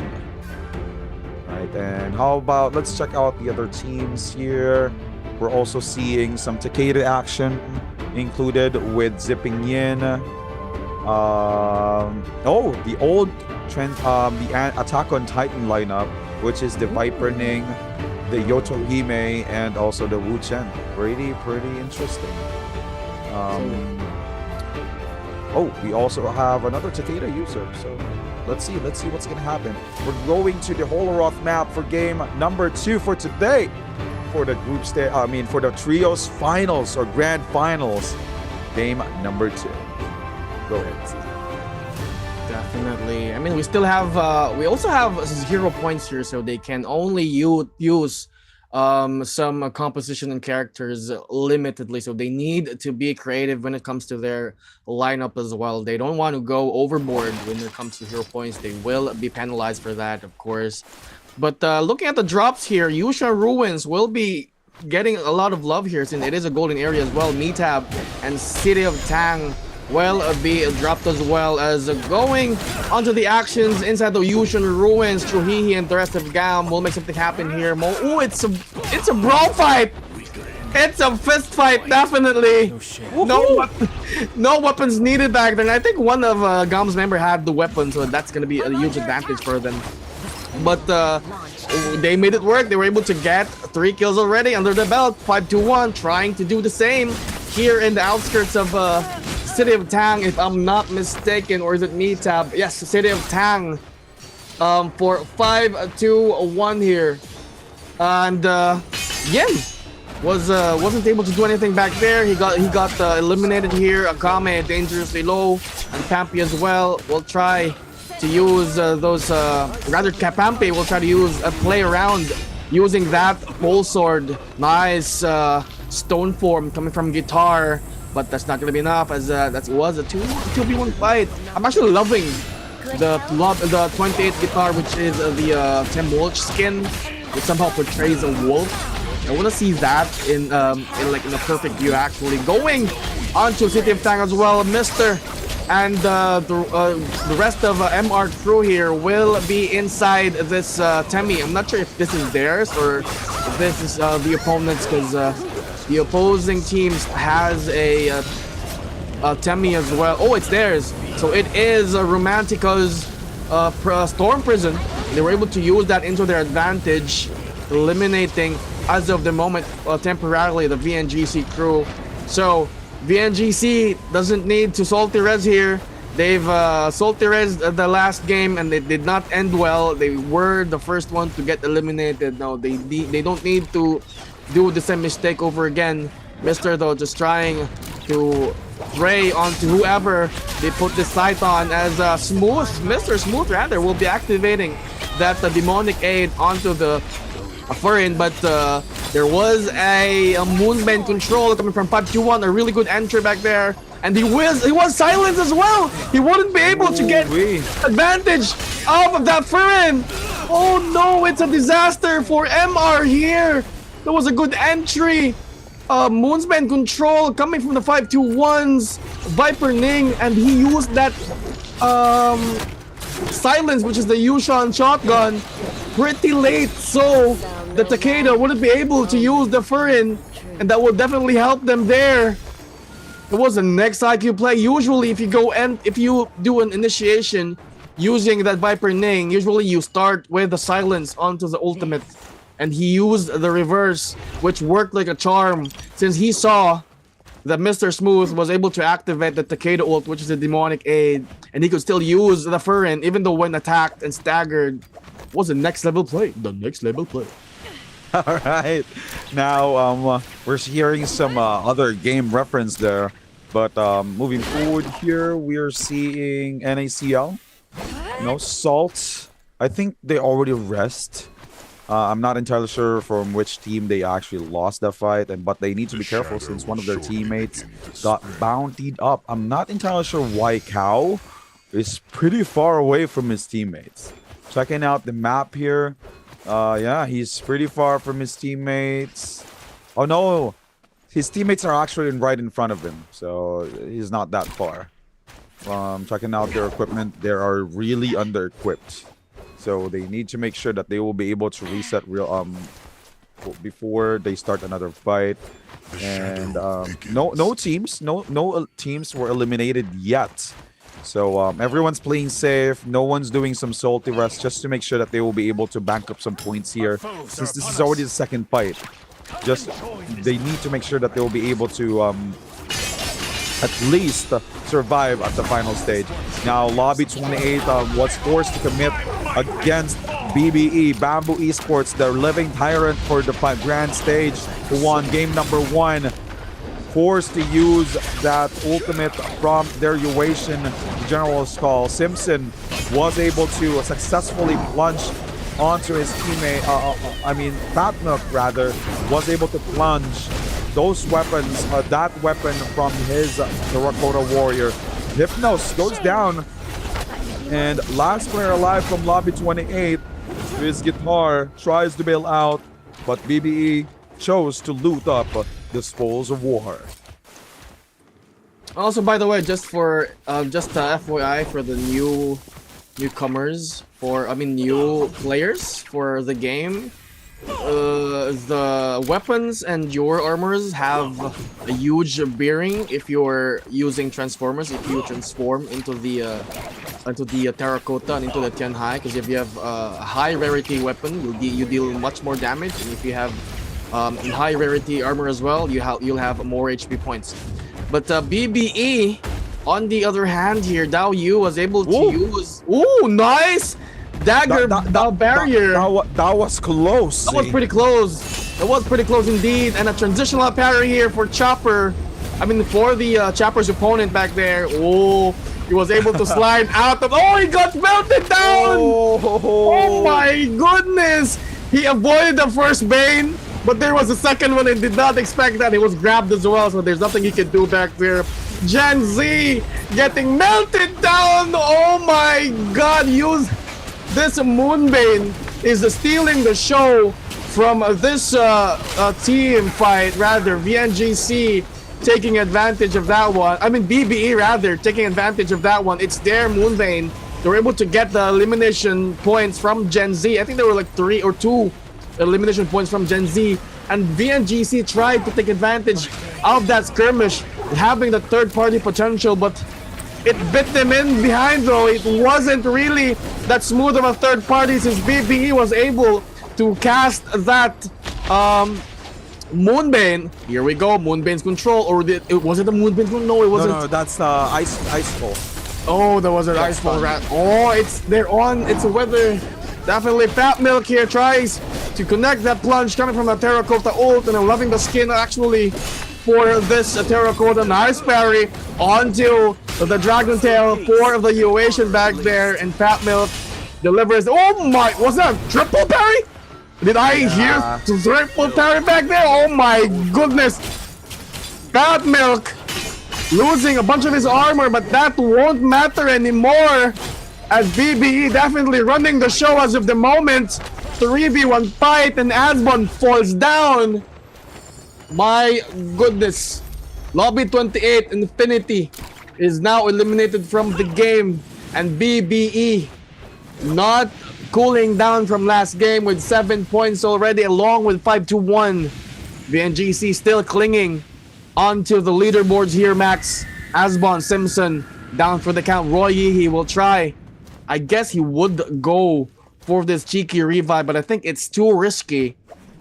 I'm not sure if the team, which is a BBE, is still nearby, and I think they still are. Yeah, they need. I think they wouldn't be able to, or if Troy, he wouldn't be able to pull that off.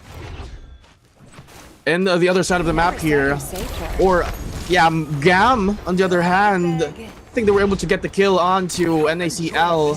If I'm not mistaken, Cow and Kinney, 2 down from that team. 1 more, and NACL will be eliminated as well. 5-1 is to stay in the same vicinity. Ooh, was he in? Oh, there we go. Kinney or Kiki, he was behind that house all along, and Chohihi wasn't able to spot him. And yes, they were able to after he went out. And I guess that's gonna be giving it all just to try and escape his fate here. This is a 3v1. Goes for the jump with that app, which is a Zephyr Prison or Zephyr Wisp. And I think that's not gonna be enough, delaying the inevitable here for AM Kiki. Do you love me? As Gam will be able to eliminate Team NACL.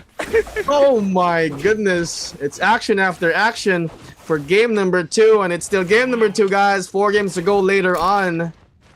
We're gonna ask for more sample from you, Z. We didn't know that you're a good singer.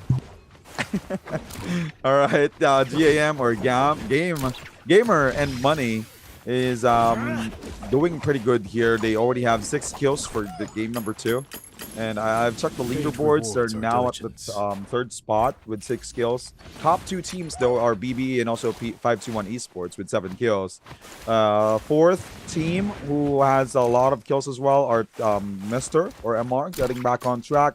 And 5th one would be FA with 5 kills with Mines, Loves, and also AIZ. We still have how many teams left? 9 teams left for this game. And this is actually pretty exciting because everyone's waiting. Everyone's playing safe. But they do have that Mystic Might. A team has a Mystic Might here, Z. And they were able to track down the J4F, who's hiding in the shadows. Mr. Romantico, bit broken though, wasn't able to pop that saving grace, but BNQ got obliterated by the hands of Romantico. Romantico was able to get a double kill. Now Romantico trying to chase down his opponent, and that is Nero. Nero wasn't able to escape his fate, was grappled by Romantico, but Romantico still, being playing safe. Oh, and now Barry connects onto Nero, getting triple kill for that fight. Romantico on fire. He single-handedly killed J4F right after that ultimate. Even though that Mr. Smooth was able to assist, Romantico did tons of damage from that fight. Now on the other side of the map, we are seeing Gamer and Money fighting off up against BBE, and Chuhihi getting caught by that Zephyr Wisp, rather. Oh my goodness! Pile driver connecting onto 3. My God! And now it's a 2v1 fight between and Gam, and Nora goes down with that finale torn low. Just remember, What a tombstone pile driver there from 521 Esports. That was a prize fall, right? Yeah, it is a prize. Dang. I just call it tombstone pile driver because For the wrestling RKO. reference. Right. And that's really hard to pull off. It's really obvious that you would be able to release that, so it's That's really right. parryable. But I think that was Yin. Was that Yin who was able to land that RKO? What? I think it Scene. was. No, it wasn't Yin. Oh, it's Pampy. It's Akame. Akame, sorry. Akame landed that Pride's Fall. The My- good thing about Pride's Fall, Yeah, it's a high risk, high reward skill Right. for Soul Jade. If you connect, everyone in the landing spot will also receive tons of damage. Ooh, EcoWin was able to spot mines there, and now EcoWin trying to burst down Loves, but there's a counter ultimate there that was used by their opponent, which is Mines with that Moonbane control. Another silence connecting onto EcoWin. Oh! And, a ballista shot. Ballista. EcoWin loses his life by the hands of FA. FA was gee. able to Oh. maximize that ballista shots there, but then a Tai Chi teleport was used by Noxer. kindness will not go A unnoticed. pretty good gameplay there by FA. They were able to avoid that Under fight my protection. by using that ballista or maximizing that ballista shot. But still, kudos to AIZ, on point ballista shots. Continuous ballista shots onto their opponents. They were able to get 2 additional kills in their bag. So even though that CR was able to bail out, again, a kill is a kill. Definitely. And they need those points so bad, since they need to really I mean, all the points counts, whatever low or high here, but the FA on the other hand, they don't have ultimates yet, and also that ballista deals scorching damage as well, like burn, so it ticks as well, maybe 5-6 times if I'm not mistaken. Gates of Yang, number definitely 2 here, up for grabs. 1 Morse Blessing as well, and Morse Blessing for trios has additional buffs, just like the Morse Blessing inside the Gates of Yang. But BBE trying to make something happen here, gets that parry connection as well. Now you got his armor shredded here, really bad by the Overcomer. No! 1 HP in a dream, will he be able to use his ultimate? He did not! He trusted his teammate Kurumi to be able to pop that ultimate, which is the Sacred Circle, and now you know dies regardless. What, he could have just used that ultimate. He held that ultimate for so long, and he paid for the ultimate prize. MR relentlessly trying to lock someone down here, and on hot pursuit as well. Snack is definitely going to die in a bit too. From Mr. is going to do a hot pursuit over here. Beat Logan tries to beat Snack here, and they were able to. Mr. came out of nowhere, That's and true. I that was even shocked. they came out of nowhere with that Overcomer. Oh my goodness! Another fight broke out here though. BNGC will be pushed around. Simpson and the rest of the team has Draco's buff, so Gen Z need to be careful here. That's too much damage they can handle, of course. Ultimate from the Takeda will be expended as well. Furion will push anyone around. Chopper uses his a bit of a space back there to be able to pop some heals. Skill rushes all throughout the way, the tower here, but Simpson anticipates his next move, cuts him off on the top, gets the hit on the pistol as well.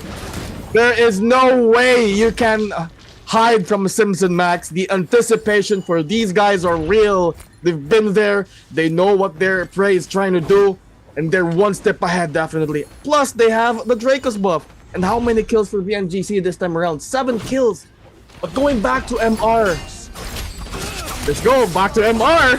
I mean, they did the unthinkable early with that third party to overcome the damage. It's just too good back there, but Romantico will be the first one to fall in this fight though. Will Mr. Smooth and Mr. Logan, or Mr. Beat Logan here, will be able to compensate for the loss. And they were able to force their opponents there to use the Tai Chi Rift. But the second initiation here, the re-initiation rather, is definitely going to happen. But they were able to get Romantico up. Heals are up as well. They're almost healthy, but 5-1 is much healthier here. Nice Dragon's Roar coming from that fight. We have Yin trying to connect with those stuns, using that Moonblade protection. Dragon's Roar as well by Mr. Smooth. But there we go. He was able to use that Yushan shotgun to stop that Dragon's Roar from Mr. Smooth. Again, holding 3 in place. Mr. Smooth is doing it, but not dealing enough damage here. Look at 5-2-1. They're healthy here. So healthy. They have more HP than the entire lobby, Max. Holy, and they were able to stop MR's onslaught here, eliminating MR from game number 2. That was intense because they already have the the advantage against FA. It's just that FA does have their Wuchen. They almost lost that fight from MR, but then after FA was able to bail out, 5-2-1 joins the third party, joins the fight, and almost gets the kill onto MR. Now we're seeing some action here from FA, getting the kill onto BBE Fat Mill, because he's the last player alive from BBE. What a huge upset there, since MR was able to win that fight against BBE. Fat Milk was forced to play safe, and because of that, FA was able to hunt him down. So now we're checking out the scores, since MR is already out of the game. MR's place was taken by 5-2-1 Esports with 13 kills. Second place will be Minds, Eyes, and also Loves from FA with 9 kills. VNGC at the third spot with 7 kills. And then fourth spot would be Noxerk, EcoWin, Pom Pom from Chill Room with 2 kills. So last 4 teams for this game. This is still pretty exciting because 5-2-1 Esports, even though that Pampy doesn't have his ultimate, he's still very aggressive. He still pushes in. And now Yin with the follow-up onto EcoWin. EcoWin goes down. Pom Pom, unfortunately, he wasn't able to assist his teammate. And Armor Pierce connecting onto Pom Pom. Another Armor Pierce from 5-2-1 Esports. And their opponents needs to be careful here, since they were able to track down where Chill Room was. So Chill Room wasn't able to revive EcoWin after that Tai Chi Rip teleport. So now FA being caught off guard, but again 5-2-1 Esports chose Chill Room instead. 5-2-1 did not commit onto FA. So they're tracking down who's the weakest link from all these opponents that they actually saw. And now Noxerk being targeted by Pampy with low armor. So now, oh no, FA using that ballista again. 5-2-1 Esports forced to bail out, because they will have a lower chance of winning that fight because of the ballista. Now the storm became calm. We still have 10 players alive here for this game. Total of 4 teams. One duo team, which is Chill Room. Noxerk and Boom Palm. And three trios, VNGC, FA, and also 521 Esports. Absolutely, as we are about to enter the final phase of the match, Max, the third or the second, or maybe the third, yes, the third Morse Blessing will contain a legendary item, armor, or weapon here that will be taken by VNGC Royhi, rocking the golden armor that would help her, or help his Titan's ult be more tanky with those HP points, or hit points rather. Redundancy, sorry about that. 5-2-1. We'll try to make something happen, of course, keeping the pressure onto VNGC. VNGC forced to opt out from this fight. We have 10 people remaining. 3 teams, make that 4. 4 teams. 1 is gonna play the rat role here, which is Noxerch. Ooh, Campy getting blasted down from the heavens, losing a bunch of his armor back there. Roy, on the other hand, will have that golden armor. It doesn't matter, as he will. Oh, the burn takes. It really hurts, as he will be deleting Roy from this equation. Max Asbon follows down, make that 3. VNGC out for game number 2, and FA was able to surprise them from that fight. Minds showing us the stanchion sky pillar, which is really good if you want to silence the enemy around you as well. So it's just a bit of a change of stance, since it will definitely caught your enemies off guard, but Mine's getting caught off guard as well. Whoa! Oh, armor pierce! The armor pierce almost killed Mines back there. That was super close. By the way, guys, armor pierce ignores your armor, pierces through that and onto it. Oh my goodness! Another armor pierce shot. Disgusting shot indeed from Akame back there. 5-1, rolling on everybody here. Eyes is their next target. Who is next? Definitely. How many kills does this guys have? 17 kills already, and it's a 3. I think a 3v1v1 fight. This is definitely in the bag for them. What a statement for 5-1. It is a 12-game potential for these guys, and they're not even tired. Oh, Leah, let's see if they could lock this guy down. Definitely they could. There's no question about that. As they will take game number 2, Max, with 18 kills, followed by FA with 13 as well. What a statement for 5-1 here. That's right. 5-1 getting back on track as well for game number 2, and that's a lot of kills for 5-1. They might be able to steal the top 1 spot, especially BBE wasn't able to capitalize for game number 2. And kudos to FA as well. They were able to maximize that ballista shots. I know it might be annoying for the rest, but again, that strategy is really effective. They were able to close at least 5 kills using that ballista. And then let's not forget about Mines and also Loves. Being consistent of following up with those staggers, just to make sure that AIZ will be able to land those ballista shots. So congratulations again for 5-1 Esports for gaining top 1 spot, and as well as FA for the 2nd spot as well for game number 2. Let's not forget about Akame's armor piercing shots. That's true. Disgusting, really nasty shots from there. Oh, that could have been that turned the event, or that made it easier for 5-1 to push in, since they were pressured by those nasty shots coming from Akame. But that's that requires a high skill level. True. If you're gonna use that armor pierce, it requires high skill level, especially with your aim in the Bladepoint. And this is a fast-paced game, so you'll be able to practice your movement. But we're gonna move forward and talk about this later after we take another quick break. Stay tuned and watch the highlights for game number 2. We'll be back.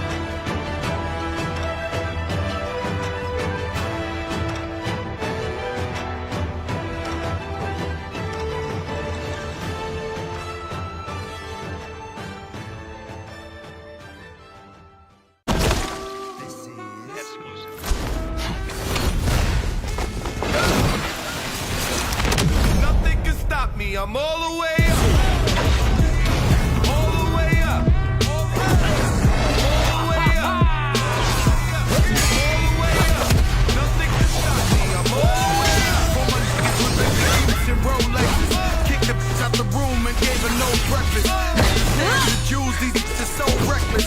Keep on cruise, I'm talking no sound, showing off the new things.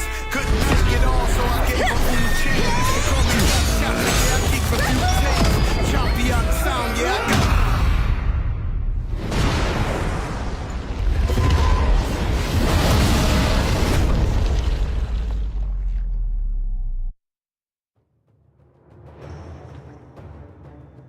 Welcome back for more action for the Top Clans 2023 Summer Invitationals Grand Finals for Trios. And again, this is Maximus. And this is Z-Man, guys. You've witnessed the second game, rather, for the finals grand stage for the trios, and his an action-packed game, definitely, as we saw a lot of highlight potential reads back there, and you saw the highlights for game number 2. Now you tell us, is it good or is it the best? Well, for me, it might lack because technically, I'm gonna be honest, those highlights are actually good, but if you watch the whole match, all kills are highlight potential kills. So, you know, maybe it lacks time, but again, the highlights that we've been seeing all throughout deserves to be there. But there's a lot of action that can be used for highlights. So I really do appreciate these type of gameplays that all these pro players are actually sharing with us, and we're learning a lot.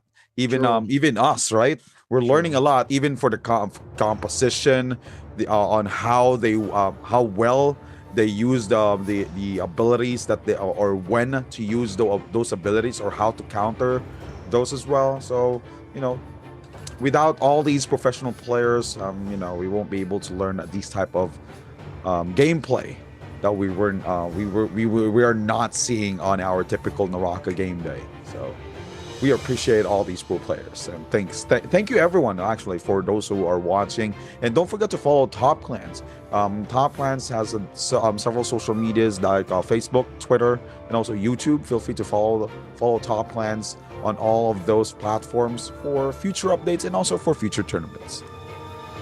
Absolutely. Let's take a look at the score, see how everyone is doing here. NACL on the bottom feeder here with 2 points. We have a Just for Fun from for the 11th spot with 3.2, 3.7 for Infinity. We have 5.9 for Gen Z, 10.6 for VNGC, and 11.6 for Lobby 28. We will see it. Oh, sorry, I was gonna say something else, but go ahead and introduce it. Go. Continue. Well, everyone's performing everyone's performing really well here. But looking at the top 6, we have MR with 15.4, CR or Children with 20.9, 21.2, with GAM here, FA under the 3rd spot with 30.2, 43.3 for BBE. And still onto the top spot, 44 points, 0.5. Oh, BB was the top spot earlier, and now 521 was able to overtake them and has snatched that top 1 spot from BBE. I was gonna say later that these guys are pro players, so even though they're on the bottom feeders, that's not gonna that doesn't mean that they're not that good or whatsoever. They just got outplayed. Third party is somehow the reason why they lose some matchups, and also the rotations as well, and also the luck in this game is a factor when it comes to the loadouts as well. The purple, we have the legendary armor as well, and the weapons in that matter.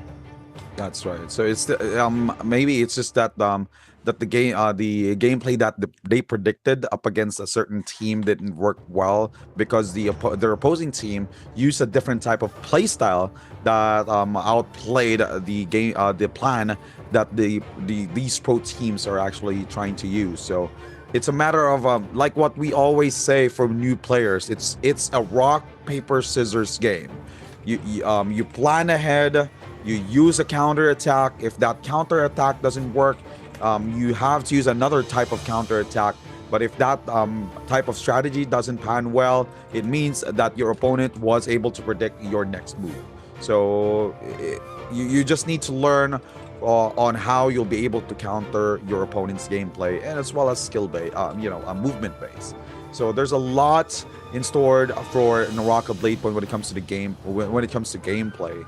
It's just that it might take time, but let's move forward on to game number 3. I'm actually pretty excited to see what will happen in game number 3. We're seeing a lot of teams trying to pop off their skills. They're showing off their skills. You know, a lot of teams are also playing safe right now, just to make sure that they will be able to get back on track, right? So, like 521 Esports and also VNGC. VNGC was able to get back on track, including MR. MR almost got that in the bag.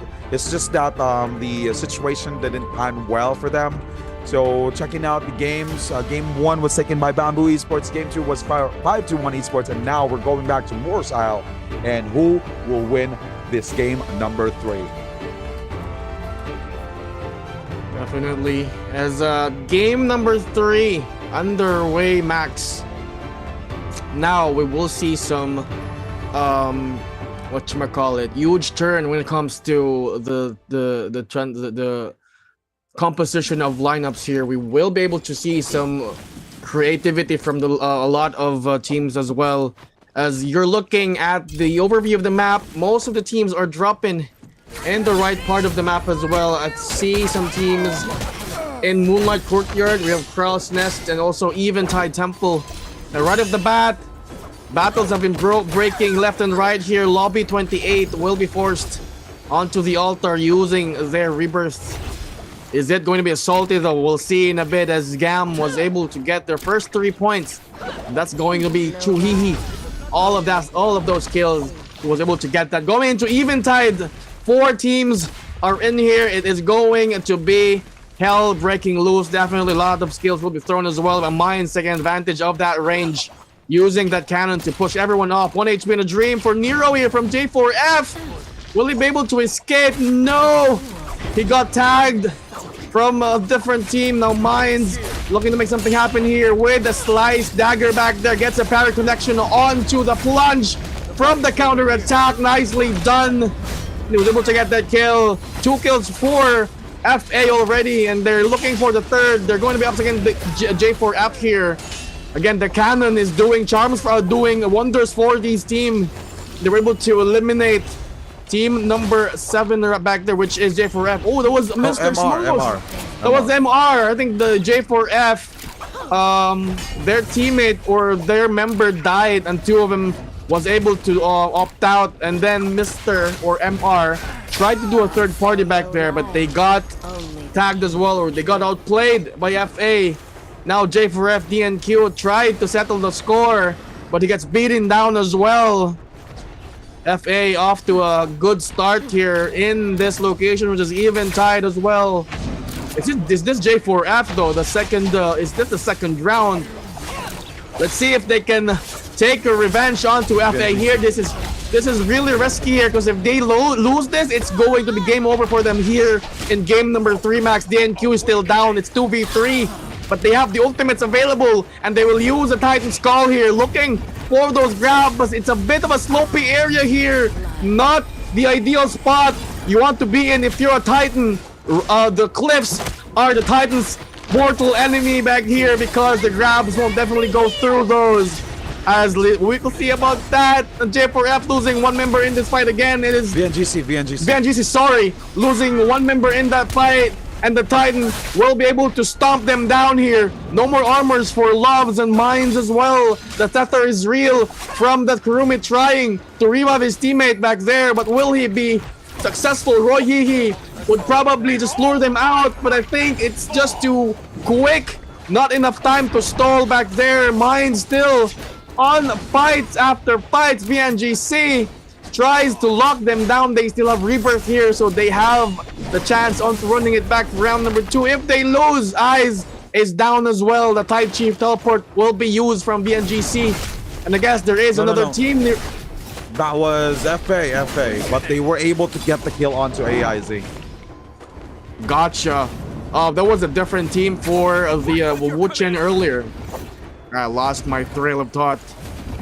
Yeah, because it was a chaotic fight. you'll definitely get confused. But now VNGC was able to bail out.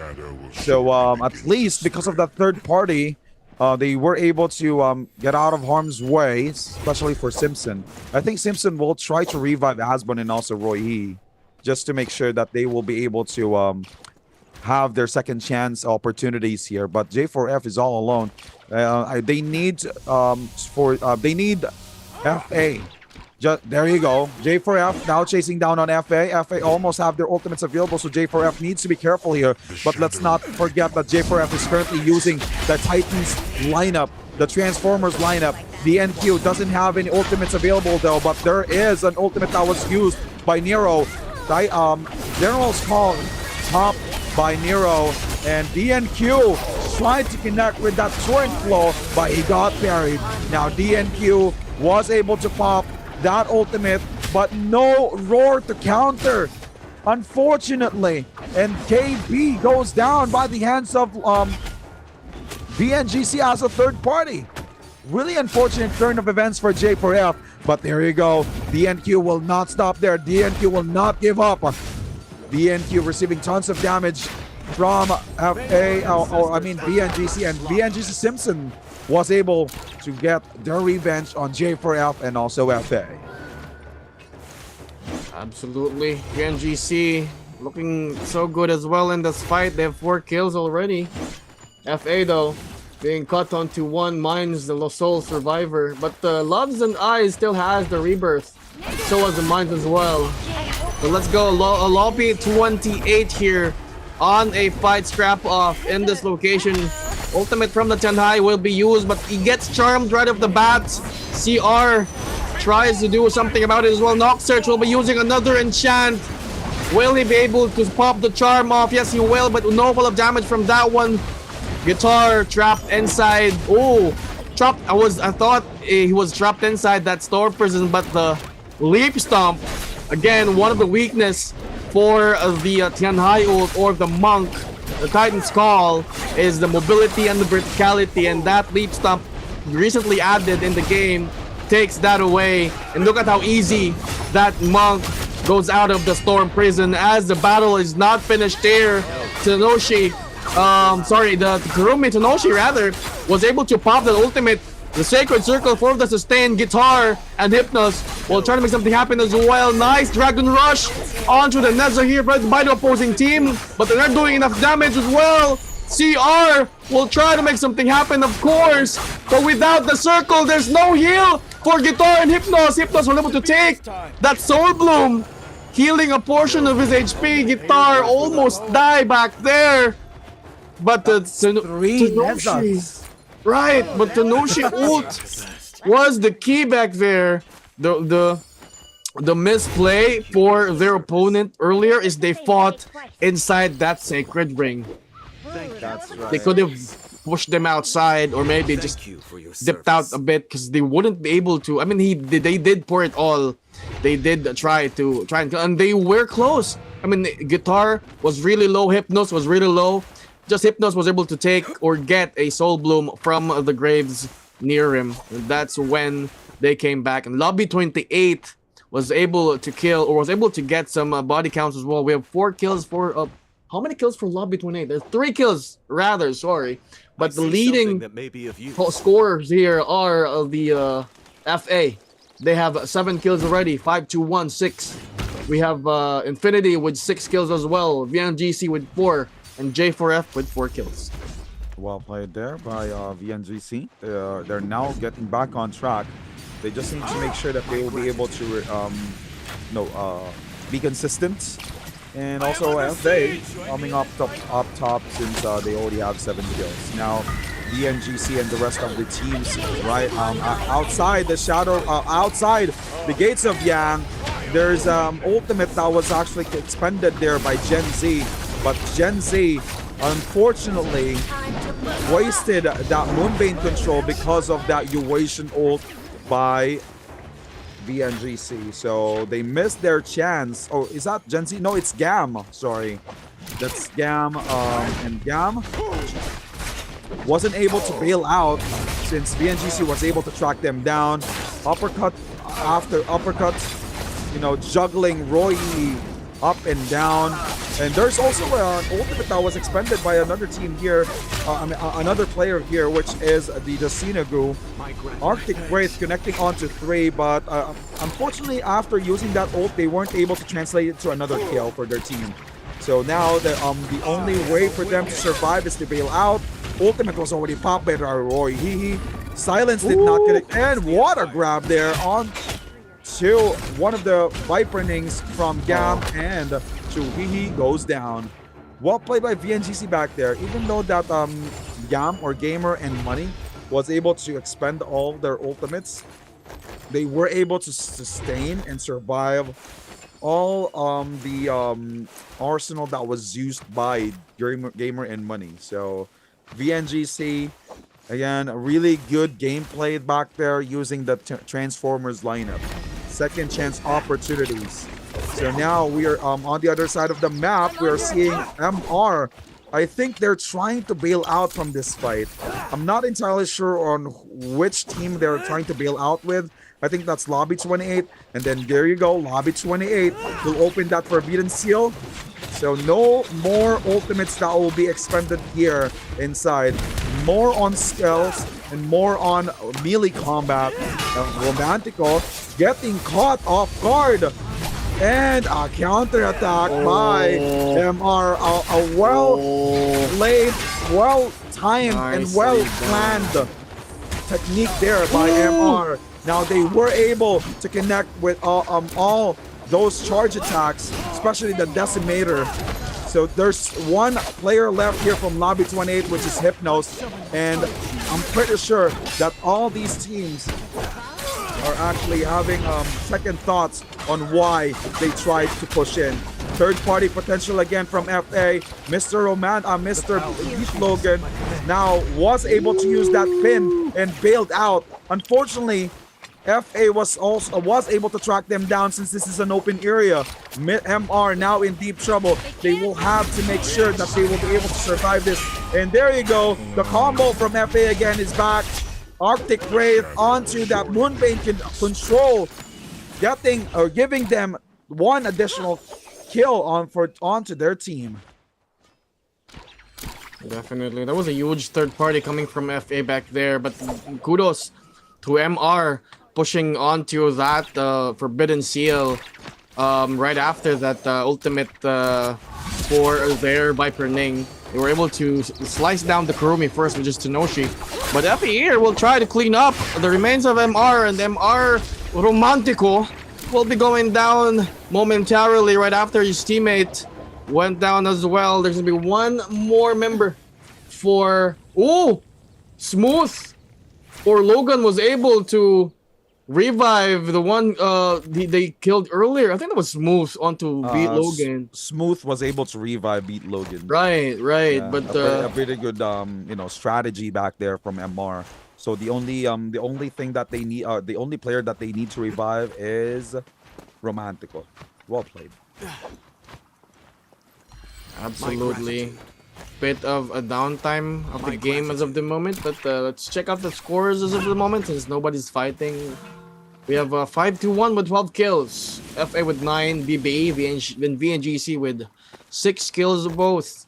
Gen Z will try to test their luck here onto upgrading their Soul Jades, and 9527 was able to craft a pole sword from that great sword, which is a really good mechanics of the game as well. You can change a spear onto a staff, and I want to see that. See what? What you're saying? The pole sword, great sword. Right. Yeah, they were able to. I mean, what team was it? Gen Z. Yeah, I was trying to say. Sorry, I lost my trail of thought again. What I was trying to say is you can a good mechanic in the game is you can change long handle weapons, or for example a spear onto a staff, and also a great sword onto a pole sword. So you can do that in the game as well. That's for the new players out there. It's really good. I mean, the great sword is really strong, but it's really predictable. But on the other hand, the pole sword, which is his counter weapon part, has a bit of a speed, so it kind of takes away the predictability of the weapon. It is still predictable if you know how to handle it, but it somehow has the same damage output but faster, which you could really work with. But onto the other hand, which is the staff, the spear onto the staff. The spear of the staff right now is the go-to weapon because of its huge potential when it comes to solos and the trios as well. So most of the team, as you can see, if they're gonna choose over weapons here, they will definitely choose staff. Somehow some time ago, before the staff got released, the go-to weapon is a dagger because it was really strong, regardless of the combo or the team weapons rather your team is or rocking with. But it's the Gates of Yang, the number 2 actually, as BBE will be having a toe-to-toe fight with a Gen Z here. We are looking at BBE's Transformers team, and it is another Transformers team as well. A mirror match for both. And look at this go. They're trying to rain down those repeating crossbow onto this Titan, and Daoyu was able to get the grab onto the slam, gets a second as well, but he gets interrupted by that one.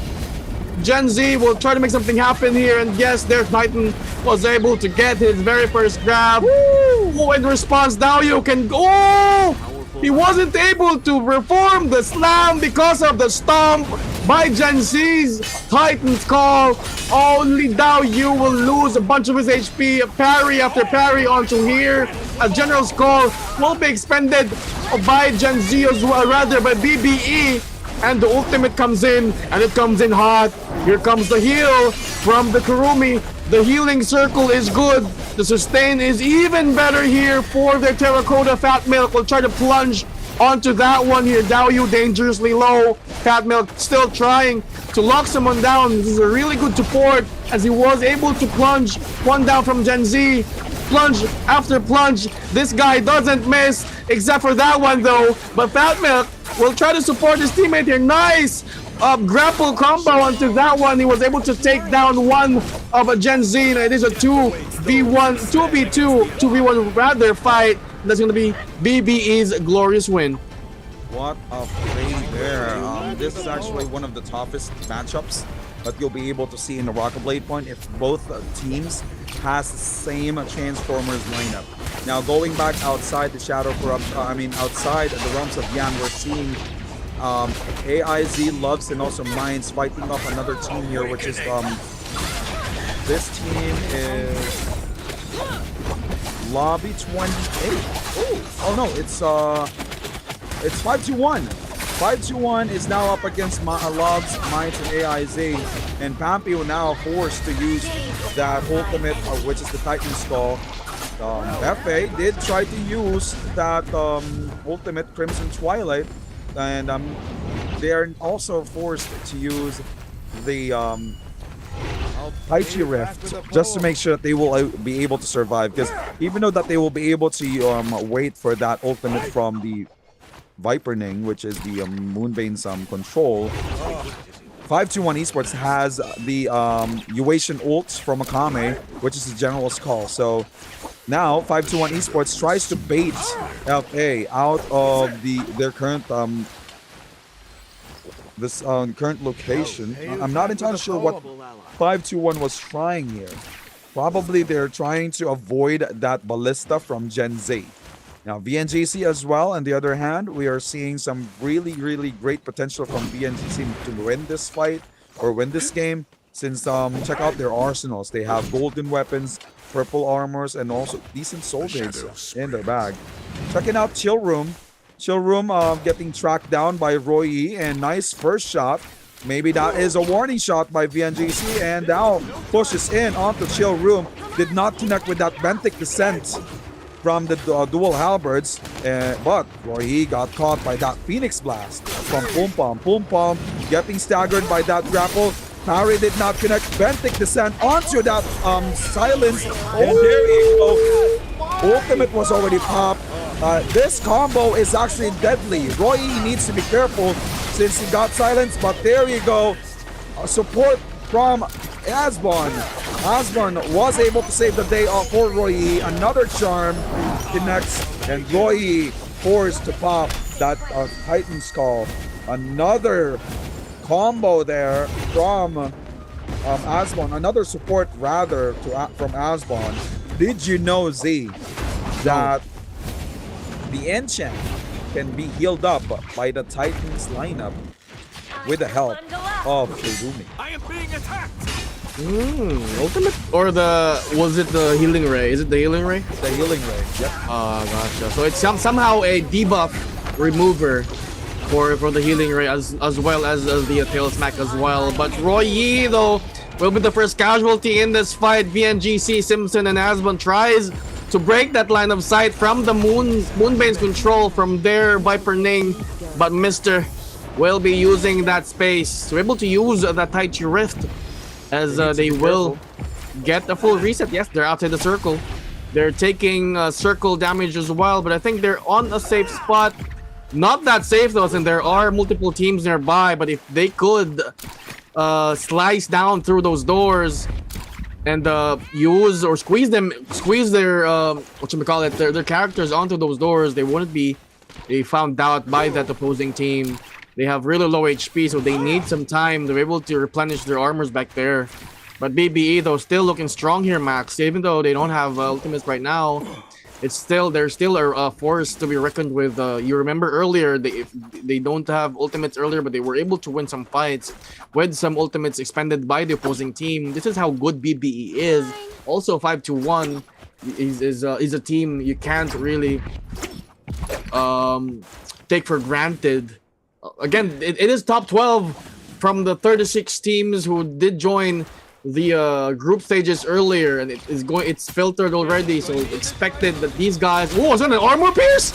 Pampy, I think, has an armor pierce earlier. They were able to go shred through that HP, even though he had. Oh no! What if he had or Asbon here? I mean, if Pampy had some burning something like the flame breath of the cannon here, that would have been dunzo for Asbon back there. 5-1 getting pushed onto their back foot here. Earlier getting 5-1 and FA and Lobby 28 rather. Who was that team though? I was a bit of a confused earlier. I think that was VNGC. I'm sorry. They were able 5-1 was able to push VNGC into their back foot earlier, but I think this is FA. 5-1 will be able to find a different team, but it doesn't really matter as long as they get those kills. Well, Pampy realized that it's a different team, but still, we'll push through here. We'll try to connect with those cannon shots. As you remember earlier, Pampy was the one who had a fully stacked golden cannon, and I think he has something in store for us for this cannon as well. I'm gonna check the soul gauge real quick for this one. No, he does not have. Oh, he has a flame breath.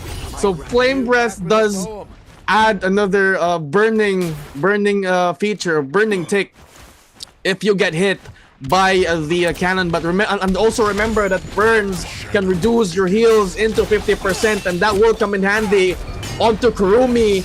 Kurumi lineups for the opposing teams. Tampido was able to land a huge parry out there, but Simpson was able to kill onto Romantico, not being able to take advantage of that fight. Missed the 5-1 rather, since VNGC was able to take out some parts or some members of MMR. Let's see, it is a 3-team 3-way fight. Make that 4. MR is outside the circle as well. Beat Logan. Will try to make something happen back there using the decimator, but it was on a disadvantage. It was a 3v1 fight. We're looking at a ballista action as well inside the store prison. CR losing Eco-Win in that fight. Pampy just constantly pushing them away here.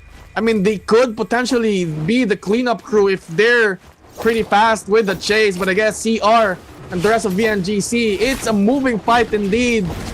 So it's somehow doesn't stay in one area. They kept on moving.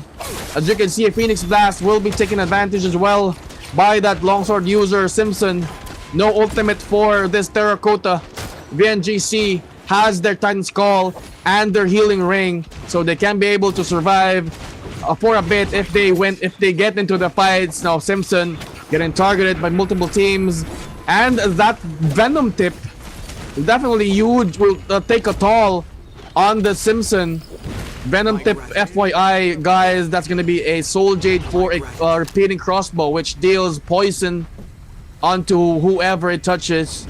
As you seen earlier, again, a debuff like the burn sensation, but it doesn't reduce the healing that much compared to the burn by the flame breath of the cannon. That's right. And now we're checking out 521. Still maximizing those ranged weapons. So we still have 16 players alive here. And checking out the scoreboard, we're seeing 521 Esports with 18 kills with the top one spot. We have 5 teams left. And I really like the Shadow Corruption here. It's more of an open space. So everyone will be forced to fight each other. And, oh, Noxark, last solo player. So we have 6 teams here. Noxark, last solo player here for this game. And I'm now actually excited to see what might happen here. Forbidden Seal was activated pretty early, so they no one will be able to use their ultimates for now. And BBE and also FA might be forced to fight. There you go. As you can see, there is a Moonbane control that was popped by Mines, but it is a selfie. Did not connect to anyone. And there you go. Merciless Havoc from their opposing team. And Mines low on HP, low on HP as well because of that flame breath from Pampy. Pampy did a really good job back there. And now AIZ also low on HP. Another kill by 521 Esports. The perfect third party. Hepta detach though was used by Mines, and FA is out of game number 3. We're now approaching the final, second to the final Shadow Corruption. Who will be the winner? We have a few terrains here, but less covers. Another Moonbane control was expended there by another team, but we're now focusing on Pampy and also the whole team of 521 Esports.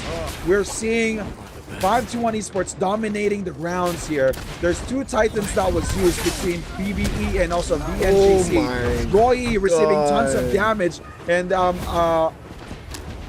ultimate was used there from the Tai Chi Rift from their opposing team's Wu Chen.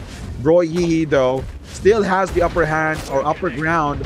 Will de-transform, will wait for the second chance opportunity as well, while 521 Esports loses Akame in the process. The double grab from Pampy wasn't able to finish off BBE. BBE was able to pop their ultimate. He needs that second grab. Did not connect. Will stop. Snack, and Snack is also down. Daoyu got grabbed as well by Pampy. Pampy so tanky. 4 bars of HP from that Titan. And now 521 Esports was able to revive Akame because of Pampy's cover. Gamdo, Gamer, and Money saving their ultimates or saving their position since they were able to track down where the other teams are at. But Akame goes down as well.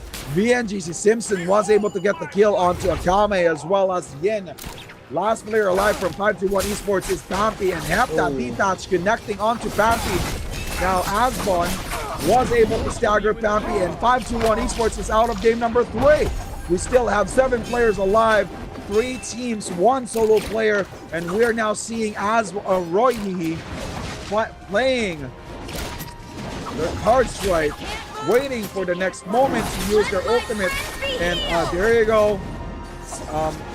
Sacred Healing or Purified Circle being used by Simpson and the rest of the NGC. Well, that's a great reset for them. Let's not forget that Gam, Re-Tiger, has that ultimate. And there you go. Shuhigi using that Moonbane control, connecting onto 3. Last player alive here will be melted down. Well played by Gamers and Money. With that clutch. We didn't see that Reaper in action though, but that's not a problem as we got enough action back there. As I think that would be a BBE game if I'm not mistaken, but 521 has 23 points from that fight. And again, Pampy does it again, guys, with that Flame Breath onto Rupture Orb. Soul Jade for that cannon. really nasty combo for the cannon. He has a purple one as well, dealing so much damage. And look at his damage. Even on fourth, he has 30k damage for that game alone. That's gonna be match number 3. And who knows who got the glory back there. It's really close. But Gam will be able to take that first place and getting that win for game number 3. That's right, and so that they will be able to get that base points that they needed, and as well as that multiplier that they needed to get back on track, for them to be able to try to snatch that top 3 spot for the Top Plans 2023 Summer Invitationals Grand Finals for trios. So I'm actually excited to see if 521 was able to get the glory from that game, since they're now currently the top 1. But let's not forget that BBE is also trying to get back on track, getting 14 kills from game number for that game number 4. And now we're seeing a Discord Nitro that you can get, use the code for your Discord for you to get a 1 month free Discord Nitro. You can use this to play with your friends, get those best features for Discord, and yeah, it's for free. It's definitely for free. So anyway, going back onto the game that we just started from earlier. Again, I'm really impressed for what VNGC did back there. They were able to obliterate 521 Esports one by one, but BBE was able to survive, so they got the 2nd place. VNGC was able to get the 3rd place instead. And how many kills did that VNGC have? That's 17 kills for VNGC. Pretty decent for the number of kills. I mean, there are multiple teams that got the double-digit kills as well, and I think this is the reason why you need to go for those cannon soul jades. But we'll talk about the technicalities later on as we go on a quick break. Watch the highlights while you wait. We'll be right back.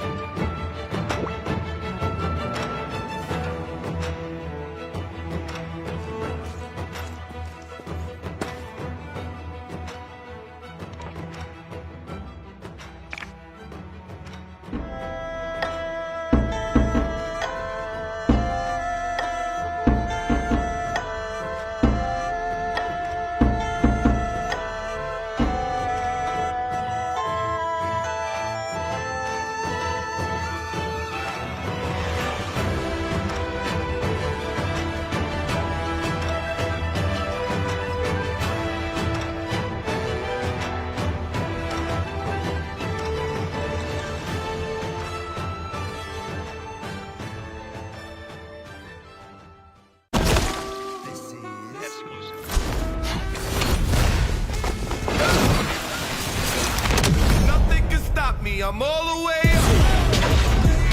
All the way up. All the way up. All the way up. Nothing can stop me. I'm all the way up. For my niggas with the Jeeps and Rolexes. Kicked the bitch out the room and gave her no breakfast. The Jews, these are so reckless. Keep on. On cruise, I'm talking no sound, showing off the new things. Couldn't take it all, so I gave her own chance. Call me choppy, yeah, I keep a few takes. Choppy out the sound, yeah, I got.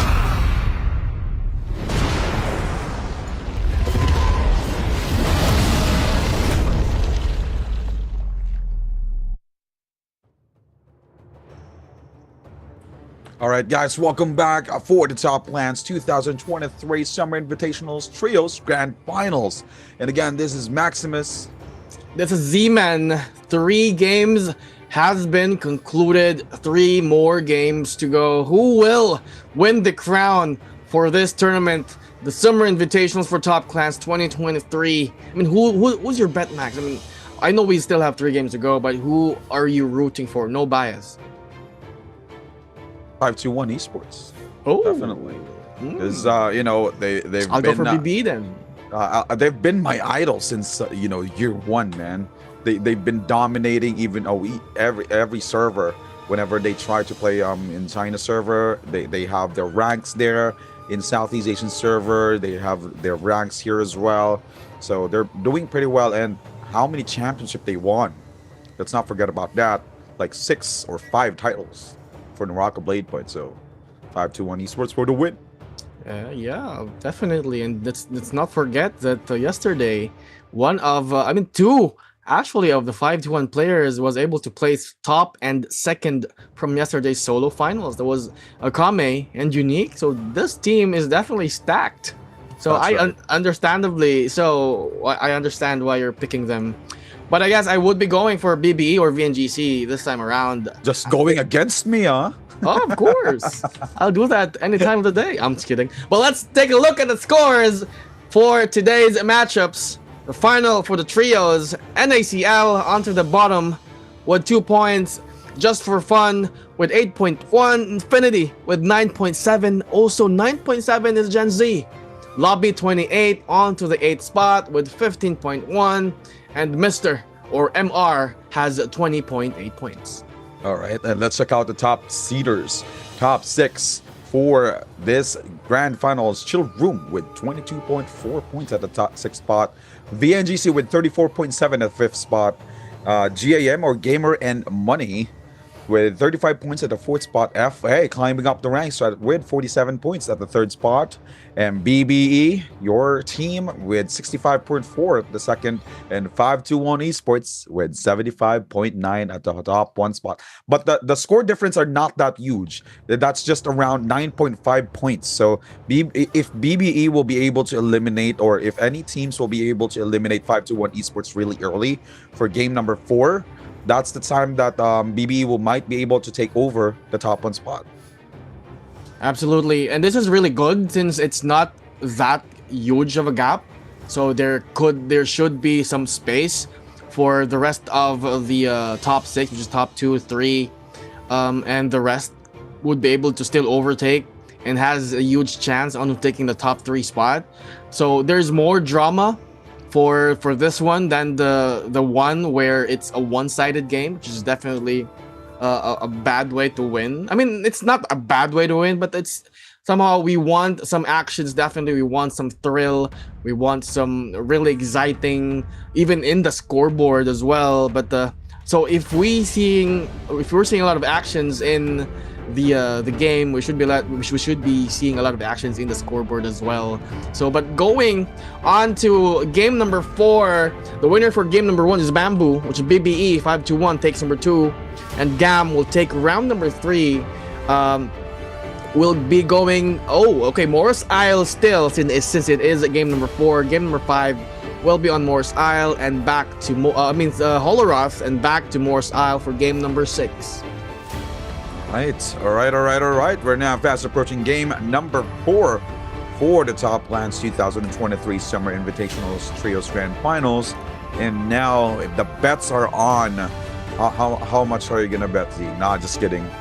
we don't do that here. But anyway, like what I mentioned earlier, if I'm betting on 521 esports, but no bias. I still we always prefer other teams to win each game, just to make sure that to put some drama, right? Put some thrill for and also put some pressure to all these teams that we have. So if ever Bamboo Esports and also 521 Esports gets eliminated early for this game, other teams will be able to have the edge on catching up onto the points.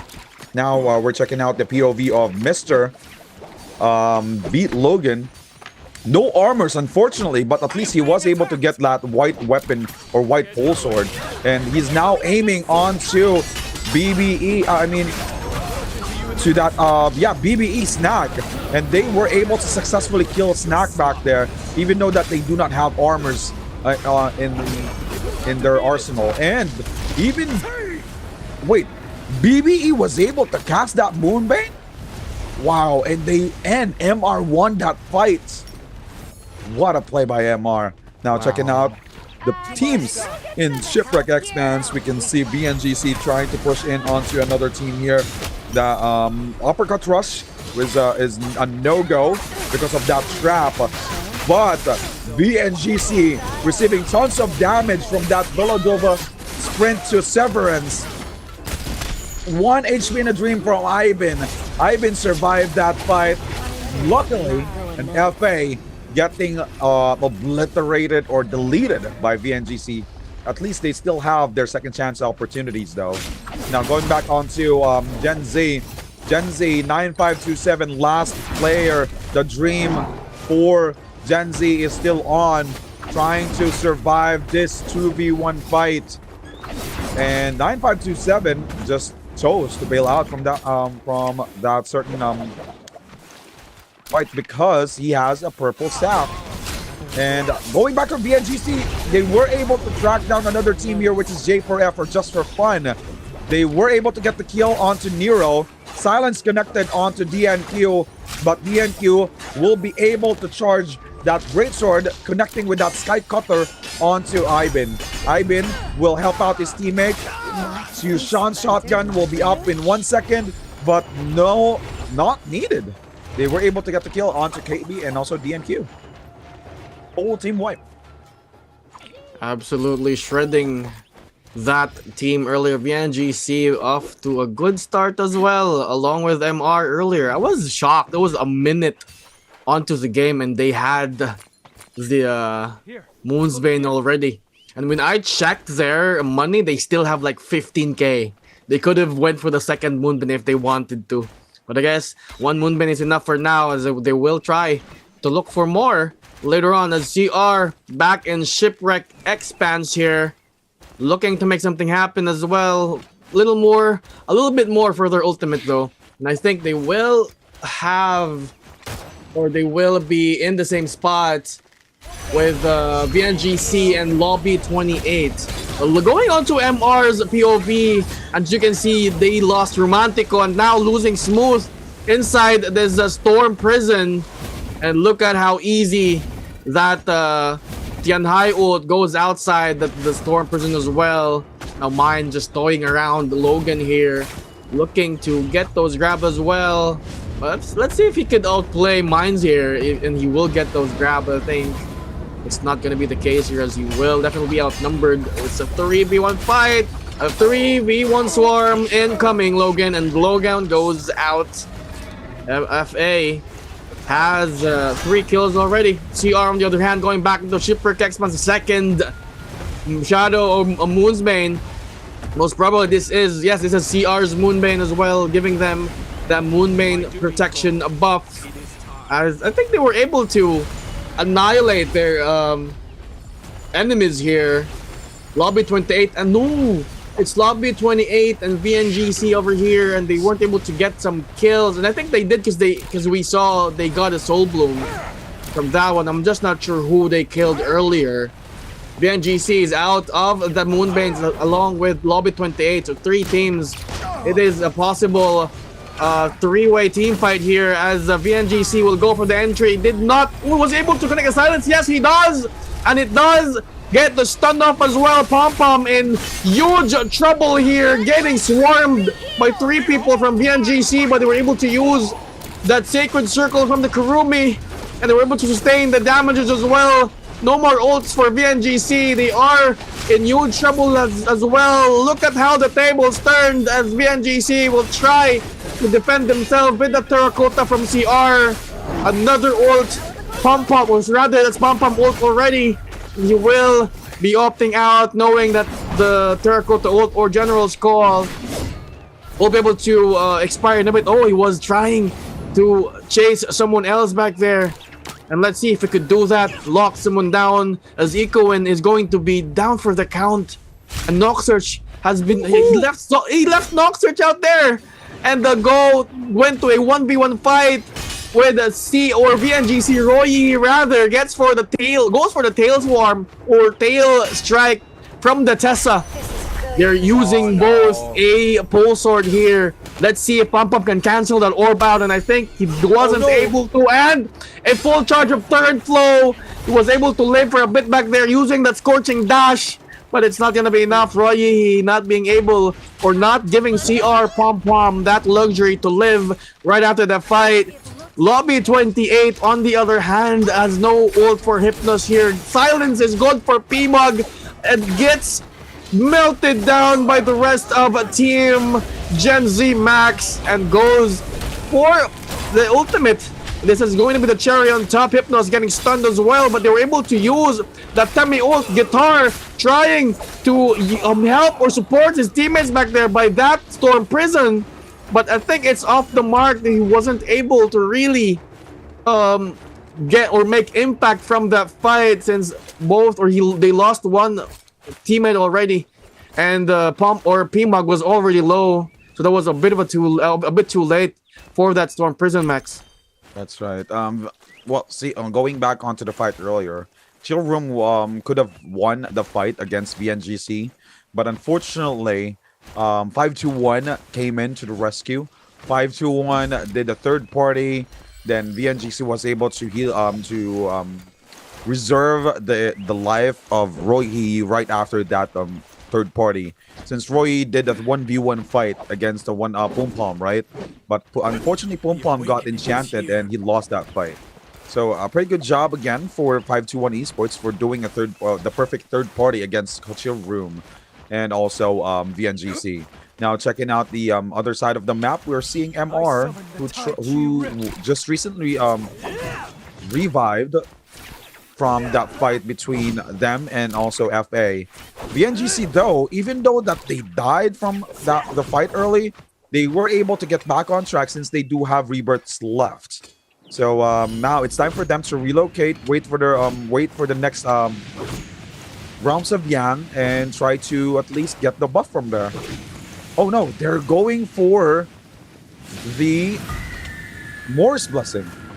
But they need to be careful. This is 521 Esports, and 521 Esports are stacked. The whole team of 521 Esports have decent weapons as well, so they might be on a bit of a disadvantage. And there's also a Forbidden Seal there, so now they're gonna fight. They will try to fight off each other for that Morse Blessing. VNGC Asbon connecting with that musket shots. And there's another team, BBE. The 3 Southeast Asian Vietnamese tyrants are fighting off each other for that Morse Blessing. Enchant connects onto 3. BBE still continues to try to get that Morse Blessing. And yes, they were able to get that Vermilion Bites buff. And now Snack getting eliminated real quick. But don't worry, BBE still has their Vermilion Smite. But they just gave 2 free kills to VNGC. Asbon was able to set up that Tai Chi Rift. And there you go, a full team wipe to BBE. VNGC unfortunately lost Roy and also Ivan. And the last player alive here is Asbon. A pretty greedy decision there by VNGC, because they already know that BBE was able to open that Morse Blessing. So because of that, they're now out of game number 4. That's 3 teams out of the game. as of the moment. Now going inside the gates of Yang, Gen Z trying to make something happen here. Gets the first kill onto Chuhihi. They're up against Gam as well. Gets the second. Make that 3. And a smooth fight here for Gen Z. They were able to one-sidedly win that fight. It's going to be up for the Morris Blessing here and one bonus buff with probably a Vermilion's buff. If I'm not mistaken back here. Will Lobby 28 though. Freshly revived earlier. Not a bit of a under-equipment for them as well. FA was able to spot 5-2-1 back there. Pampy getting isolated as well. Pampy's ooh, okay. The team is back. So the support is good as well for Pampy. Yin will try to connect some decent shots back there. Good neutrals as well. Mines will be popping that Arctic Race.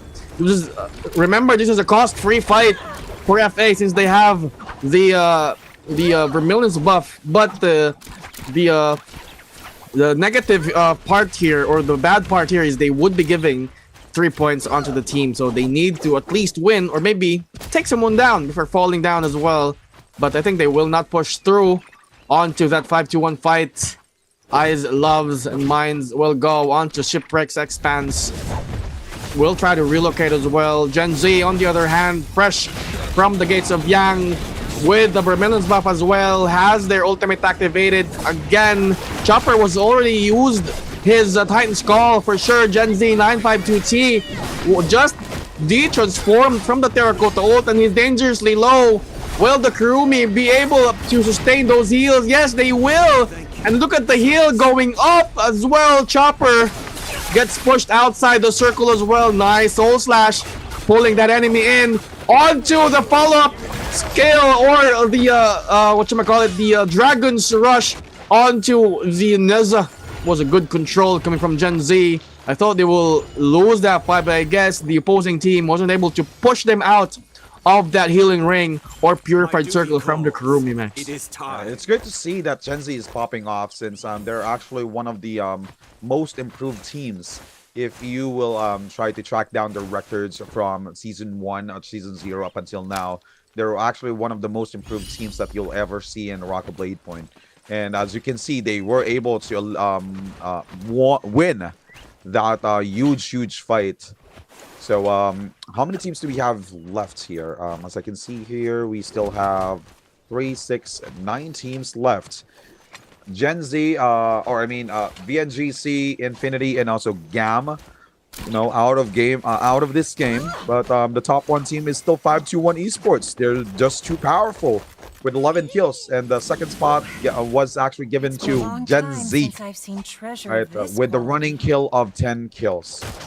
All right, and now another fight might break out in in the Zest Winery, and there's a lot of teams here, like 5 teams, and the Forbidden Seal was activated. 521 Akame was able to win that fight against Mines, and now there's 2 players that was eliminated from that fight, which is Mines and also if I'm not mistaken, if it's Loves though, but they were able to revive though.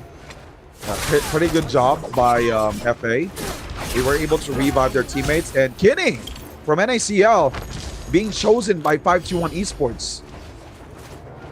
Really unfortunate turn of events for NACL, and now third-party potential for FA against Lobby 28. Loves popping that Arctic Wraith.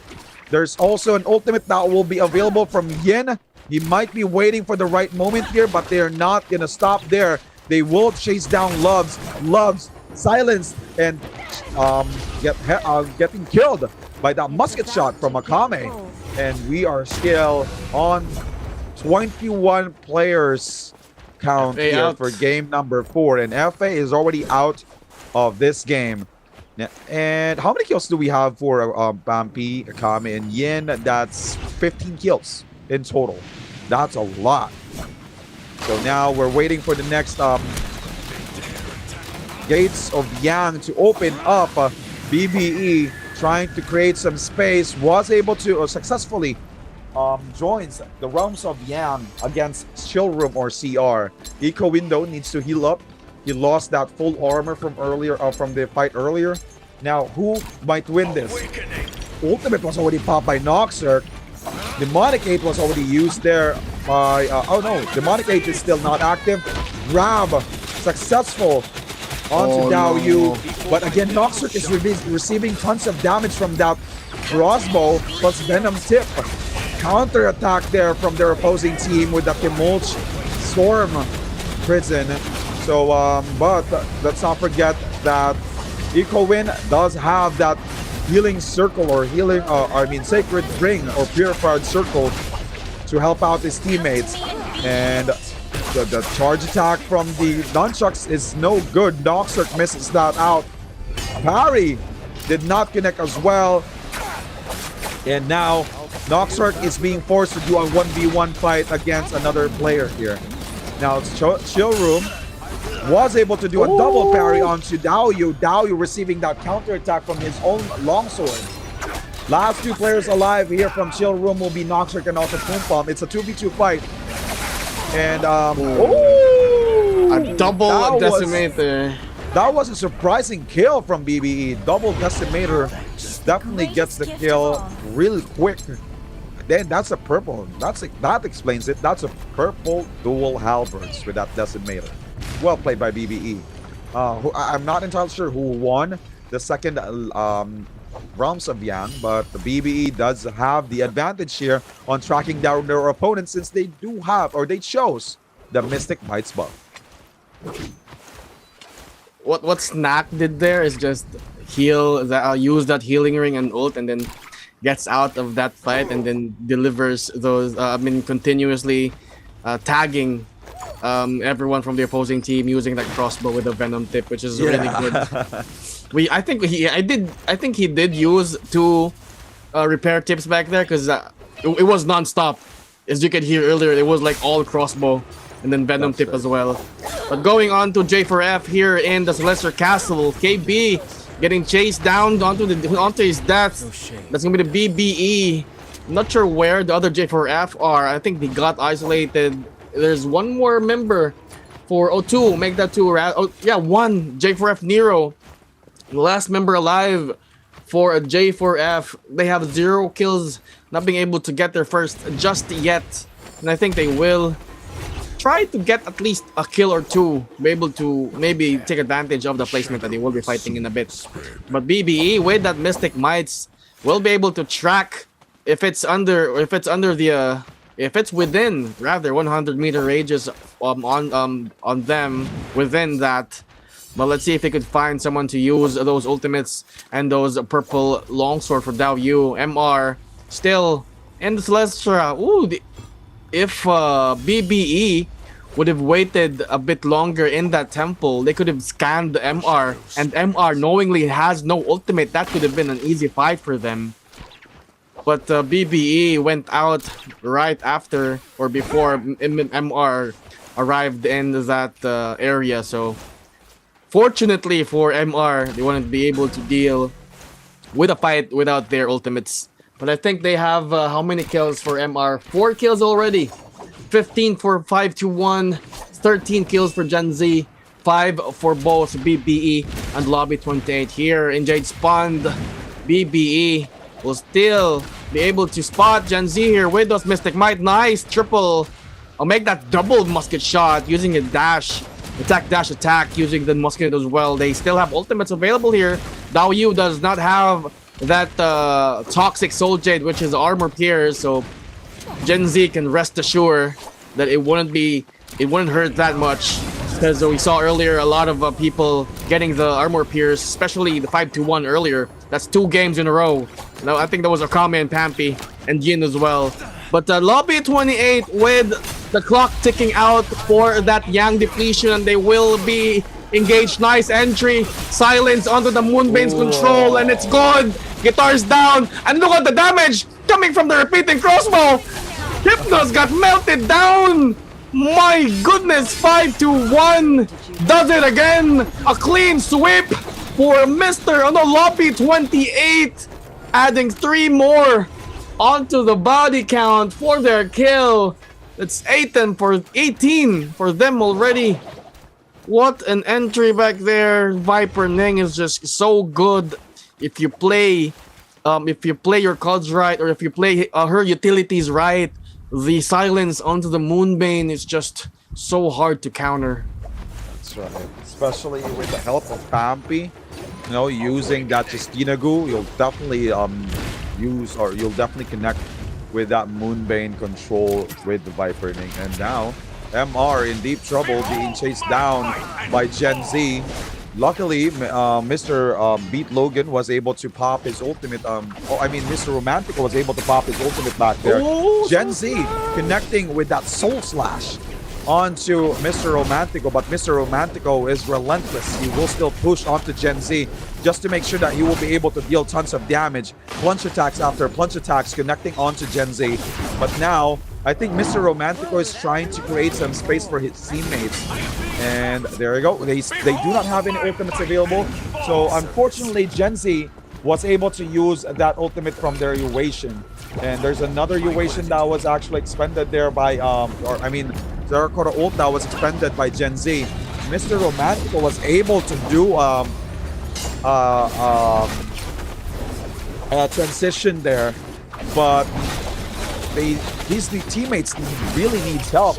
9527 having a great time using that Terracotta Warrior.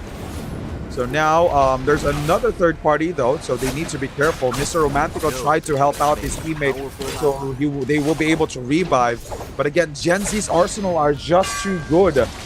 They still have their ultimates available for Chape and also their Kurumi, but they also have the Merciless Havoc. Sky Pillar as wow. well. Well played, Gen Z with the Soul Slash plus Merciless Havoc. And there you go, another ultimate that was expended by Beat Logan, just to make sure that Mr. Romantico will have his will be revived by their teammate. Oh no, Beat Logan, last player alive from MR. He needs to bail out from this, but 521 Esports was there using those crossbows again. Will Beat Logan be able to escape his fate from here? But I think he will try to revive his teammate because Gen Z was able to preoccupy 521's attention. 521 Esports though did not commit onto Gen Z. Most probably they're now chasing down MR Beat Logan because they know and they saw that Beat Logan is the last player standing from MR. Now checking out onto Gen Z, they have pretty good Soul Jades here, and those Soul Jades are now, let me check Gen Z Soul Jades. Soul Slash, Bride's Fall, Hepta Detach, Sky Pillar, Merciless Havoc, and another Sky Pillar. We will definitely win that fight against another Transformers because of the help of the Stanchion Sky Pillar. Now 521 Esports. Oh, MR was able to reset. Yeah, that's what I was gonna say earlier. Surprising. That was really surprising because, we weren't able to see that on our POV, but again, that was surprising for MR. So they were able to do their second chance opportunities here, but they need to be careful from 521 Esports since 521 Esports have their ultimates available, especially from Pampy. And let's not forget that Pampy is really good when using that Arctic Wraith. Now, the team who's been doing a lot of screams, MR versus 521 Esports. Oh, there's a third party. PBE doing a third party against MR and also 521 Esports. And BBE maximizing that ballista.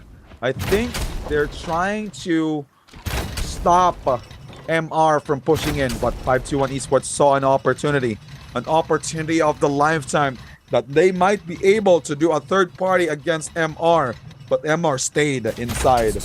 Everyone was scared from BBE's ballista shots. See? Everyone's hiding. Oh, no. Someone's fighting back. Snack in deep trouble, receiving tons of damage from those musket shots. They need to be careful, especially with 521 Esports. 521 is really good with their ranged weapon. But now, Snack was able to heal up. He's waiting for the right moment for the opponent to peek. And yes, first shot connects. They need. Oh my God! They're not letting MR go and rotate to a different location. They're keeping this. This is the god spot that they can use up until the next Shadow Corruption. They can actually create some huge cover. Now 5-2 MR though was able to push 5-2-1 esports. Oh no, Big Logan receiving that damage from that ballista. But now MR was able to relocate. I think they will fight for that ballista. Yes, 5-2-1 was able to get the kill onto J4F. Really unfortunate from DNQ. He got spotted by Pappy back there.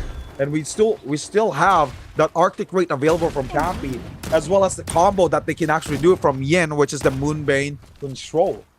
All right, we still have 16 players alive here for this game. And we have 6 teams left. 5-2-1, Gen Z, CR, BBE, MR, and also J4L. Now we can see some action from BBE right after leaving that ballista. They're now trying to stay in one of those trees just to make sure that they won't get targeted by all these teams. Especially they're the ones who used that ballista from earlier. Now Beat Logan in deep trouble, low on HP, wasn't able to clutch using that ultimate. Mr. Romantico being targeted by Vampy. Vampy might use their ultimate. Yes, Arctic Rate was used. There's a third party potential, but Arctic Rate connected onto Mr. Smooth. Mr. Smooth wasn't able to revive Beat Logan. Now the question is, will Vampy focus on Mr. Romantico or will he do a third party against J4L? And also, I've checked 5-2-1's Soul Jade Max. It's like there's a zipping in on their team. Why?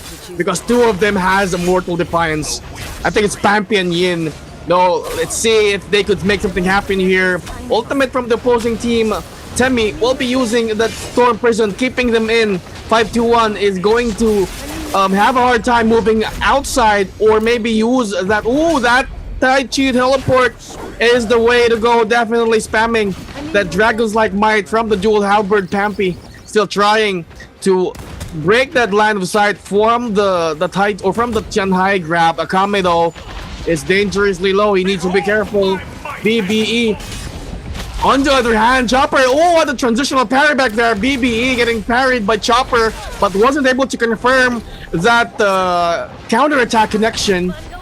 And 9527 will be on Terracotta ult. Let's see if we could get some plunge connection also. Another Terracotta ult will be expanded from, I think, 5-2-1 as well. We'll try to get those kills as well. Pom-Pom, one of those Pom-Pom getting pushed outside the zone and getting killed by 952T.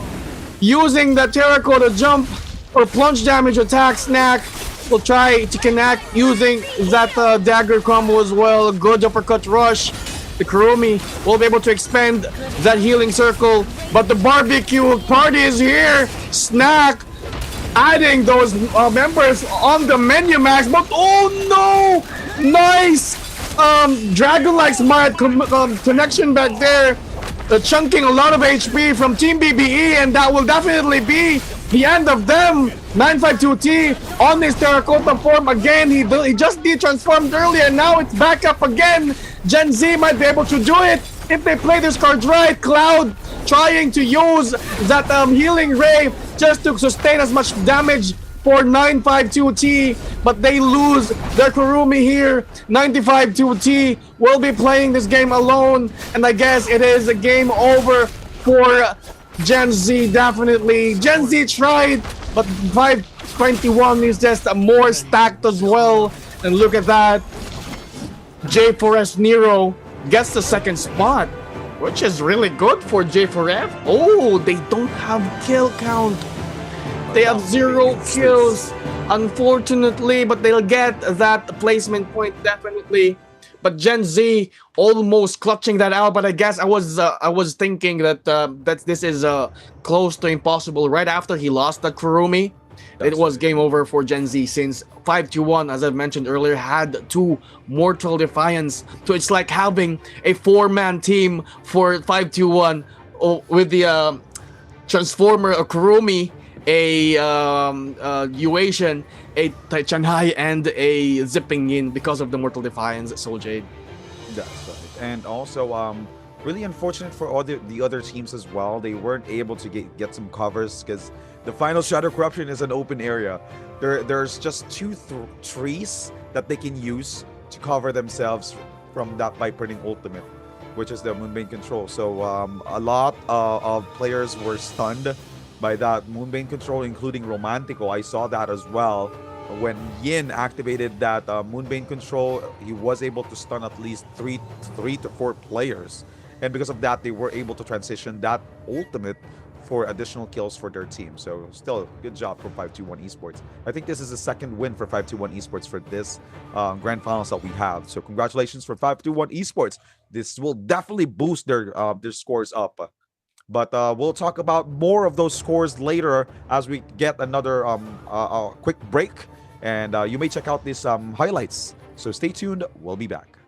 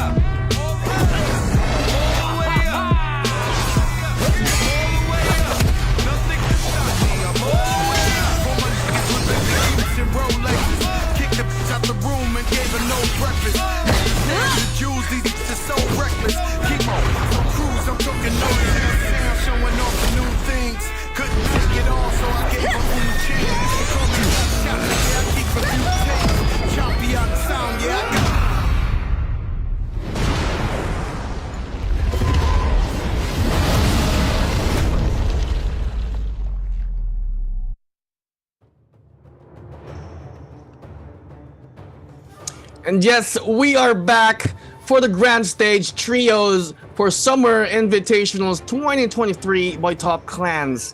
And we failed to mention earlier that 5-1 was able to win that fight with 30 kills. That's a lot of kills. They did 23 kills on, I think that was game number 3. 18 kills on game number 2. Definitely a huge gap for this team when it comes to the leaderboards as of the moment. Also, let's not forget Gen Z was also able to get a 20 bomb point game, even though they finished the game onto the third rather, not being able to get that top 2 multiplier, but it's okay. That's a lot of points, and that will definitely push them up to the ladder. I'm pretty sure that's 23 kills. That's that's a lot for their team, and they're doing really well. Like what I mentioned earlier, they're one of the teams who are well improved. So let's check out the leaderboards now. Checking out the scores from NACL or Salt with 3.6, Infinity at the 11th spot with 9.7, Just for Fun with 10.6 at the 10th spot, Lobby 28 at the 9th spot with 21.6, MR with 27.8 at the 8th spot, trying to climb up the ranks. A Chill Room as well, 31.1, a few steps away from this 6th spot. Definitely. And looking at the top 6 max, we have a Gam with 35.5, Jens with 37.7 points, VNGC with 44.7 points, FA with 54.1 onto the 3rd spot, BBE the 2nd spot with 73.4, and 5-1 with 121.9. A huge lead, man. Definitely the gap skyrocketed after match 4. I mean, earlier it was like 10 maybe 15 if I'm not mistaken, not being able to reach a 20 gap. But look at this, almost 50 points gap from the top 2 BBE. Definitely 5-1 is doing it right now. That's right. If BBE, FA, VNGC, Gen Z, and also GAM won't be able to do something about it, this will be definitely under 5-1. 5-1 already has this in the bag. If all these teams that we have, even the bottom feeders that we have right now, can do something against 5-1. But we still have 2 more games for tonight, so we might see another unexpected outcome from all these players that we have. Like what you always say, Z, man, this is anybody's game. Definitely. But I mean, let's not forget as well that 5-1 is playing the 10th game. Make that the 11th game right now. I mean, if you're in a tournament and playing the full 12 games, that's I'm gonna bail out, dude. That's gonna burn you out, definitely. But they're still containing or sustaining the momentum from the group stage A versus C. I mean, they've been relentless from that group stage games, and they're not stopping here in the grand stage. That's a huge statement, endurance wise, play style wise, team comp wise. Oh my goodness. That's right. Don't forget about Bamboo Esports as well. We've been playing since we started our live stream for the Top Clans 2023 Summer Invitationals Grand Finals. So you can see the endurance from all these teams. So who else? 5-1, BBE, GAM, FA, MR. Those teams are doing pretty well.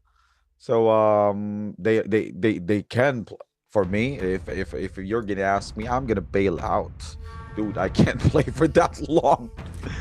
I can no longer do that.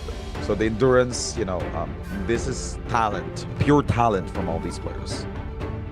Definitely. Game number 5 underway, Max, and I think the battle has started already. No idle time, no downtime for these guys. It's fist fight here in the Imperial Village. Yes, and they were able to get some decent weapons as well. J4F, on the other hand, will be getting their first kill, make that second. I think how many teams dropped here in Imperial Village? 4. Make 5 teams here in Imperial Village. We have a Meetab as well. Yeah, there's a lot. Clustered up in there. Might be five teams as well. It's 5-team Rumble Royale. As I think most of the team will be, as you're seeing, we have 6 in soul form. So 2 teams have been already forced to use their rebirth skill. Going into him in Meetab here, is dangerously low here. Loves and Minds will try to support him. I just realized Minds, Eyes, and Loves has no 4th man, if I'm not mistaken, because they've been playing no subs whatsoever. So it's only 3 for FA right now. Let's see if they can still endure the last 2 games here, but I think they're doing just fine. I take my words back. They are looking to get their 5th kill already, and 4 kills under their bag. And definitely doing good as well for J4F. Will be able to at least 3 kills already. I mean, they did got their first kill earlier. I wonder what team they were able to force to use the rebirth skill. I think that will be it's NACL. NACL though, on the other hand, really coming up short every single time. I'm not sure if they're getting third-partied every single time, or just maybe unlucky when it comes to positioning of the game. All right, and now we're checking out MR. They were able to get back on track after that death from earlier, and Mr. Smooth does have his ultimate available, so he might be able to use that ultimate to counter the attack from their opponents. But Beat Logan getting parried with continuous attacks from their opponent. Beat Logan goes down, no extra weapons from him, and CR or Chillroom had the upper hand from that fight since they have that Moonbane's blessing. So they were able to counter their opponents with that extra damage. Chillroom getting 2 additional kills onto their arsenal. Mr. Beast, last player alive from MR, replacing Mr. Romantico from this fight. He was able to survive though, but there's a Moonbane right next to them. Ooh, Noxer getting another additional kill with the help of that Moonbane onto BNGC. BNGC in deep trouble. BNGC Roy receiving a lot of damage. Wait, what's that weapon? That's an ultimate from Feria? Is that a Feria? Yes, because there's no ranged weapons yet. I was thinking it was a swarm, but I think it's too early to get a swarm. Yeah, I think that was a Feria Shen. Let's see. Let's confirm that later on.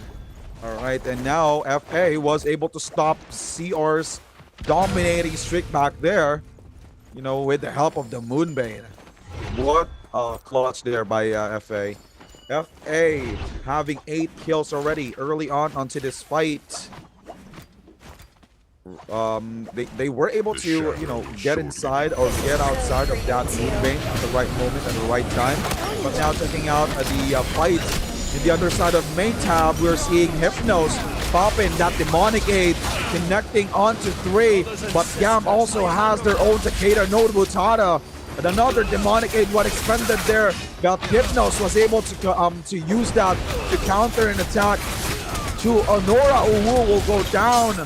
Hypnos, no more demonic aid left, and he's now juggled up and down with that help of that merciless havoc. Enchanted Hypnos getting killed by AIZ.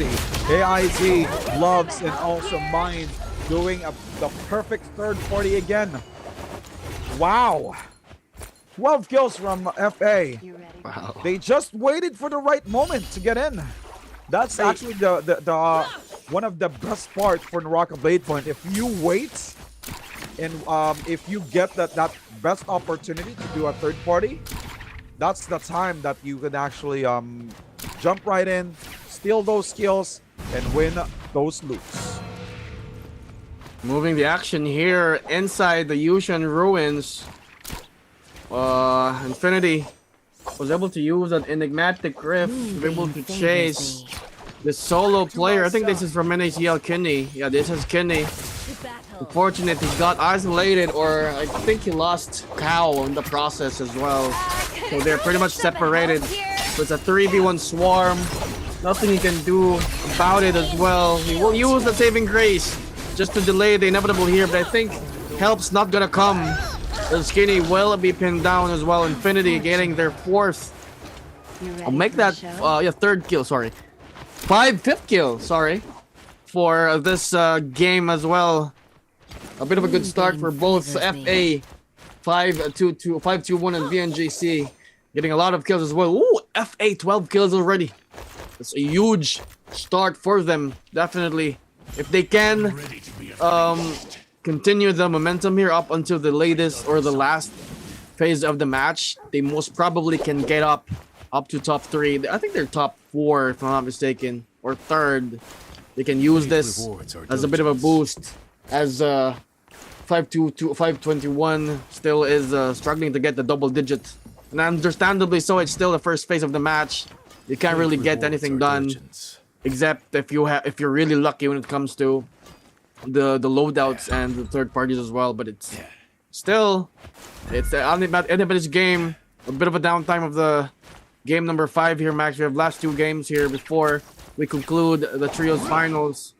As Roy Yee will be bountied as well. I'm not sure who is the bounty hunter. Going onto the Gen Z's action-packed initiation year. Chopper will be able to get the heal, and I think that's going to be a heal from their Zipping Yin.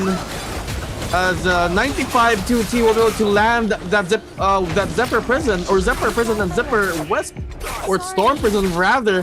Control of the day, but it won't be able to land that follow-up damage as well. VNGC will try to make something happen as well. Roy will be using that Furin onto BBE. BBE finds himself on a very tough situation right after that Gen Z kill. VNGC hops onto another target as well. BBE losing Dao Yu. Oh no!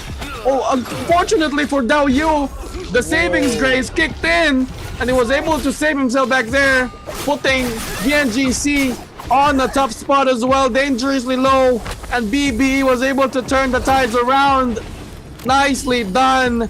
That savings grace was able to save Dao Yu, and Dao Yu was able to capitalize on that, having his demon blade still, or demonic aid still activated. And he was able to use that Furin into his advantage. Now the Gates of Yang number 1 is up.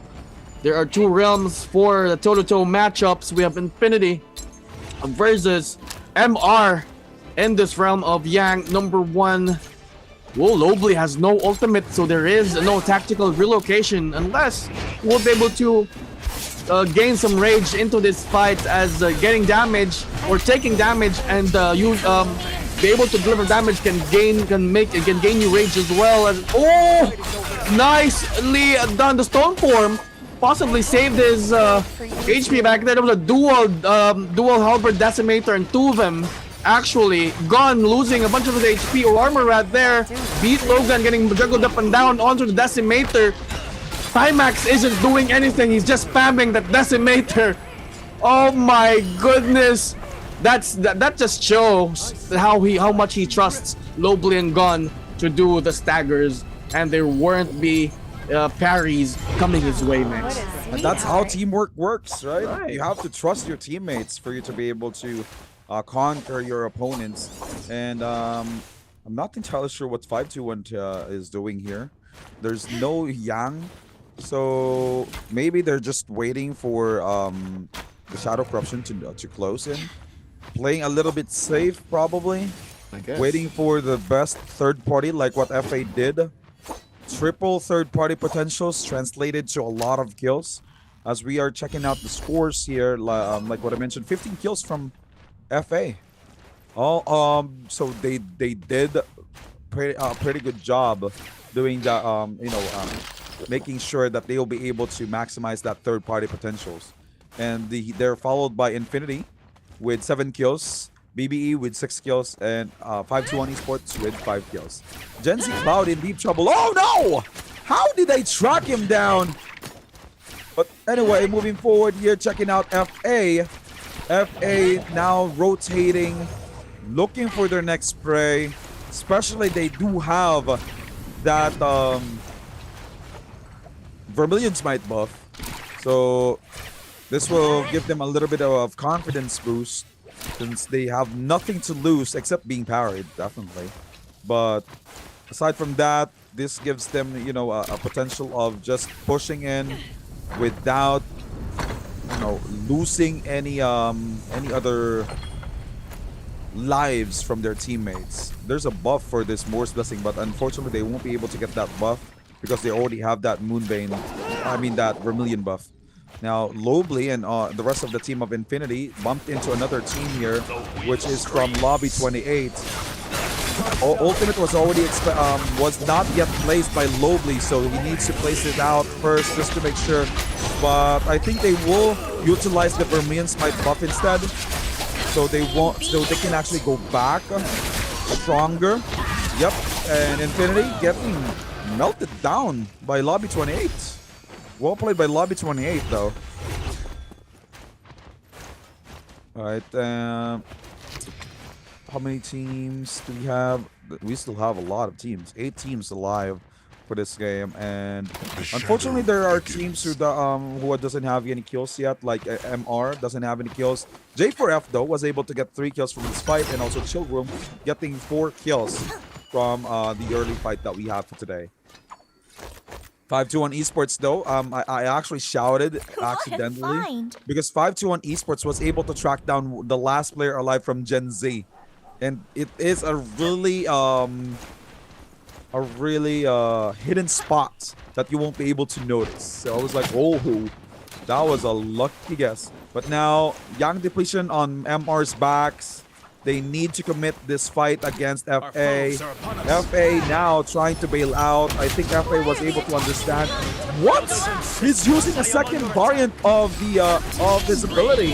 Now, Ultimate was already popped there by Beat Logan, but Beat Logan got annihilated real quick by Mines from that Golden Katana. Their arsenal is just too good. MR is really under-equipped if they try to fight off up against FA. So really unfortunate turn of events back there. 7 teams left, make it 6 probably. Yep, 6 teams left. We still have FA, 521, Infinity, Bamboo Esports, Lobby 28, and J4F. But the one who's leading right now is FA with 18 popping kills. Oh, that's a lot of kills for them. Definitely will help them in the leaderboards. We have 18 people alive. That's a lot of score still needed to put into the board later on. The question is, who's gonna do that? With 521 still looking really good as well with 9 points. They just need to do what they're consistently doing for the past how many games? 10 games already? Dang, these guys are tough. When it comes to the endurance. But yeah, I mean, I was really skeptical earlier when I said that they will probably burn out, but seemingly so. I think that's not gonna be the case here. I think they're still fresh. What are their secrets? I want to ask them actually. Here we go, 5-2-1. Onto a fight. Pampi will be forced to use the Titan's Call, and they're being tested by that healing ray by the Kurumi. So a bit of a sustain for this guy as well. Huge hands coming in your way. Watch out, the Kame dangerously low, and he was able to use the General's Call. Gets the first grab. Pampi will he be able to get the second? No, Ops 4. Whoa! Nice combo back there. Pampi, nice assist onto their Kame. What the hell? What happened back there? Leap stomp rather from Pampi onto that fight. Was able to push everyone down. Pmog will try to cling onto their life here. Gets the connection onto the Decimator, dealing so much damage as well. This could be a potentially... Oh my goodness. Put that in the highlights reel for sure. The prize fall definitely is doing it. 4-5-2-1. But again, they need to be careful. Third party is really good or bad in this game, but they were able to get that kill onto Lobby 28 Guitar. What a fight that was. And F on 5-2-1 rather turning the tables around. No, rather, it was a one-sided fight earlier. And that assist from Pampi onto Akame's plunge attack from that Uation ult form. Now that was a Dragon's Tail. Dragon's. Oh. Yeah, that was a Dragon's Tail. I thought it was a plunge. I was so amazed how accurate that stomp came from the Pampy's Titan onto that Dragon's Tail, because I always miss that chance, dude. That was a good pass That's from true. Pampy. That's true. Now checking out the fight in back in Plum Castle. I think this is a fight between BBE and also J4F. J4F though, B and Q receiving tons of damage from Snack. There's a Storm Prison that was expended by BBE, but fortunately J4F was able to get out of that ultimate. Now KB, last two players left here from J4F will also get annihilated by Bamboo Esports, but there's a third party potential here from FA who just recently won that 3 Gates of Yang as well. Now, ooh, a triple charm from FA that will connect onto BBE. Fortunately, BBE was able to use that saving grace from Snack, but until receiving that Arctic Wraith, Snack also goes down. I think his teammates was able to bail out, but they won't be able to get too far because FA does have that Mystic Might's buff. Then another third party potential here from the opposing team. J4F was able to heal up one of their friends though. Is this J4F? Yep, this is J4F. And version 2 of that tail slap being used by Loves. He's actually doing pretty well. Charm Enchant again connecting onto one. But they chose to bail out because there's a possible third party potential. And that Takeda is using a demonic aid. Alright, and Enchant connects onto Dao Yu. Unfortunately, he got silenced up. He won't be able to use that demonic aid as well. Infinity, with the perfect third party, joins in the fight. Now gets a total of 8 kills for their team. This will be a tough fight between Infinity and also FA if they choose to fight.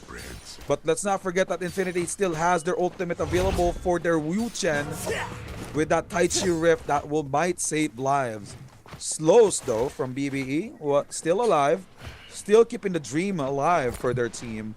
Will try to relocate, will try to survive, and might try to revive their teammates. Nicely done for both the teams. Actually playing really good. The last 4 teams has been playing like crazy here in game number 5, Max. Outplays after outplays, and they will definitely have those golden soul jades in stack for their loadout going into the last phase of the match. Now this is the time where everyone is just going to take a breather for a bit, reanalyze things, maybe look for or check out the kill leader, who is the kill leader, because you can check that out by pressing J. I think they will see Mind's Eyes and Loves in there on the board with 21 popping kills already. They would probably be scared or be encouraged to do the challenge out there, but they're going in this Plum Castle. Nicely done. Pinned the Tai Chi teleport already, since they will be going to enter in the fight. You just need to be careful though, not gonna get silenced by a Viper back there. BBE on the other hand will try to make something happen as well. Dao Yu pretty under equipped with white armor, gets tagged, or Slow is getting tagged by the Soul Slash. They'll be forced to use the Storm Prison, keeping 2 people in. And there we go, the quick reset from their Wu Chen Lobly. Well, were they able to get Timax though? No! Oh. They weren't able to include Timax in that Tai Chi teleport.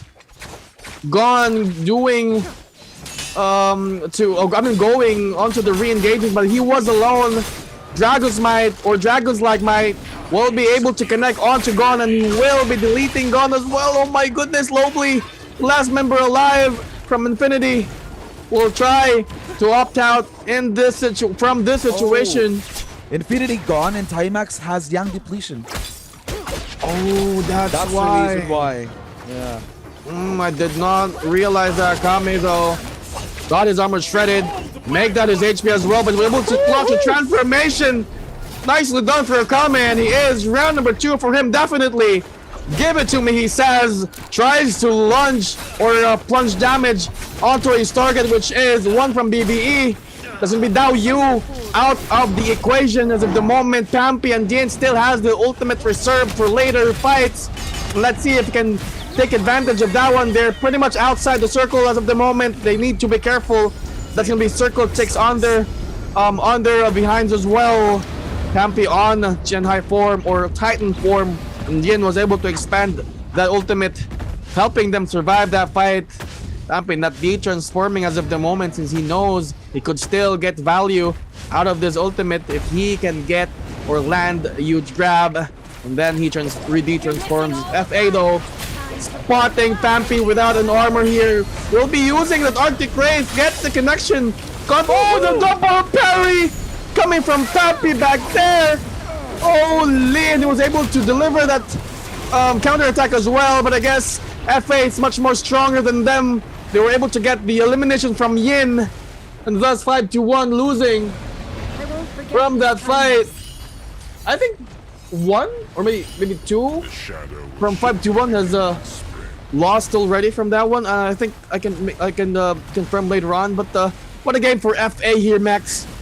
From that fight here on out, this is definitely a huge advantage for them, since they do have a couple golden weapons and a couple golden soldiers as well, strengthening their loadouts and their arsenal going into the last phase of the match. That's right, and we still have BBE still available, FA, for the full team, and then 2 solos. All right, the 2 solos that we have here for tonight is Akame and Lobly. So probably what Akame just needs to do here is just to play safe. They already have 14 kills.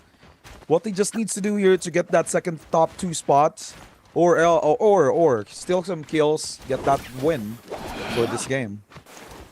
So now, checking out BBE, how many times do they have to kill BBE? Remember, they died several times in Plum Castle, but then again, a full team from BBE, and he was able to get that purple golden armor as well. I mean, purple armor from the from outside Shadow Corruption. So really good job from BBE. Snack doing his job as well as the main support of their team, helping out their team to survive using that zipping in ultimate, and also Nature's Touch. I just also observed what Snack has been doing since the start of the trios finals is just grab that repeating crossbow, because he did use that from earlier fights as well. His aim is impeccable as well. He's very accurate with the crossbow. He deals so much damage as well. Imagine all of the shots, I mean most of the shots rather, is going to be a headshot, and I think he was using a purple crossbow earlier. And from that recent fight inside, or that was a recent game, or the past few games, it was game number 4 or 3, if I'm not mistaken, with that Venom tip inside the gates of Yang, where he did what he did just was landing those repeating crossbow shots, not being able to really move from where he's from, and he just needs to heal, and then goes for the crossbow switch and connects all those crossbow shots, which is really effective from what I saw earlier. But we have 4 teams. Let's see, FA with a full stack of team, BB as well. We have 2 rats in the game. We have Akame from 5-1 and Lobly from Infinity. So both FA and BB will be on rat duty here, but I think that's not going to be the case here, since they will probably wait for that right opportunity to bite in. So what's happening now is BBE and FA with the range battle as well. Ooh, Mines was able to see Lobly from that angle, or I think was that the camera, just the cameraman, or was it really Mines? Yeah, it was his POV. Gotcha, it was Mines POV, and yes, he was able to track Lobly down, and that's one less rat to be wary of for this game number 5, Max. What a 3-man swarm coming from FA back there, but I think BBE will use the same strategy here, take that other part of the tower, huge gate as well, and most probably just try to chip as much damage as they can. Slows has no ultimate, but he has that golden armor, since he will be the initiator of the bunch, and most probably he needs to stay alive to be able to support Snack and Daoyu as well with those Zephyr Wisp and the Storm Prison. Daoyu. Check out the minimap. Check out the minimap where Akame is. Hold The on. minimap on the upper right come part. to me. Ooh, I'm actually checking God his POV. spot, dude. Really, That's a god spot. sneaky spot, definitely. But I think is that going to be included in the next circle? I think it is. Yes. Yes. It is. And I think that will be hard to really see since it is a bit of a slopey part of the area. I want to have I want everyone to see that as well. But we are going to be looking onto FA's POV here. Mine's going to be controlled by the Wisp, and he will be forced to use the Arctic Wraith. Will it connect? This is going to be a hard location. They're on an awkward spot as well. A lot of buggy areas. Not buggy, but you can get terrain that most likely for this part of the map. Loves was able to get that kill onto BBE, but Snack tries to heal up or tries to revive his fallen comrade back there, but I think it's not gonna be working in his favor as well, and they're really close for Akame. Akame is just nearby. I wonder Mines would be able to see that nice combo coming from the katana on Mines. Ooh, was able to double evade or double dodge that Dragon's like Mine. I think Mines saw him go outside the circle of Akame though, being chased by Eyes was able to see him. And I think there was a communication back there. Mines was able to glimpse out of, or was able to take a glimpse of Akame earlier and was able to tell Eyes to follow him. But I guess Akame will be able to use that ultimate from the Terracotta form. The General's Call is here to save him indeed. And let's see if he could take the second spot over the other solo, which is Snack. That's going to be from BBE. So it's a battle of whoever gets taken out first. Akame though really low when it comes to his HP. He has full armor, but he needs to be careful not gonna get pushed out of the circle or the zone. Definitely an FA fight from here on out, as Mines will be definitely putting the cherry on top, using that Arctic Wraith, gets a connection onto the soul or the charge from the katana, and yes, he will take down Akame. BBE will definitely take the second spot here. FA for sure will be winning game number 5 here, Max, but I guess Snack delaying the inevitable here. And yes, they do. 28 kills, almost topping off the 5-2-1 kill or 5-2-1 30 kills earlier from game number 4. FA popping off, not just popping off, playing with grace as well with 28 kills, taking the win on game number 5. What a game there for FA. They were able to take advantage of those juicy loops from start to finish, and they were able to translate those, equipments into additional kills per team whenever they try to do a third party or whenever they bump into another team that they're up against with. I saw why they tried to play the fight slow against BBE, because Mines or Loves was able to see that Akame is still alive. He tried to bail out, right? He tried to keep him to sacrifice himself to the Shadow Corruption. But then Mines or Loves was able to detect him. Probably they communicated that this is Akame. You have to wait for Akame to die first, so they won't get that multiplier from the second place. So that's the reason why they stopped attacking Snack or Slows from that 1v1 fight. So they focused on killing Akame first for that multiplier not to be applied for their team.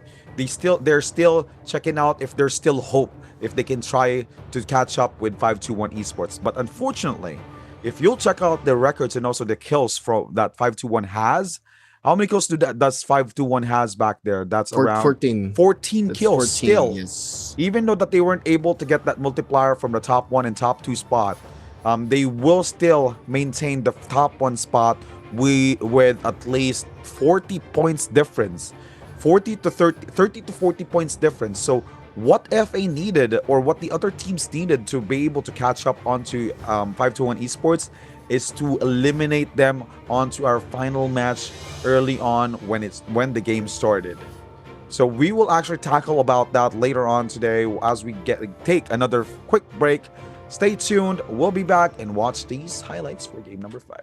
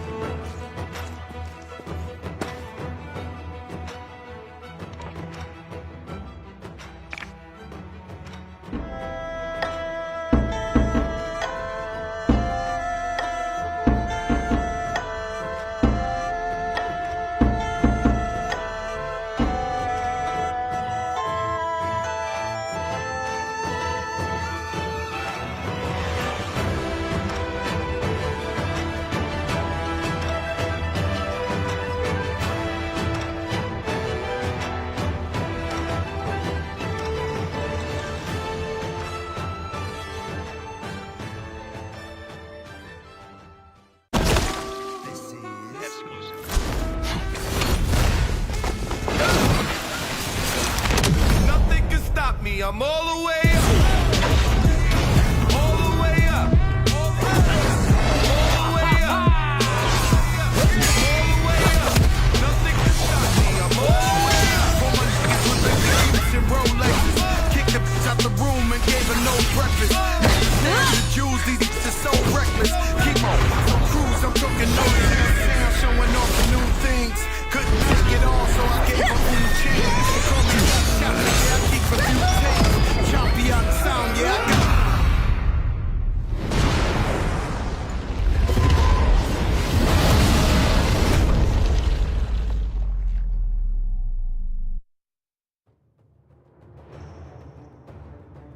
All right, guys, welcome back to the Top Clans 2023 Summer Invitationals Trios Grand Finals. And again, earlier today, we were able to witness another team dominating the game number 5, which is FA, with how many kills would that be, Z, if you still remember? 28 kills. 28 kills from FA. And again, this is Maximus. We also have here Z-Man, and we're now fast approaching the final game for tonight. The deciding match on who will become the top clans 2023 summer champions. Let's check out the running scores now, see. So 12th spot will be NACL 4.6, 11th spot will be Just for Fun with 15.7, 10th spot will be Infinity with 21.6, 9th spot will be MR with 28.3, 8th will be Lobby 28 with 29.8, and Showroom at the 7th spot, still trying to climb up on the ranks with 36.5. Absolutely. I guess I mean the top contenders for today's championship, which is 5-2-1 in FA and BBE, VNGC, Gen Z as well, will be able to battle it out in this last match, having 5-2-1 with 142 points under the top spot. The gap is closing in, but I think it is going to be hard for both FA and BBE to climb onto the top spot because of 5-2-1. What they need to do is just have that lockdown potential and be able to eliminate 5-2-1 early on, which for VNGC, Gen Z, and GAM though needs to play really aggressive here, since they have the chance onto really snatching the top 3 from BBE, which is 94. It's just a 20, 40, 30 game lead, but it's gonna be hard for them since a lot of teams will be doing the same thing, thus giving the 5-2-1 a really huge lead for this moment would probably make them a target for the rest of the lobby. But the thing, or what 5-2-1 needs to do here is, I think if they can get at least 3 kills on the first phase of the match, they can just lay low and play safe up until the very end to be able to maintain that lead. So I guess I have mentioned earlier that a lot of teams will be playing for that 5-2-1 shutdown, definitely. But we'll see how it goes, since 5-2-1 has been really performing really well for the past 11 games, Max. Take note, that's 11 games already, and they're not stopping there. They're probably complete the 12 games rundown, but let's see if they can still perform and deliver the same energy when it matters. Here is game number 6, going to be approaching in a bit. What do you think that what do you think is the strategy that they need to do here, and some team or lineups that they need to, or they can use to be able to sustain or maintain their lead this game number 6? Well, it still depends as well when it comes to their hero scores. We have to consider that, right? When it comes to their lineups. But for the gameplay, I think they will have a hard time hunting down 5-2-1, since all these players won't be able to determine who's who, since they don't have any cosmetic skins, and there's no names above their heads. So the only way for them to move forward and get the kill onto 5-2-1 is just to keep on pushing. But since 5-2-1 was able to see the scores, they're gonna play safe after that first rebirth. They're gonna play safe, or if they're not gonna play safe, at least they will get at least 15 to 20 kills again, and that will make the gap even bigger. And since we're going back to Moore's Isle, this is going to be interesting, since all these players are used to playing at Moore's Isle. So we're now starting the final match for the grand finals, which is game number 6 for trios. Again, Yes. Maximus and Z-Man here for you, your favorite shoutcaster for Southeast Asian English broadcast. Take it away, Z. I was actually waiting for the "Are you ready?" part that you're. Oh, okay. The question is, are you ready? Again, are you ready for the final match? There you go, Z. Come on, take it away. I don't have a voice to do that. I was able to get that, but I was just kidding.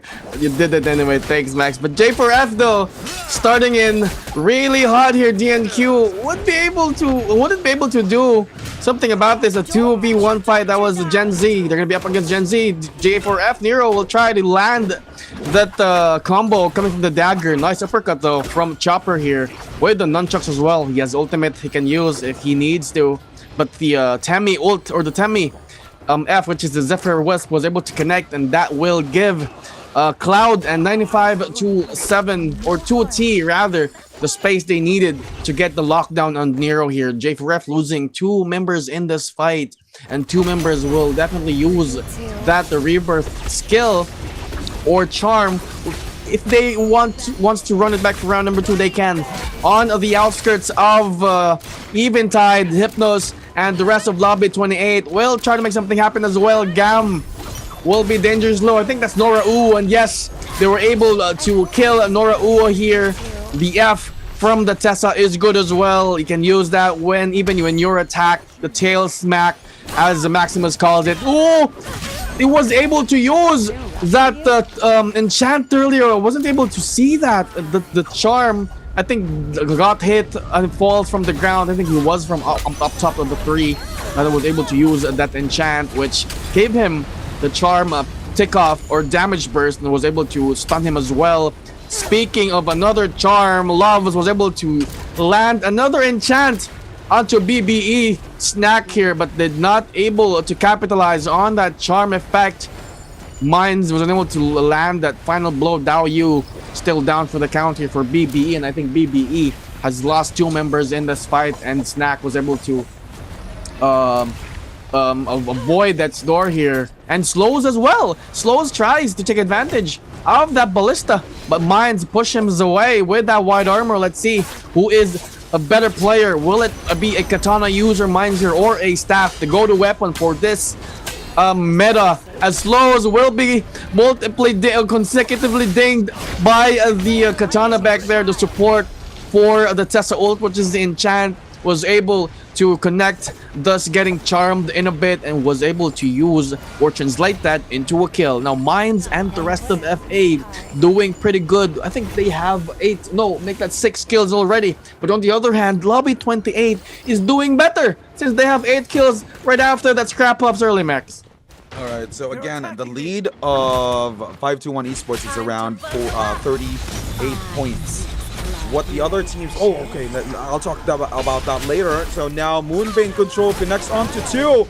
Lobby 28 was able to eliminate Red Tiger that quick after that Moonbane Control. Taichi Rift was there, and Lobby 28 did not even bother on trying to find the other team.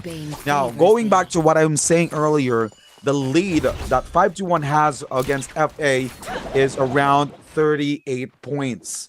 What FA just needs to do here is to bank up to 30 kills and or more, just to make sure that they will be able to catch up onto 521 Esports score.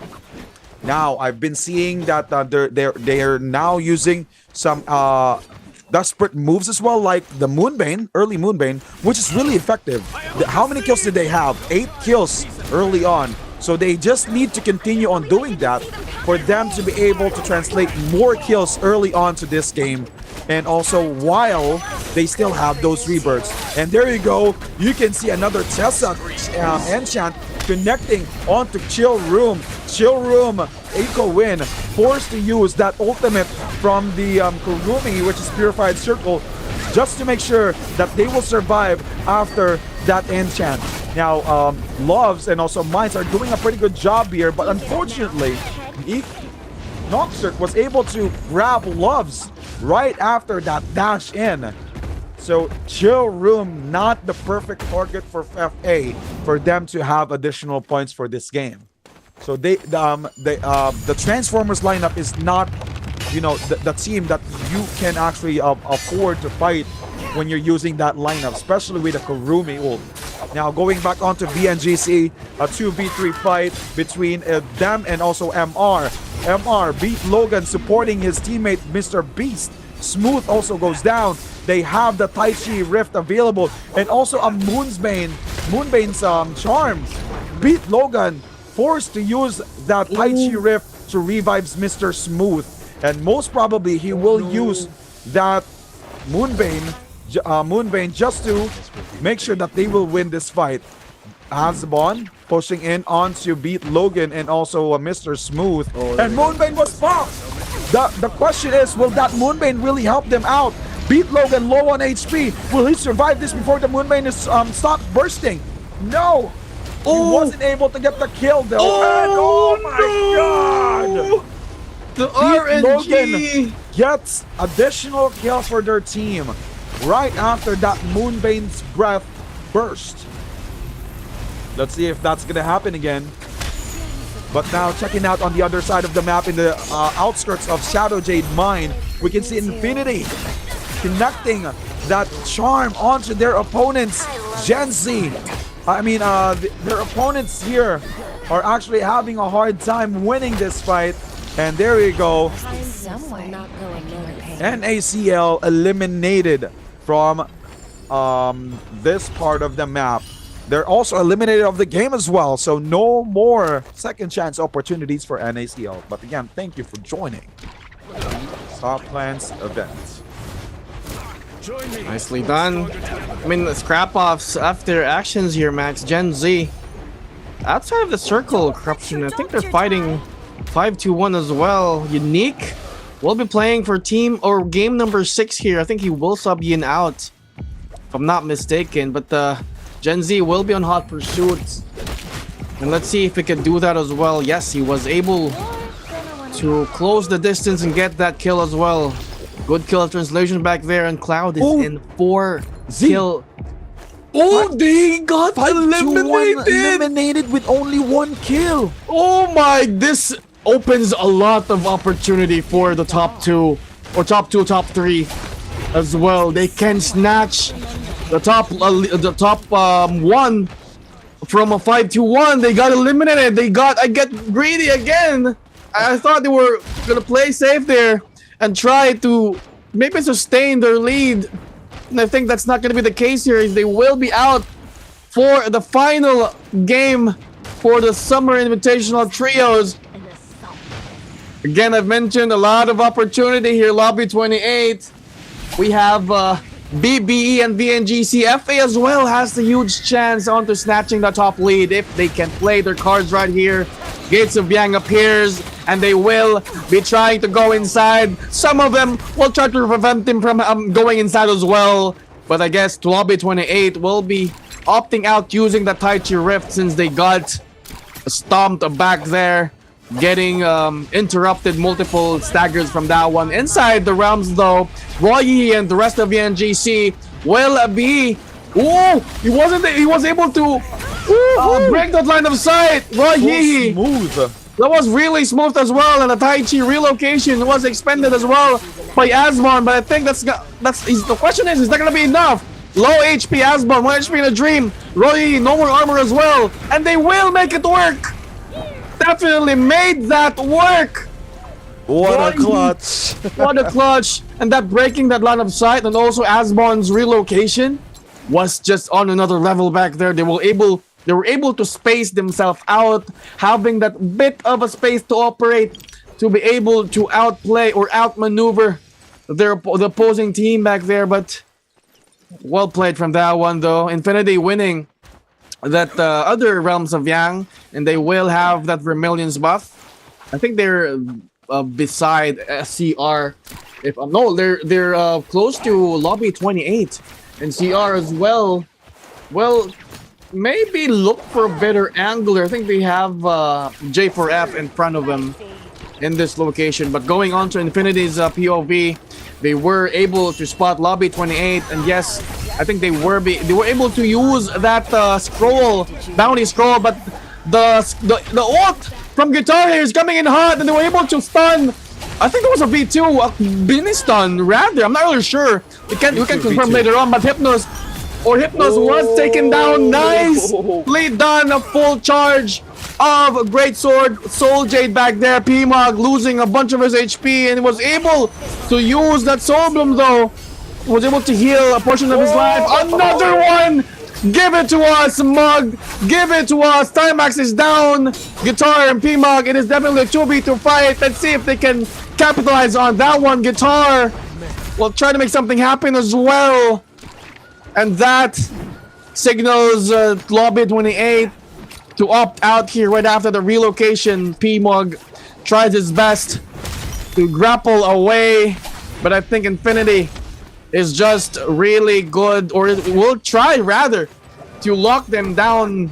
Still a completo. Gon died earlier and they were able to revive Gon, and Gon dies again. Oh, this could be it. This could potentially turn the table around. Lobly was able to break that line of sight, and it's a selfie for the Viper Ning back there. And Lobly will opt out as well using the Tai Chi teleport. Gon will be revived in a bit. Now Gen Z on the other hand losing 95-27. Chopper gets the connection from that Neza. And their opposing team, Re-Tiger, will try to stall as much time as they can. Oh, third party right there! They catch Gen Z off guard, and Chopper was able to get that Soul Bloom, gets a bit of a heal, but I think that's not gonna be enough as he will be enchanted as well. Cloud will be charmed in a bit as well. This is a disaster for Gen Z. I thought they were doing fine, but no, says their chaser here, and I think this is FA. FA was able to use that Arctic Wraith on an impeccable third party. Ooh, Cloud tries fighting back, but I guess he's just delaying the inevitable back there, Max. FA having a huge start here, having 8 kills already. VNGC 12, Infinity 6. I think the important thing here is VNGC and Mines will be able to get double-digit kills and most probably snatch a top 1 lead from 5-2-1. But it's hard, but it's doable. That's right. And all 5-2-1 can do for now is just to wish that no one will be able to someone will be able to eliminate FA or BBE out of the equation, so they can stop those teams getting double-digit kills. So this is actually pretty close. So now checking out VNGC with how many kills? 9, 10, 11, 12 kills for VNGC. So I think VNGC is actually on their momentum right now, but they're pretty far from the top 1 spot. Right. They might be able to steal the 2nd or 3rd spot, but it is pretty impossible for them to catch up onto 5-2-1's points. But at least they will be if they will be able to shut down FA, that will be great news for 5-2-1 esports. True. Now checking out J4F's POV, they're playing pretty safe. They only have 1 kill. Now let's check out how many teams do we still have for this game. There's only 6 teams left. Top 1 would be VNGC. Top 2 will be FA. Top 3 will be Infinity. And top 4 will be Chill Room.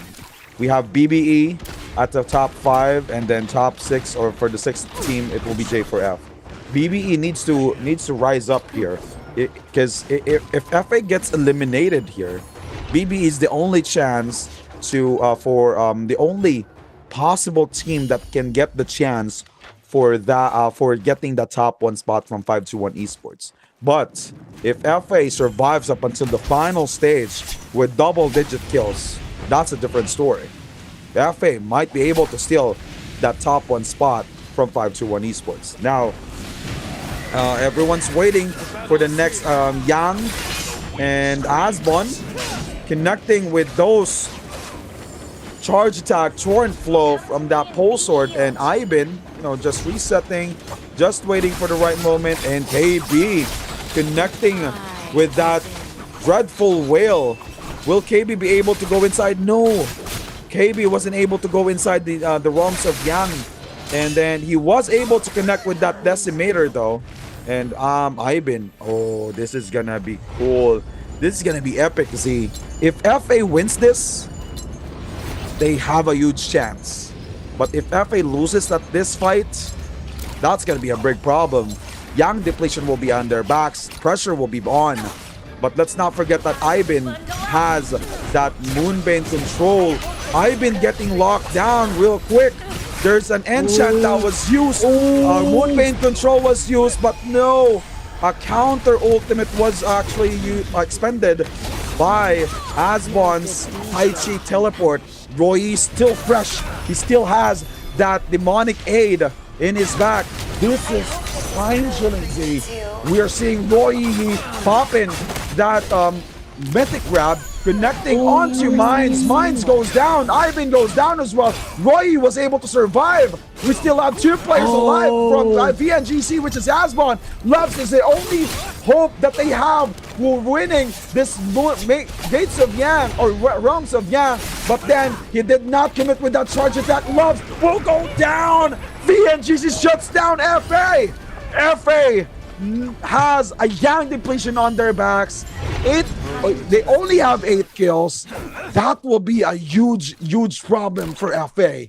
FA already calculated the points. They know that 5-2-1 will have a hard time if they get eliminated pretty early.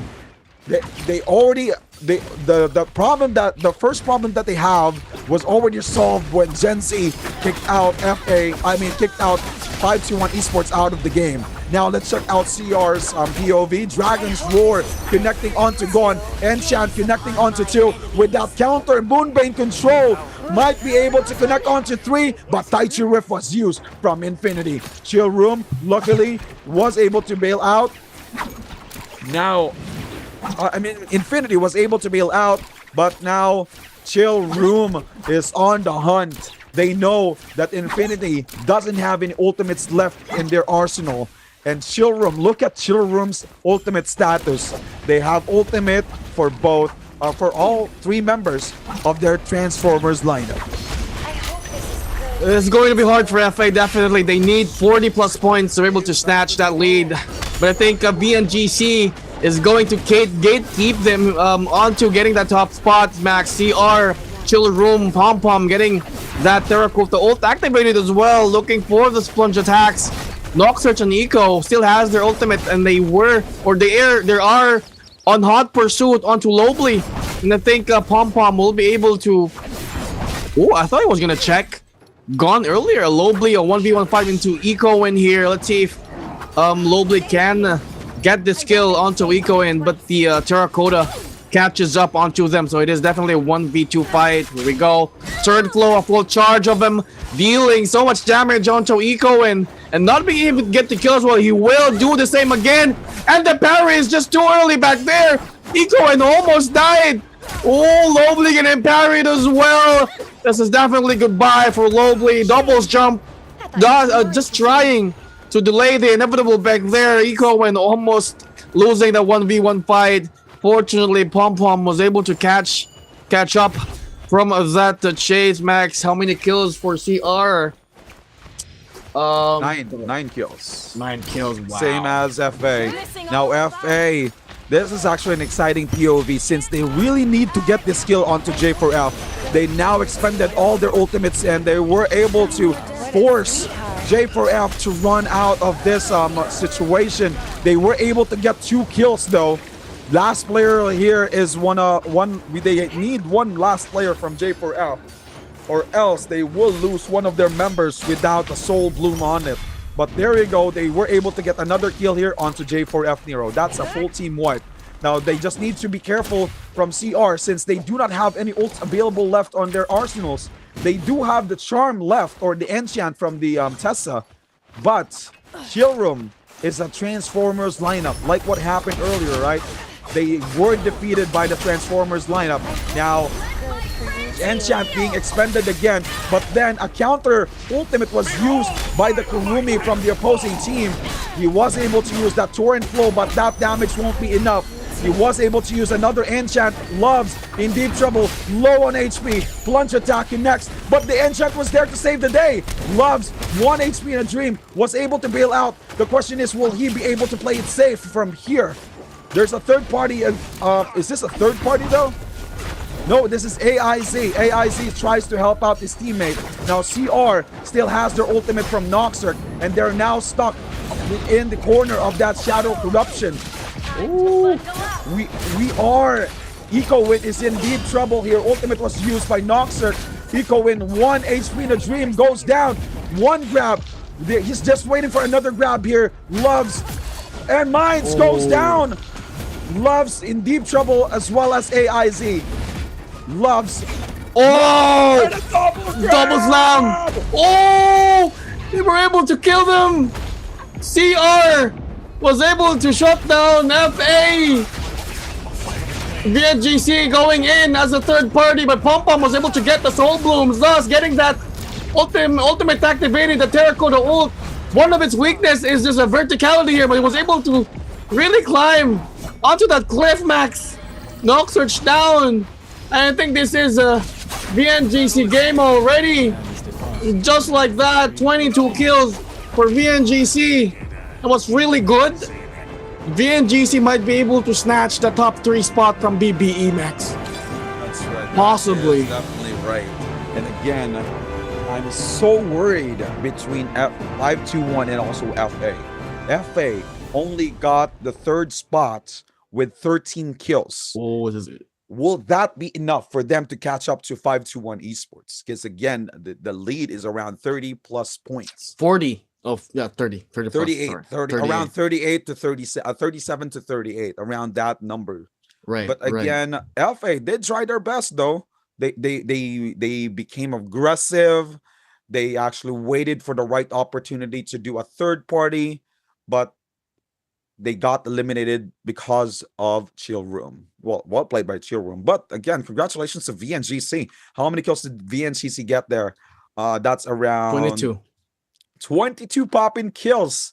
Too late for them to catch up onto the points, but at least they might be able to steal the 3rd spot from Bamboo Esports. So again, congratulations to Roy Hihi, Asban, and also Ivan for winning the deciding match that we have for tonight, which is game number 6. And interestingly, so VNGC has a slight chance to reach FA as well under the top 2 spot. We can confirm that later on. I think it is going to be close for FA. And FA has how many kills from that fight? I think there was 13 kills. But before we announce the winners for today's Summer Invitationals finals for the trios, make sure you guys check out these codes for a free 1-month subscription for a Discord Nitro. 4 fresh codes up for grabs. Take it while it's hot. That's right.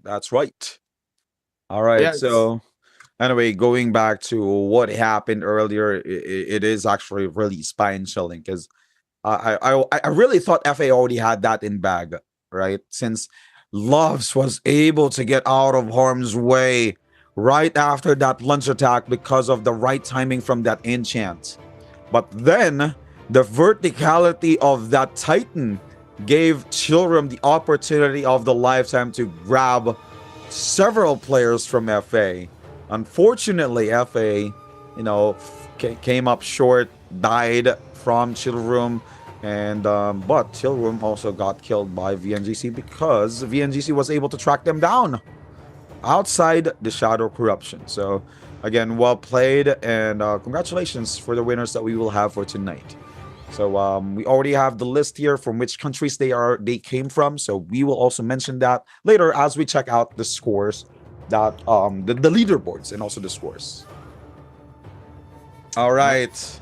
So we're gonna start off with NACL. Go ahead, Z.